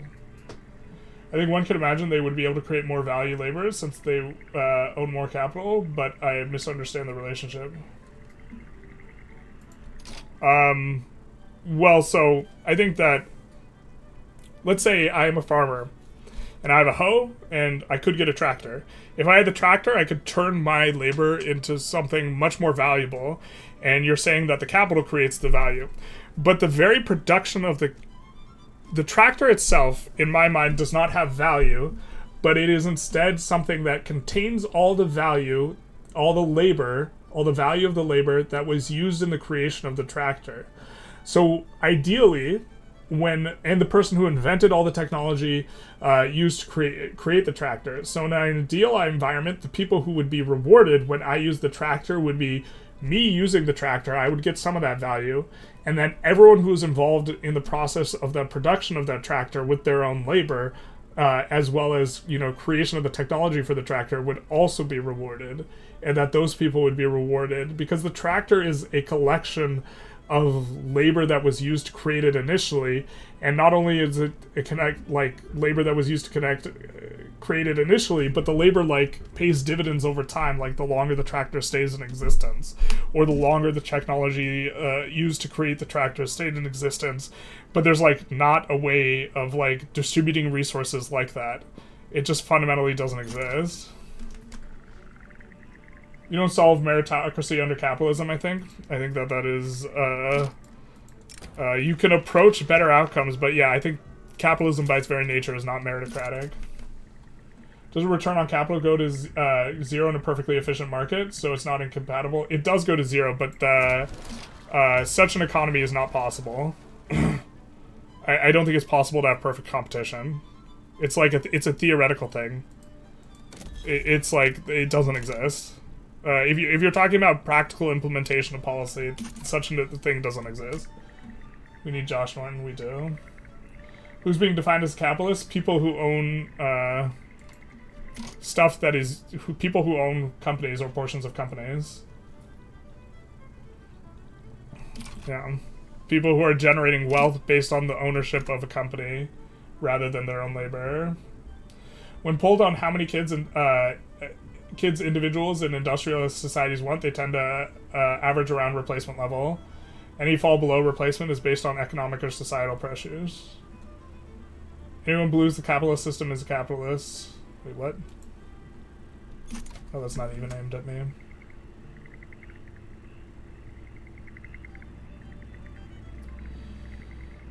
I think the distance between all states can be officially determined by a single calculation. You don't need to go state by state.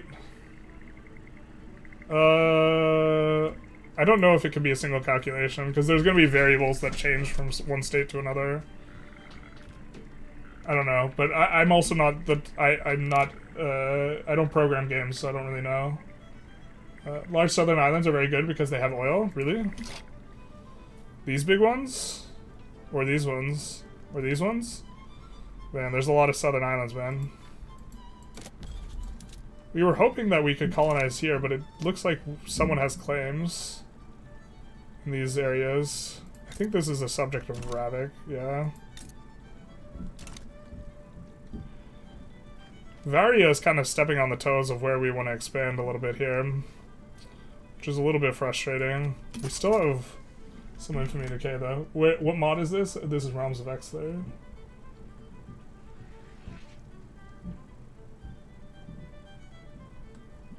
What about the U.S. corn and other farming subsidies? I dislike the corn subsidies because they're inefficient.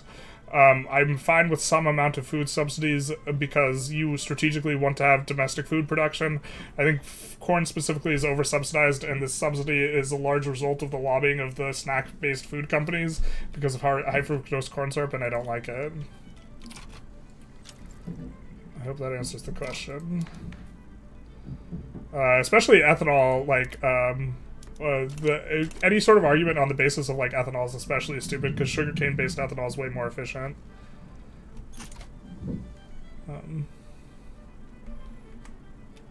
To illustrate, when you're determining the distance between Texas and Bengal, you don't have to repeat the calculation for Oklahoma. The distance between Oklahoma and Bengal is the distance from the Texas plus 1. But Oklahoma still has to know whether it's better to connect to Bengal or the home counties. And maybe Oklahoma connecting to Bengal, or it's better for Texas to connect to Bengal, but it's not better for Oklahoma because Oklahoma should instead head to New York and out to the home counties overseas rather than connecting to Bengal, whereas Texas should connect the other way. For example, we really need to add a bunch more construction here, or a bunch more military.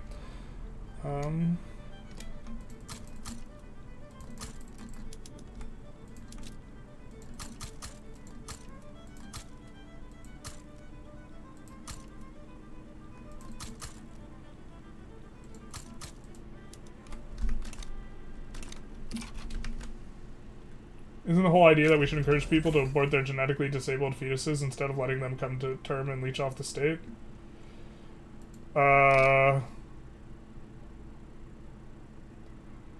Any sort of eugenics proposition makes me uncomfortable. I don't necessarily think that the proposition's like false. I just like I'm made deeply uncomfortable from it. I think it's possible that any sort of eugenics approach just shouldn't, because of slippery slope considerations, just shouldn't be addressed. But like, economic outcomes would be better if people did that, right? I don't know. I think that, look, I think there's some people, if you know that they're going to have certain disabilities, you know that they're just categorically not going to be productive members of society. And to suggest that they would, like, there's no way to, like, overcome that, really.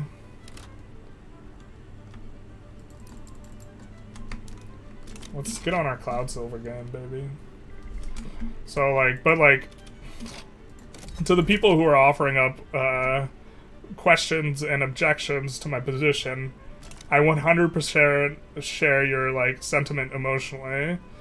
Like, I don't like the idea of leaving someone out in, you know, the cold, but I also think that it should perhaps be, like, charities that take care of that, and that you rely on the good faith of the people, and the government is not responsible for enforcing morality.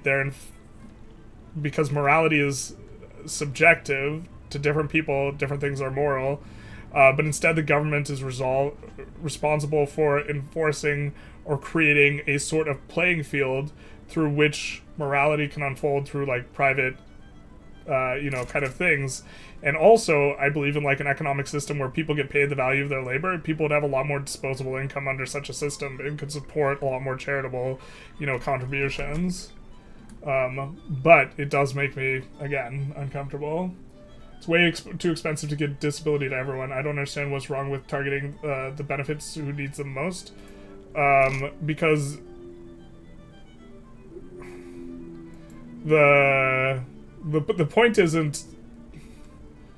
The point isn't to address need. The point is to be fair. I believe that it's possible that UBI will become essential if, like, 50% of workers are not employable because of the way that the economy and technology has changed. In such a way, you would need to actually take care of people because you just can't have 50% unemployment. You're gonna get funky magic events now? Hell yeah, brother. Veil integrity is below 50%.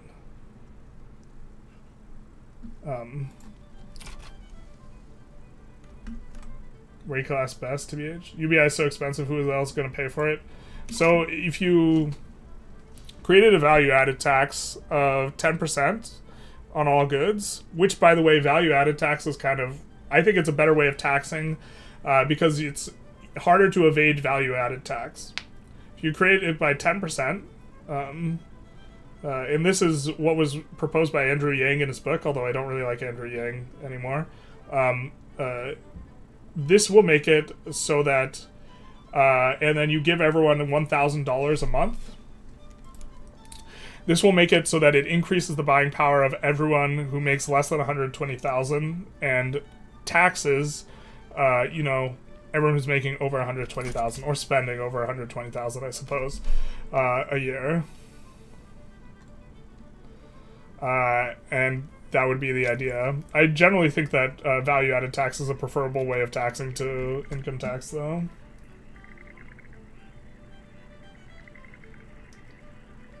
We pay the military too much, and not every disabled person has the means to even apply for aid, which is why usually UBI is ultimately cheaper. Yeah, that's another thing is about UBI is you don't have to... policing who should be on disability and who shouldn't be on disability is a project that you could fail in either direction by giving disability to people who don't deserve it and not giving disability to people who do deserve it. I think you, in general, kind of reduce your errors by going with the UBI route.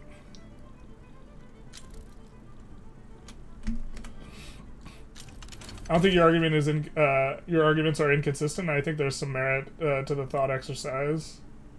Yeah. We were going to turn on some steel frame buildings. I forgot we were researching that. A lot of conversation going right now. But that's going to really crank up our steel industry here. And our construction. Bruh, do we just try and take over? Is it our time, bros? Excuse me. Actually, you know what? Maybe we go Ironclad here.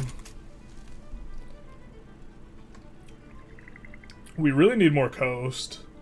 Small shore is looking tastier and tastier. I mean, we could actually just take small shore. Let's just, like, raw dog it. I would love to subjugate them, though, and slowly incorporate them instead of paying the full infamy costs. God, we really need to up government spending.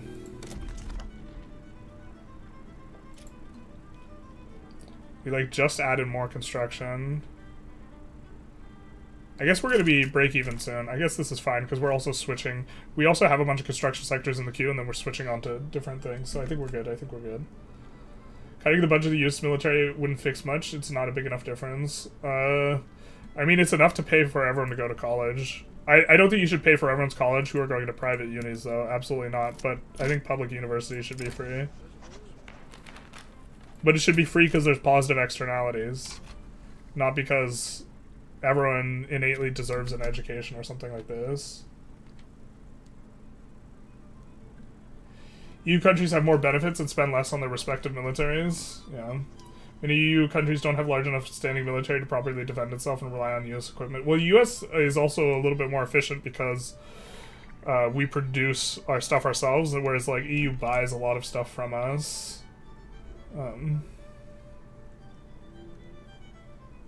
What's your opinion on weight loss drugs? I don't know if they're efficacious. They are. If they're dangerous, they are.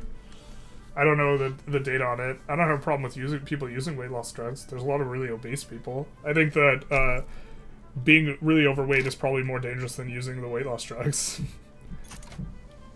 Would be my guess. It's like really bad for your health. I mean, I'm really overweight as well, so I'm not excluding myself from this in the analysis or whatever, but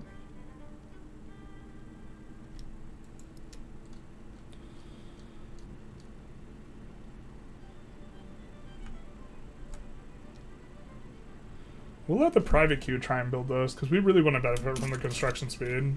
They're really going to crank up the steel, though.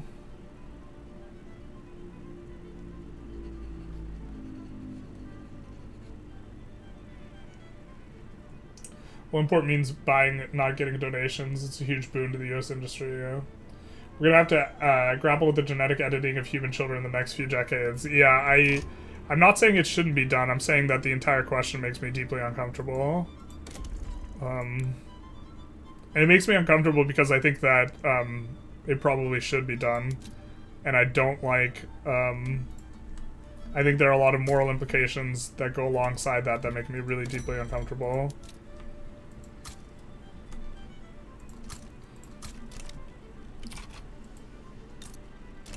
And I'd just as soon have it not be the case that it should be done.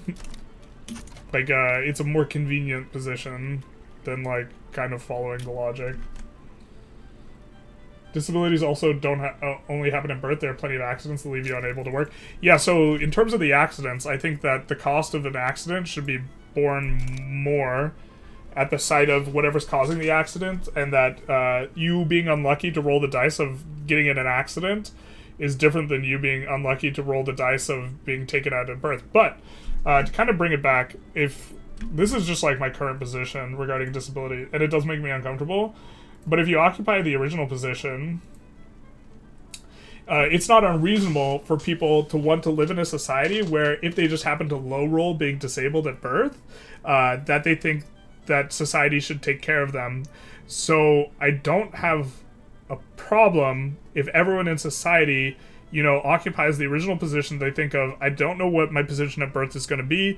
I want to create a system that I think will be best with me not knowing what position I'm going to be thrown into life. I would want one where people who are disabled are taken care of, because I could be disabled even though the odds are really low. And if I think a sufficiently large amount of society are kind of occupying that position, I don't have a problem with, like, legislation that would, like, you know, help disabled people, and programs that would do the same. What my point is that from thinking of things in terms of meritocracy and freedom, this should not be like a first principle order type of intervention by the government, but rather this is like we live in a free society where we are going to vote on things, and people want to vote a particular way on this thing. I would not resist this outcome if it was overwhelmingly supported by people, but it would not be one that I would like agitate for myself, ideologically speaking. But I think that you could make this argument, but this is different than a freedom or meritocracy argument. This is like, I suppose it's not different from a freedom argument if you're taking the freedom to type of position and rather than the freedom from type of position, but yeah. NATO's pretty reliant on the US for organization, logistics, and equipment. Yeah. The US is like kind of at the heart of NATO right now. I think that might be changing soon. Should NATO not exist? A similar equipment relationship may not exist. Remember to never disclose how much VAT you pay in the displayed price. It's the true American way. I think very strongly that the prices should be exactly what you pay everywhere. I think that this is a consumer protection I'm super a fan of. And the reason being is that companies has an asymmetric advantage in evaluating how much people actually pay, and the entire reason why tax and various other things are not included in the price is to manipulate the consumer into thinking that they're spending less than they are. And since there's like an asymmetric advantage that benefits the corporation should just have to like be transparent.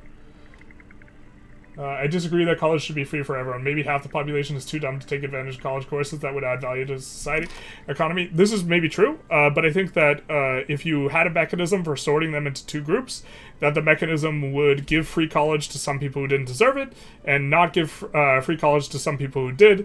And I think that the errors created in that are probably going to be more expensive than the giving of college. And also, giving college incentivizes academics, which also have their own version of positive externality. It creates buy orders for academics, which I think also is a positive thing for our country. That's really difficult to like quantify. I'm not concerned with the error of accidentally educating someone who isn't going to be able to make use of it. That's an error that I think is pretty marginal.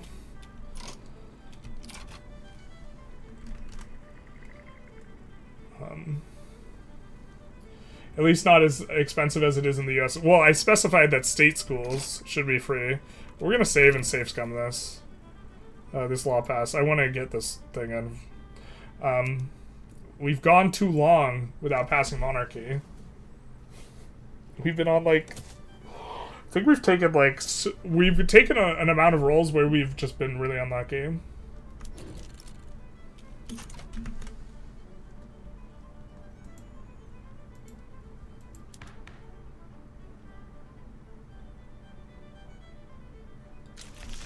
Alright, well, we didn't need to save scum out.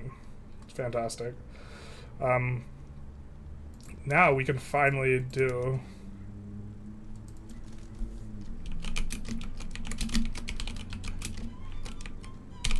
Get it? Get it? It's the Rat King's tail. Unfortunately, there's no rat for a shield. Oh my god. For the center.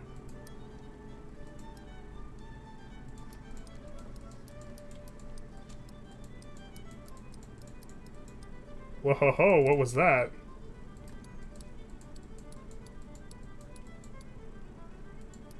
Let's do octopus, maybe.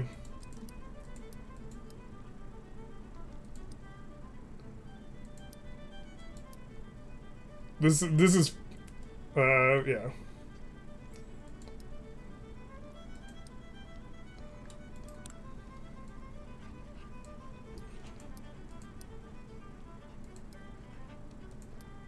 I think Guardian might be what we go with.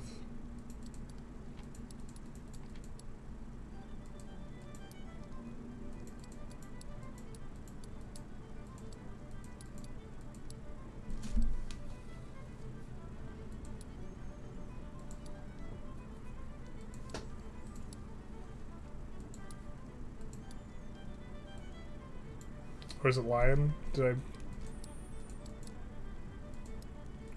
This is the closest to a rat. Alright.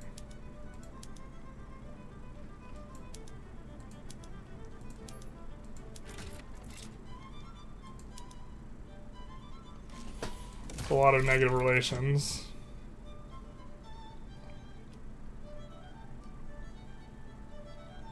So begins the legend of the Rat King's tale. Alright. Now we can swap. Now we can swap back to Majocracy. Let's go, baby.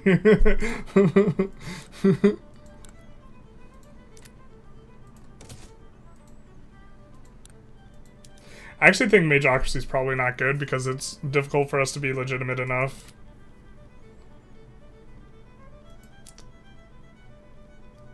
Court mages for the approval maybe makes sense though.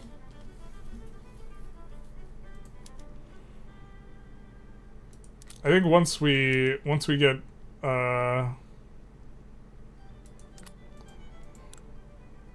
we get an election, the mages aren't gonna have so much power here. And so maybe we just have to wait for that.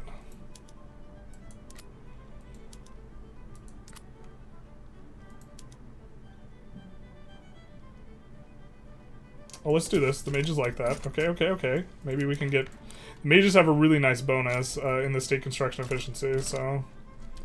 Cool, cool, cool. And then I think we're bringing this back. We're bringing sexy back. The cost of checking who deserves disability is higher than the actual cost of paying the slackers. UBI evaporates all the inefficiencies of it. Yeah.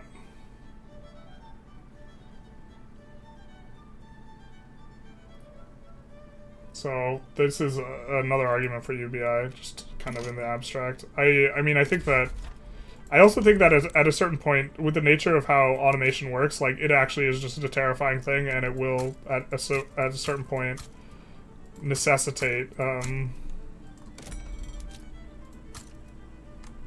like, a very robust response that people today might not find particularly amenable, but it is more meritocratic.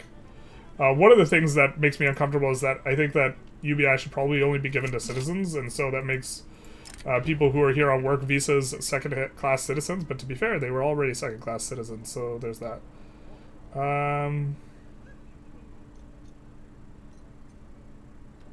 We can offer them protectionism. We really want their approval, so I guess maybe we'll pass that. If the US drops down to NATO, I will cry, honestly. Yeah, that'd be devastating. It's very possible that they do as well. I love the USA memes of not having transparent VAT on price tag or mandatory tipping and so on.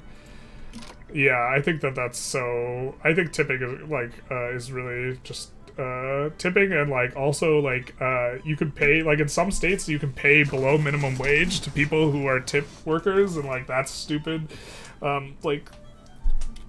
It's just a weird, transparent thing where the guilt of supporting someone is passed on to the consumer in a way that I just, like, I don't like. I much prefer, like, the US's, like, or, I mean, the Europeans' way of doing stuff. Hey, Nathan, watch your freight video. Hopefully Paradox watches it, too. We'll see, we'll see. Look at Mr. Meritocracy intervening to pass monarchy. Truly, truly... We're living in a dream.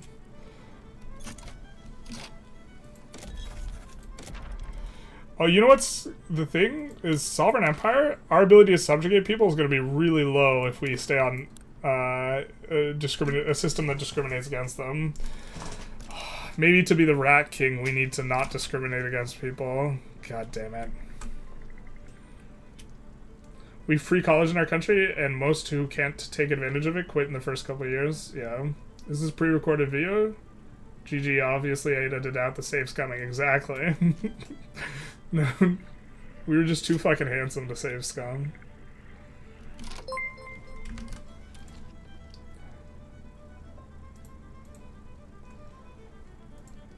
Pre-recorded slop.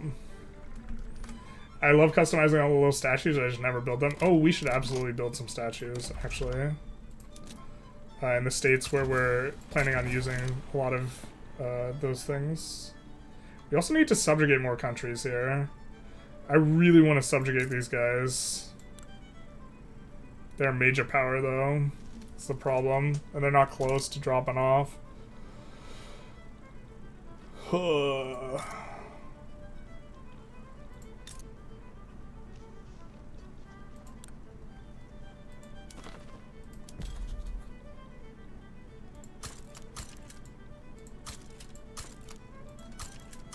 think we should try and subjugate some people.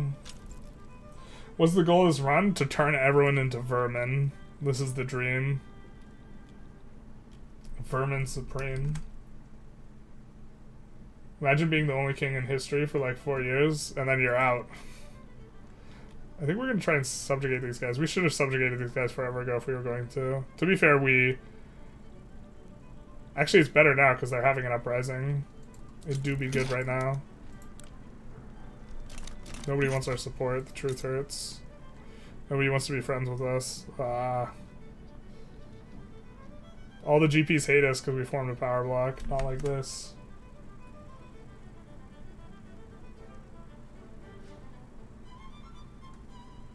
Parliamentary mouse republics. The mice are done being oppressed. We might have to go parliamentary republic. I think that because like the only source of loyalists now really is the having high legitimacy. Having high legitimacy becomes much more valuable, and we probably should work towards some sort of system like that.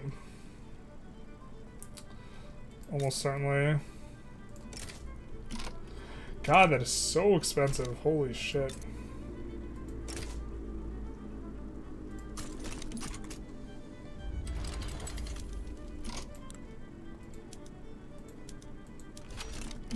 That'll give us a native interest in the region.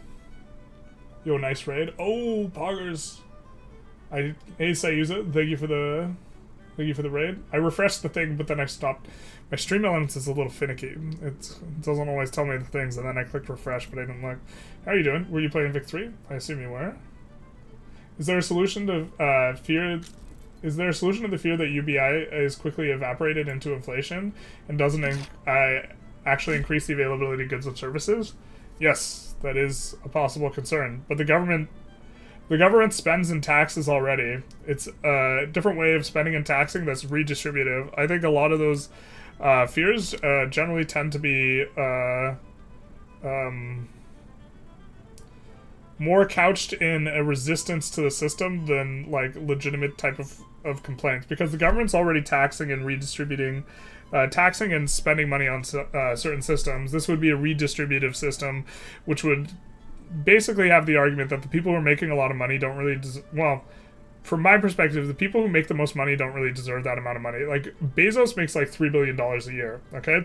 You cannot, in your life, convince me that Jeff Bezos, the value of his labor, is so great that you could not pay 3,000 people $100,000 a year to do a better job than him. You just can't, like, I'll never believe it. So, like, the people who get taxed the most, it's like, it's a redistributive system.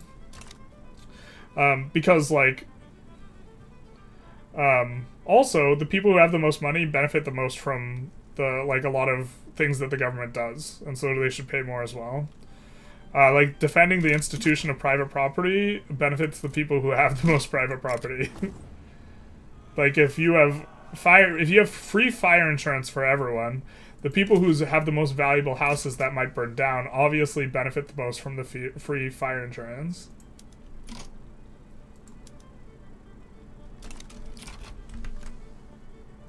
So...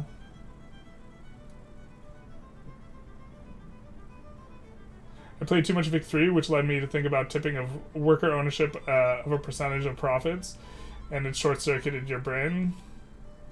Sometimes we do short-circuit a little bit. Victoria 3 brain build.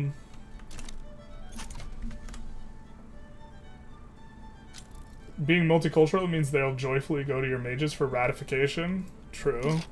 We need to get this government ratified immediately. To be fair, can we pass multiculturalism? We can pass multiculturalism, holy shit. Maybe we do that, bros. Ratify this new place. Been playing Economy and Finance Mod for Vic 3 recently. Expanding your brains with regard to macroeconomic policy. I remembered having a bit of a problem with the simulation, but that was forever ago. What mods are we playing with? Just Realms of X. They're the fantasy overhaul mod. You must expand the construction sector to meet the demands of the expanded construction sector. Yes. True, actually.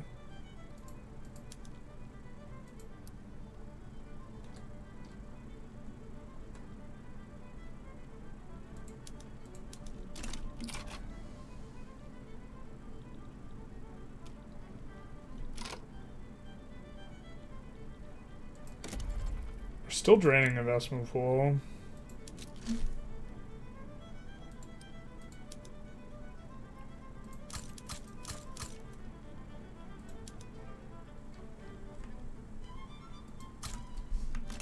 Do we not have these mines set to profitable PMs? I bet we don't. Son of a bizzle.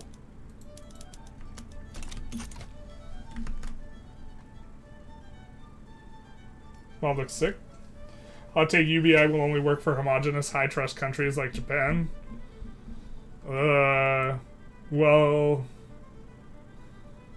I think it might be essential, so if it doesn't work, then... I don't know. That sucks. The way in which industrialization is crushing jobs is unlike anything history has ever seen. Like, there have been, like, changes to economics that have, like, made a bunch of jobs obsolete before, and then people transition to other jobs. But the speed at which it's happening is accelerating to the point where people might not be able to repurpose what they're doing, like, fast enough. And also, it just might be the case that, not all of society will labor. Which is a scary possibility, but I definitely think... I don't think UBI is essential right now, but I think that in order to not be caught with our pants down, we should be looking into it as an option a whole lot more than we are.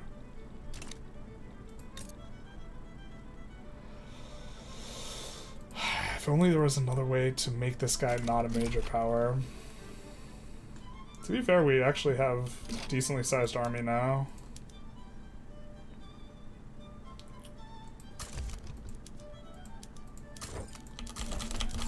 Guy's radical. He looks radical, to be honest.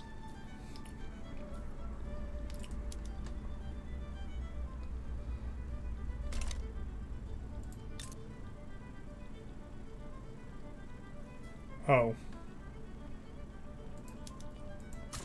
Oh. Oh, did we have a... Did we have a separatist movement we completely missed? Or what the hell happened?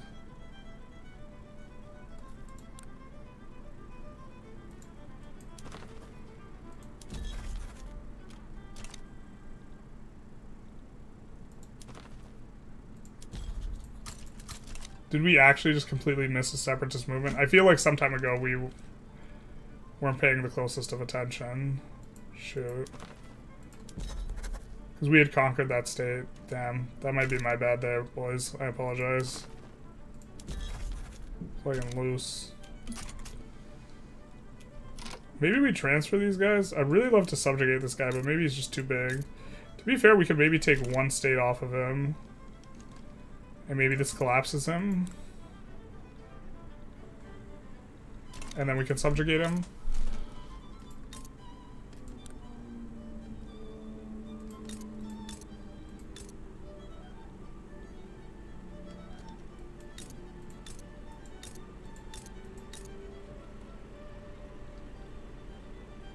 Just be a fucking menace and take the capital, even though we have no connection to it.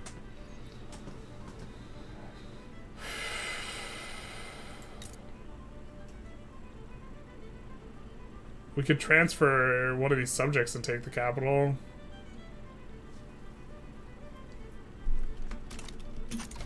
No, we have a lot of infamy to work with. How many mice we got now? Let's check our mice count. Jesus. Our lower stat are no longer mouse looking.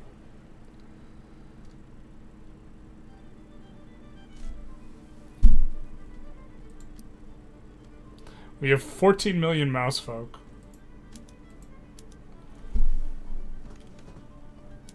So we got a lot of, to be fair, we actually have to move pops around a lot in order to create a lot of, like, incentive to be mousy, so.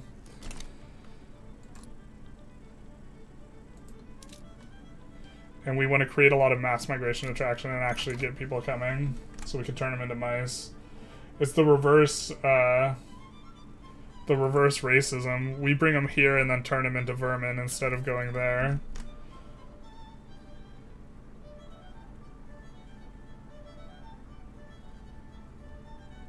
But it's also integrated with the more company mod. That definitely isn't balanced with all the banks. Yeah, but the banks, you only have one slot. Every bank is OP. In some sense, it's balanced.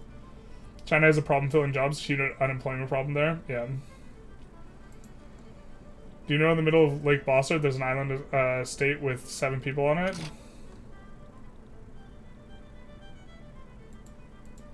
Are you talking about IRL or...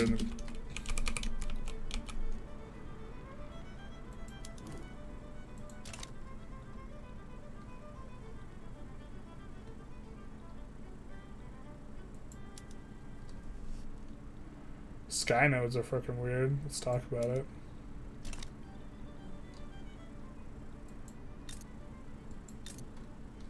I don't see the island state. I see a bunch of sky nodes. Who be swarming up like vermin? We be swarming up like vermin.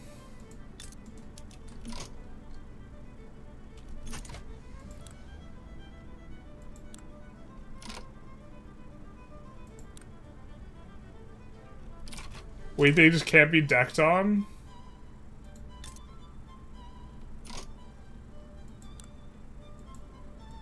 I think this is a bug. I think they're supposed to be fighting. I don't know. We can't deck on them. God, that sucks. I really want that state.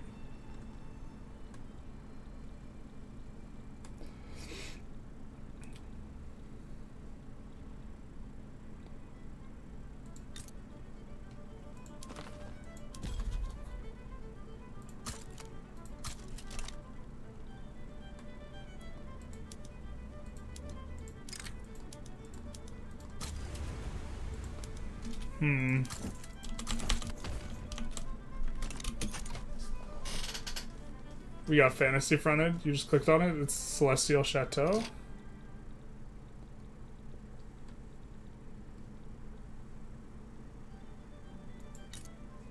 Oh.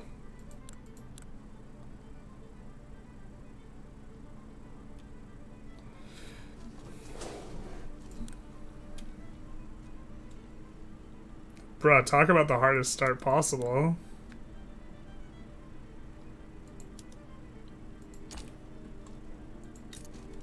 What the fuck is this? Can you play as a country of 7 people? No, they're uncentralized and the province is unconnected to any other province. I think it's placeholder for some kind of future mechanic. Oh, that's interesting. I was gonna try and play it as that makes sense though. It's just a placeholder.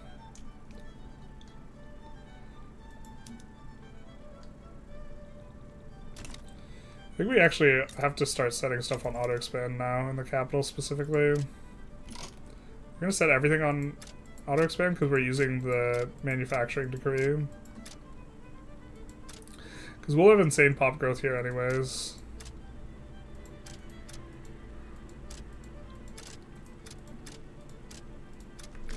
Which feels like a really newbie thing to do, but we have this insane pop growth modifier. These are all manufacturers. I think it's fine.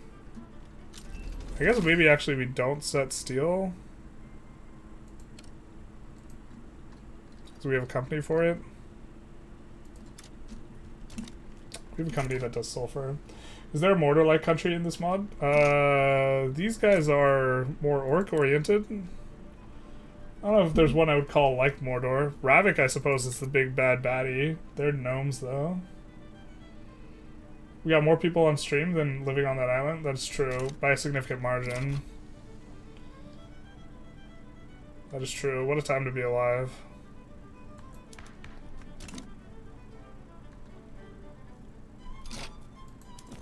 We could rethink our card. Oh, no, wait. It's a while before we can discard our card.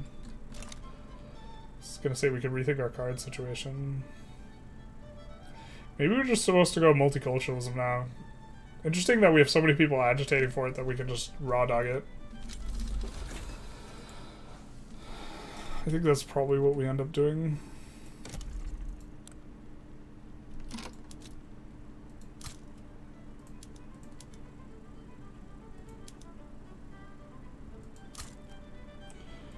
I think we're gonna make sure we have level 1 in everything, so we can adjust PMs so that our auto queue can correctly evaluate whether or not those PMs are good.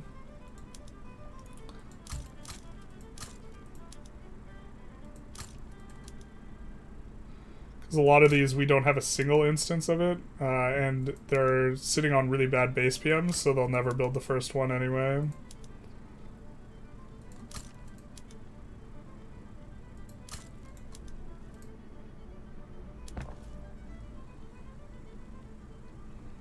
Well, we should probably be ending the stream soon. Alright.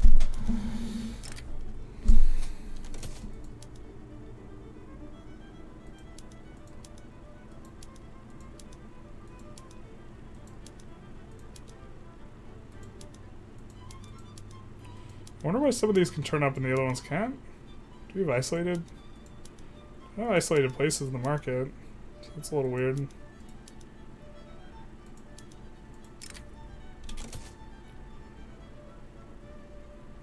That's right, we also have to make the steamship swap.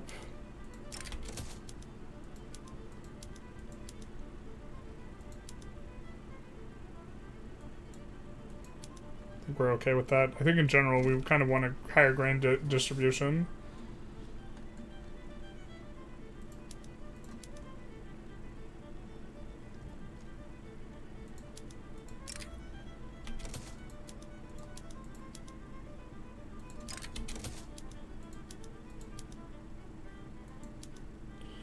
Rip, I think we had one thing where we wanted it to be of a different thing. Yikes. Where we wanted it to be, we'll use no potions. I'm just completely blanking. We had one industry, or one, port place where we wanted it to not use any workers because didn't have a lot of workers there that we could use. Something like this. We wanted it to just be the one that uses 0 workers, or like a 1/5 the workers. There we go. These are the things that we wanted to focus on the PM on. I don't think we want to focus on meat harvesting.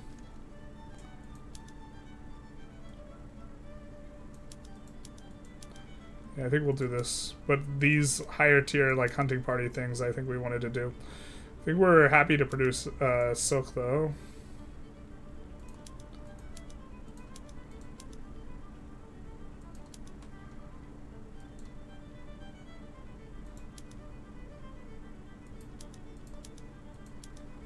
Here we go.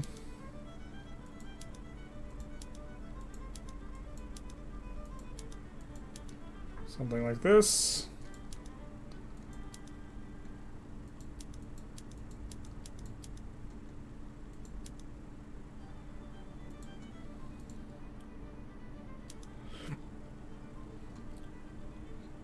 We can't swap the construction sectors just yet. Although, to be fair, we probably shouldn't have swapped the urban centers before that. But I know we're going to not forget to swap the construction sectors, but we are going to forget to swap the urban centers, so...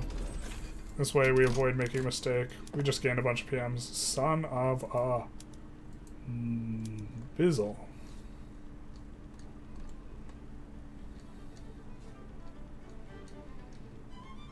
I wish steamships gave monitors, to be honest.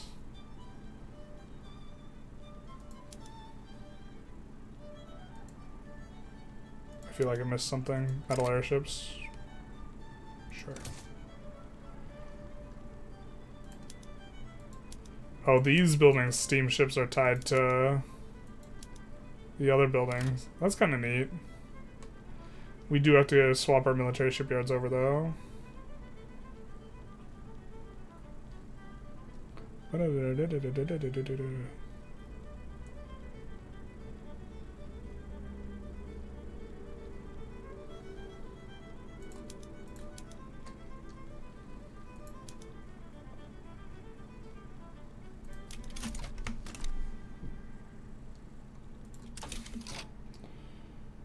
So we're gonna have to import Nimbus and then get Nimbus. Breach loading's not spreading to us. We were gonna research that, but now there's perhaps no need. We don't need max proliferation investment.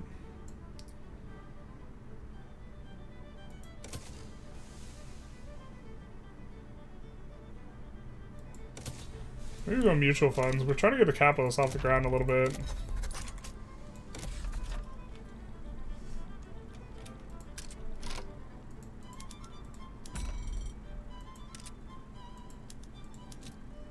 Alright, if I recall correctly, Nimbus looks like steel.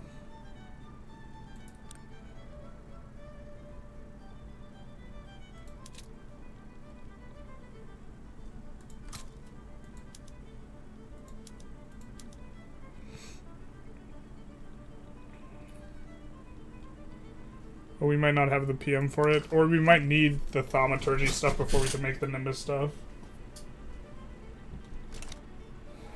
Can you expand institutions? We have a lot of bureaucracy. I don't think we can, other than police, which we don't necessarily want to do. Maybe even then we can't. I guess eventually we will want higher colonization. This is probably okay.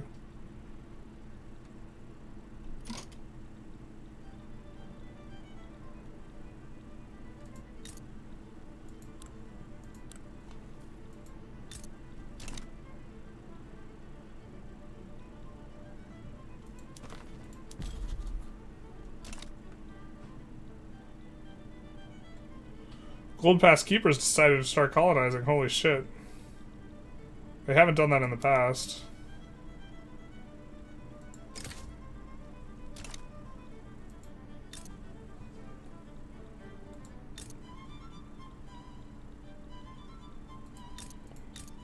Probably better to take this and the other one.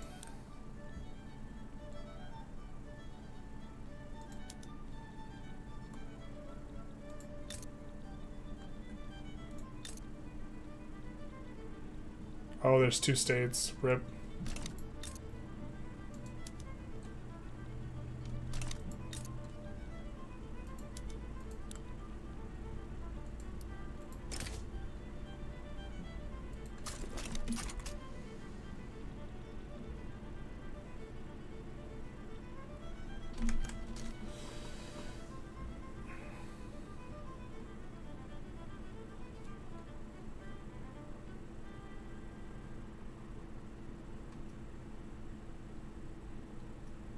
Damn journalist had so much fun chatting with us, he forgot to play the game. The truth is, I said after playing the game for an extended period of time without reading chat. How many years have passed since the start? I forget what the start date is. Someone says it's 1190, so 32, 34 years? Gold Pass Keepers is scary. Yeah, they don't usually get this big. They normally are pretty strong relative to like what they got going on because they have the insano minting bonus, so... We're not happy to see them actually pass colonization law and expand out of their single state. Especially because we would have preferred to, you know, do that expansion ourselves. Varia are embargoing us. I think we want to rumble with them eventually anyways, so maybe we, rival them right back.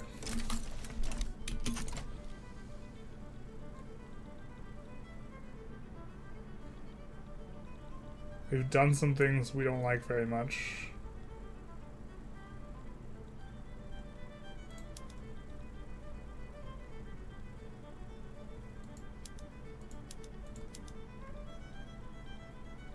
I mean, we're not running shortages of too much. I guess glass is a little bit of a problem. Maybe after we do this. They rebalance the glass PMs. I thought about making a video on PMs. I decided that maybe people wouldn't be too interested on it, but the glass PMs specifically were rebalanced a lot so that it's not so porcelain heavy anymore. Wait, what happened to the dwarves? Ghost Bay dwarves are almost decided to... The Ghost Bay dwarves decided to just almost perish? Ghost Bay? That type of Ghost Bay? Interesting.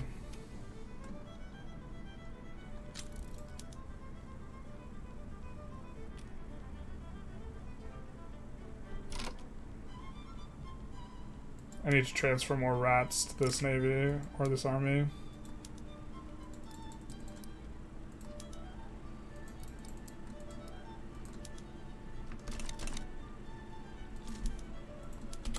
We need more rats.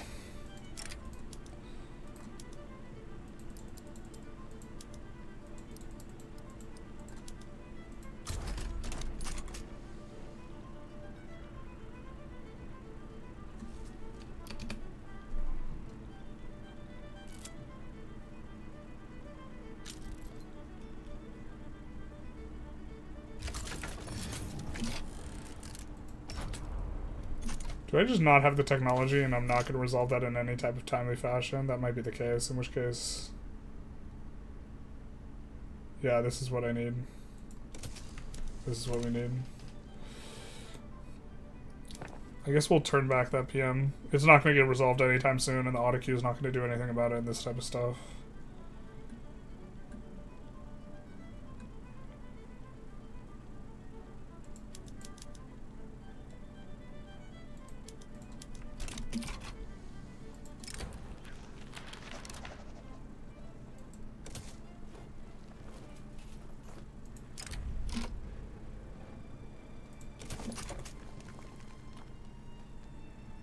Seems good. I wonder how valuable overall that is as a modifier. We're waiting for those guys to merge and then we'll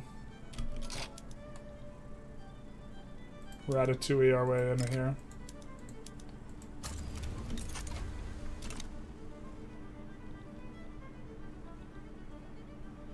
Economy's really popping off. Quite nice having an edict down here.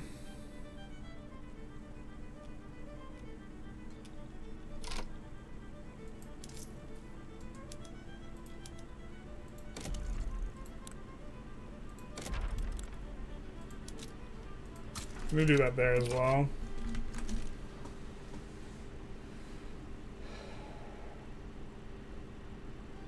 Ratify that order. I like the way you're thinking. Those rat infantry icons, these ones, we do like it. They are big nice. They did a lot of the art with AI, it seems. Kind of a fan. Some people don't like that though.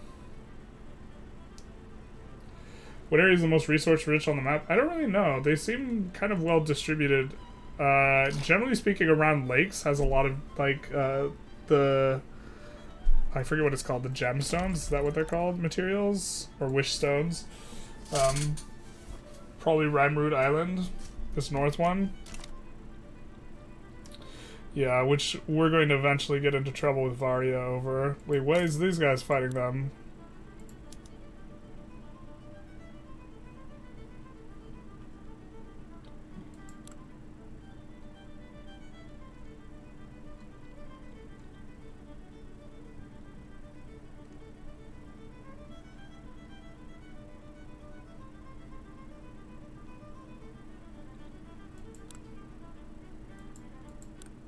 Alright, well, it's not targeting our guys, really.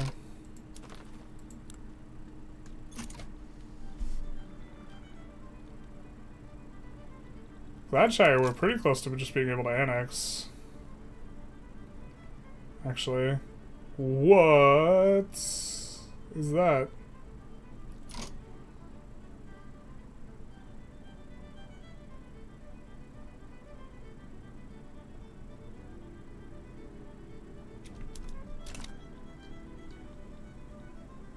Bruh, 120 infamy for 4 provinces? What is that? I understand they're at the max pop, but is that like more than vanilla? For just 7.5 million pops? That doesn't seem right. That ain't right.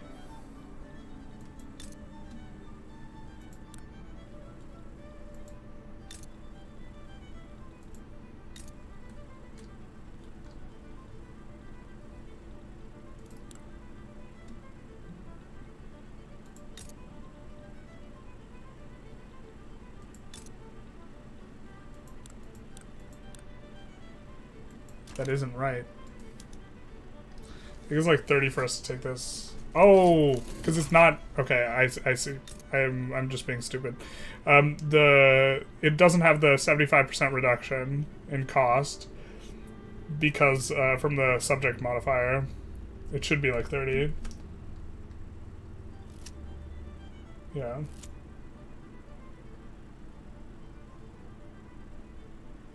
Is there a state like Silesia? There's some pretty impressive states. I think that a lot of capital states in a lot of countries are pretty impressive looking. Like, this is impressive in the middle of our mouse one.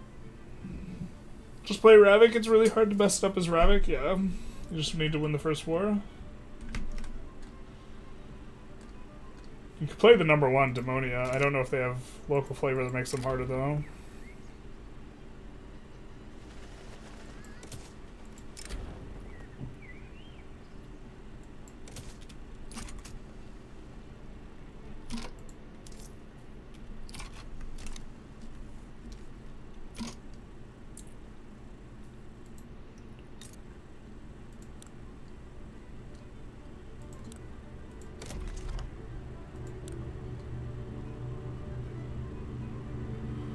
Oh my god, my brain is going blank.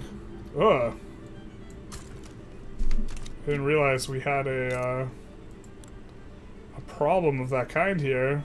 Is a flood. That's... Should have noticed that earlier. Floods are like so catastrophic. I wish there was like alarm bells when floods happen.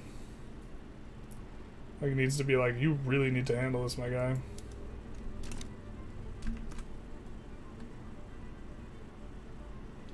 What's this mod late game resource? It's got oil. It looks like oil, it smells like oil, but it's God's blood.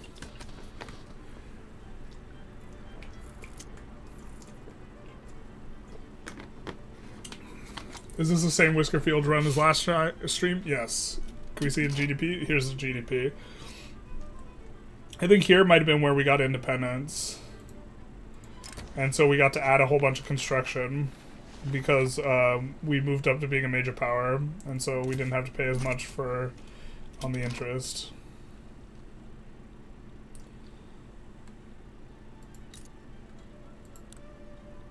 Hopefully they get really messed up there.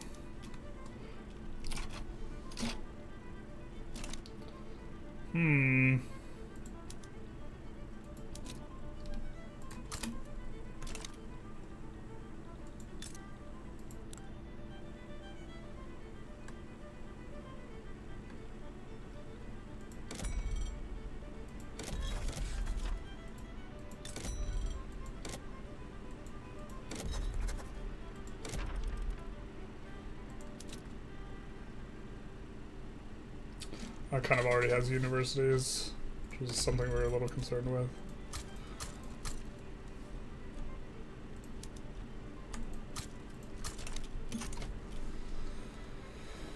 Or are we just making too much money? We kind of are. I think we could maybe complete the swap though, and it not be catastrophic. And then I think it's time to start putting economies of scale. Please tell me that's not okay.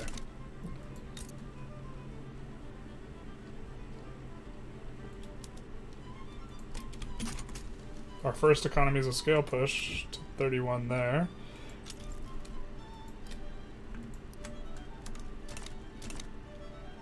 Do something like that.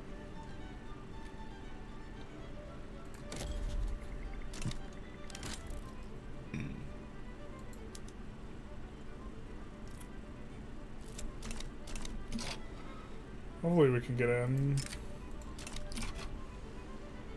If we can't, I think we just land over there.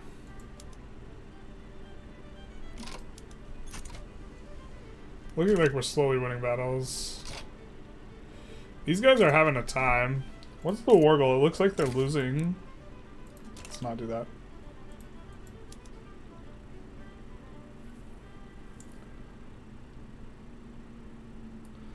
They're not, though. Oh, they're annexing Darvak.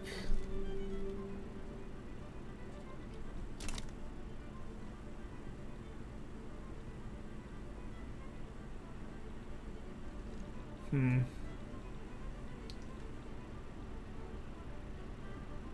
do want to be able to colonize down here. We really want to transfer the maybe we just actually do a transfer subjects war?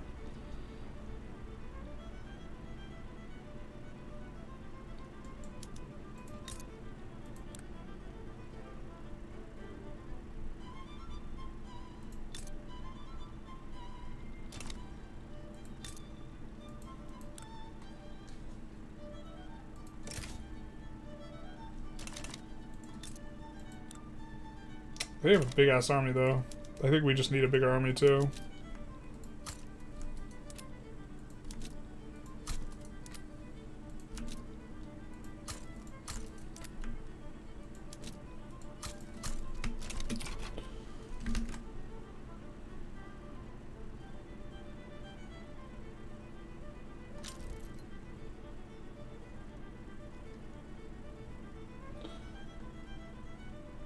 The flood should be twice as deadly to your people since they're so low to the ground. This is actually true.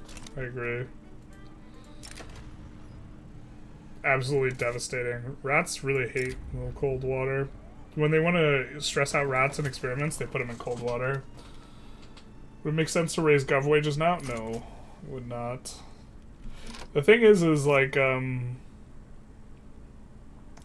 you maybe want all of your lower wage people to be generally higher in wages, but the ones that kind of refund the most money to you are the government wages specifically. Weird kind of relationship. Oh, we're so far over expected SOL, we can actually go high taxes here. Hell yeah, brother.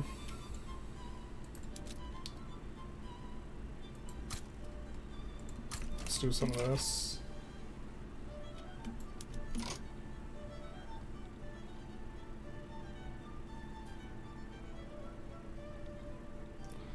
While they're protecting this boy.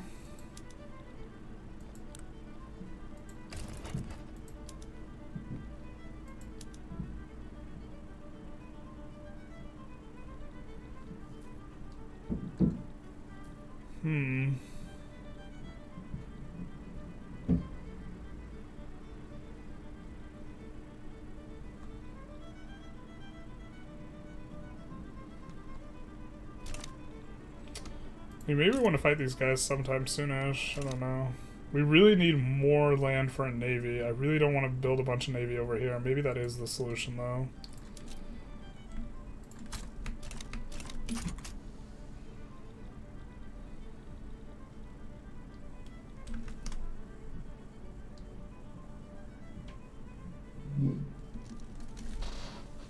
Is the quest hub building worth it? Also, don't understand what resource they give. They improve SOL a lot. Coverage. Also, if coverage is low, you get bad weather events. Also lowered by SOL. Oh, interesting. Don't understand the horn resource they give. The horn resource they give seems something that's not really very well fleshed out. It gives Wanderlust, which allows you to recruit retainers. And the retainers, looks like our retainer died or became unpopular or whatever. You can assign to regions, and they will positively affect stuff.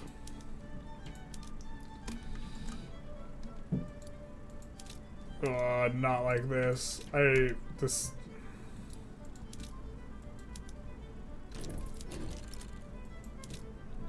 There we go. I also stress out when I get into cold water. Yeah.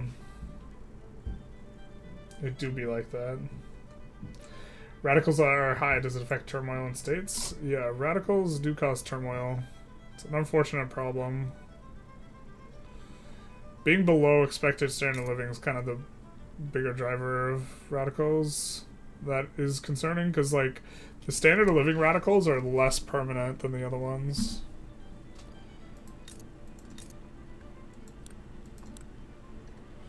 Because standard of living, now it's like a 1-to-1 in terms of how things change.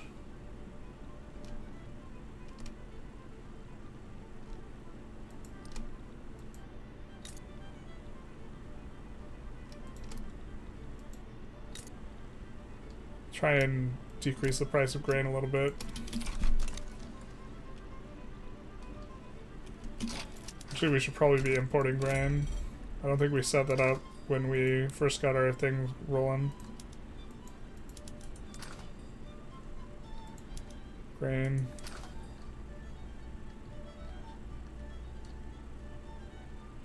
Grain dyes silk fabric.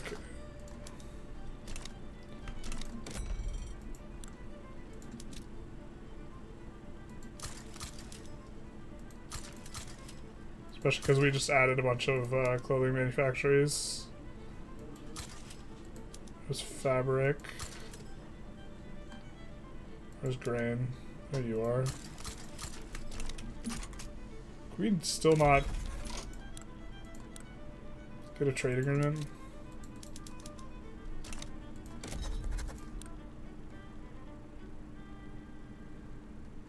We've maybe not been getting positive relations as closely as we should be, but it does feel pretty bad, man.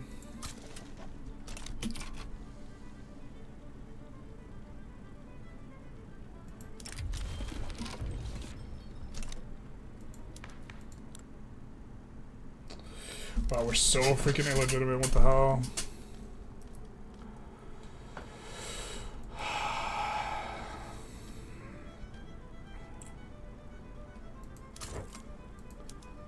To be fair, we would love to abdicate actually into the authoritarian industrialists being in charge. We have a Republican. I think we might be able to push a parliamentary republic relatively easy. The Landowners get super pissed, and so do the Druids, but they're not really that big. The mages are the ones to worry about.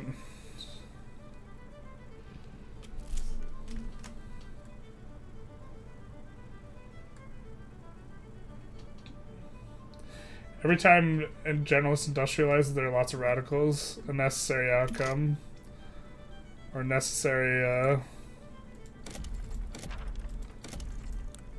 evil. I think we're gonna build a level 1 food place in some of these as well. And fix that. Is this just the freaking infrastructure issue raising its ugly head? Or the change where they made it so they're not automatically subsidized? No, it's not it. Okay, fair enough. Because we built a bunch of, was it chop chops, I think. I forgot the hegemon status gives better, more better interest modifiers, so if you can go heavy interest and push construction. Probably. The racist rats are not well liked too, no. This is true. The truth hurts. We're working on becoming a little bit less racist in the future, I think.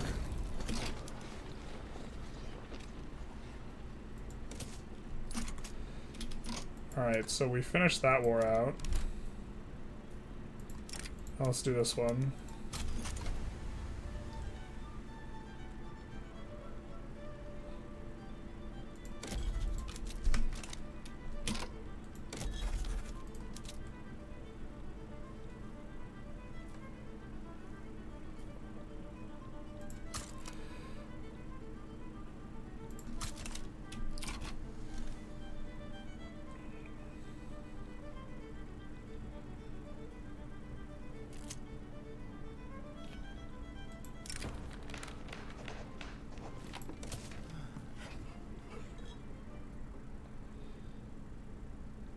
Things are going pretty good since we got independence.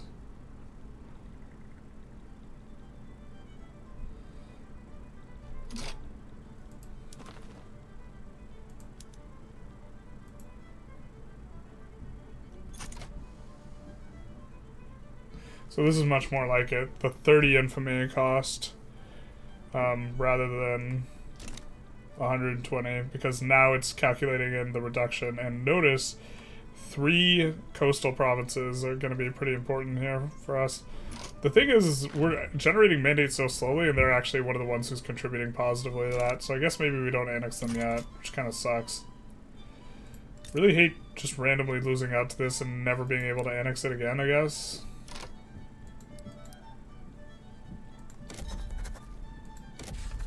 This is just like, this is clearly a bug, but I wonder if it's a vanilla bug or what. Can I target civil war countries for diplomatic plays?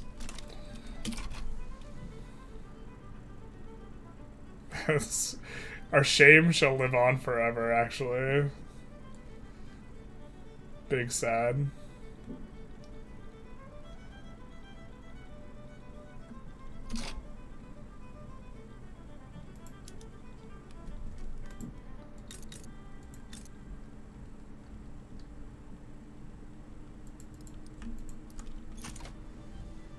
Push EOS on some of these. I think our current EOS is 30. That's economies of scale.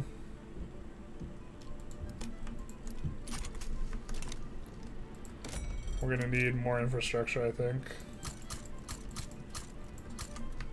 How many pops do we have here? Where we have this insane pop growth bonus.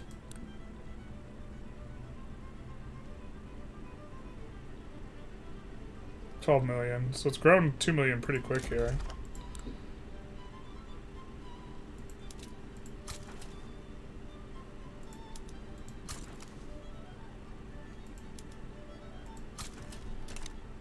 Let's do that. We have cheaper edicts because of our statue.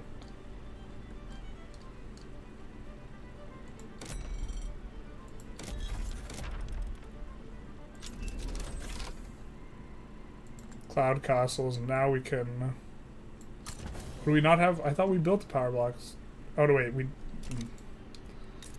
I don't have eyes. I'm looking at the wrong spot. We do have power block statue in those two provinces. Okay, so now we can swap up our...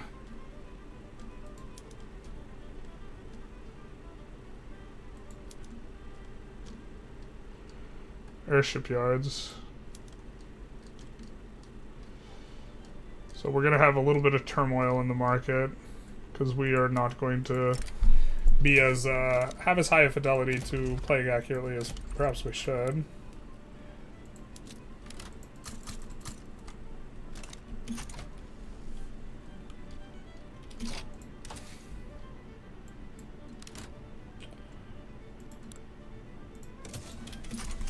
Back to where we were before.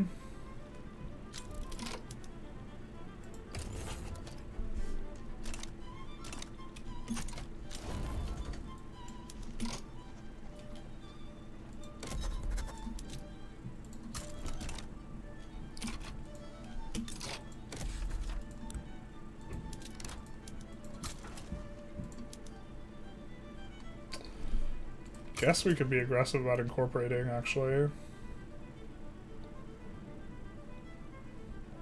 Maybe not that aggressive. 1900 bureaucracy is a vibe. This place produces iron here.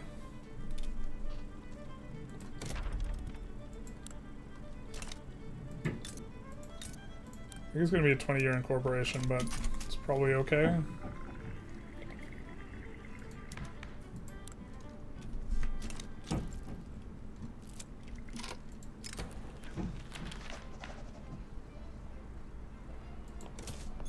What was that? I don't think that gave approval. I think that just gave pop traction. Oh, our government's so illegitimate. Holy shit. We have two major crap movements. Sorry, we have a major class movement and a major crap movement. I take it all back. I apologize. How silly of me. They do care about different things.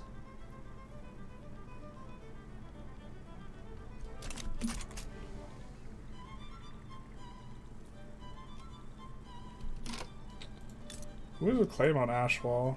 Wait, this is all Ashwall? Never mind.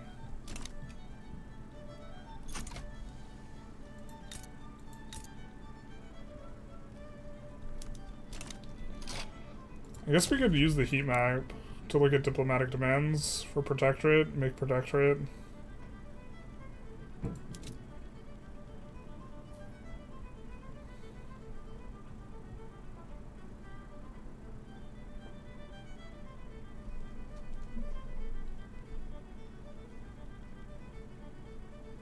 Wait, where is make protectorate?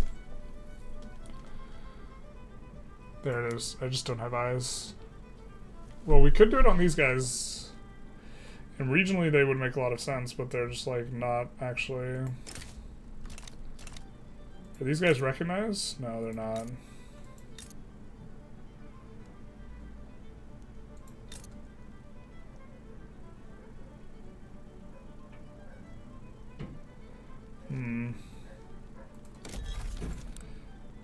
Aesthetically, we would prefer to expand out linearly, and to be fair, this is also good from a convoy's perspective.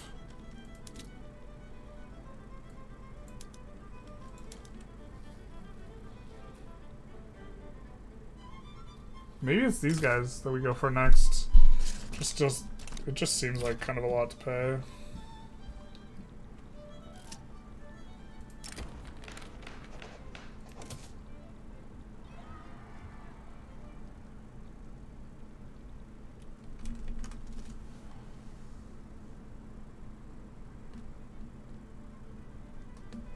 Any ideas for the endgame crisis in the mod? Like, ways they could improve it? I don't have a strong opinion on...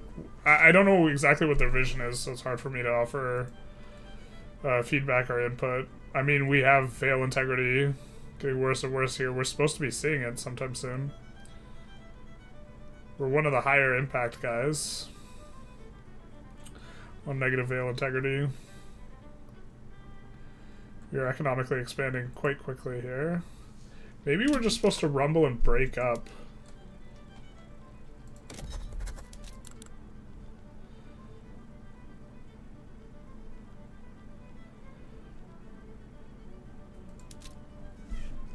Some of these guys.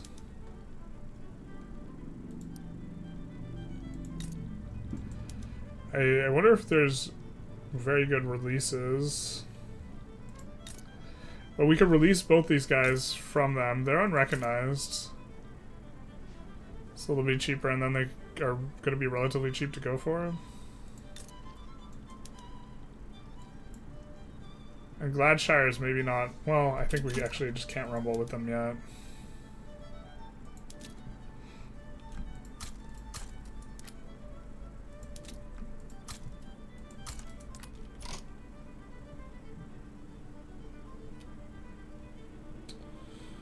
It's 80 and this is 80.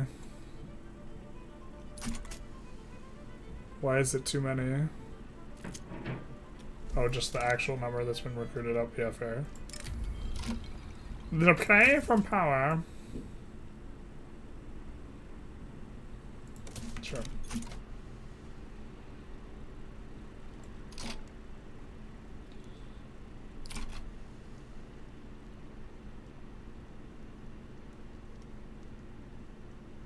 I think we did resolve the war we wanted to resolve, though, before ending. So let's look for someone to raid on Twitch and probably be out. I think we will be back tomorrow. Or we should be back tomorrow. We will be doing some things, not to be confused with stuff. Someone has their stream titled "Utilizing Samurai Spirit to get big numbers." I don't know if I've ever heard of anything possibly more Victoria 3. He is playing multiplayer, so we'll see how that goes, but we'll give him a raid. And we will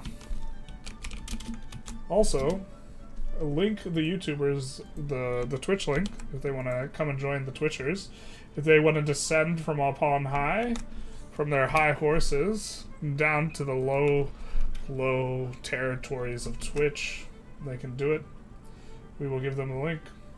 Anyways, have a good one, you guys. Goodbye now. Alright, now that I ended the stream for the YouTubers, I just want you guys to know, you Twitch viewers, you guys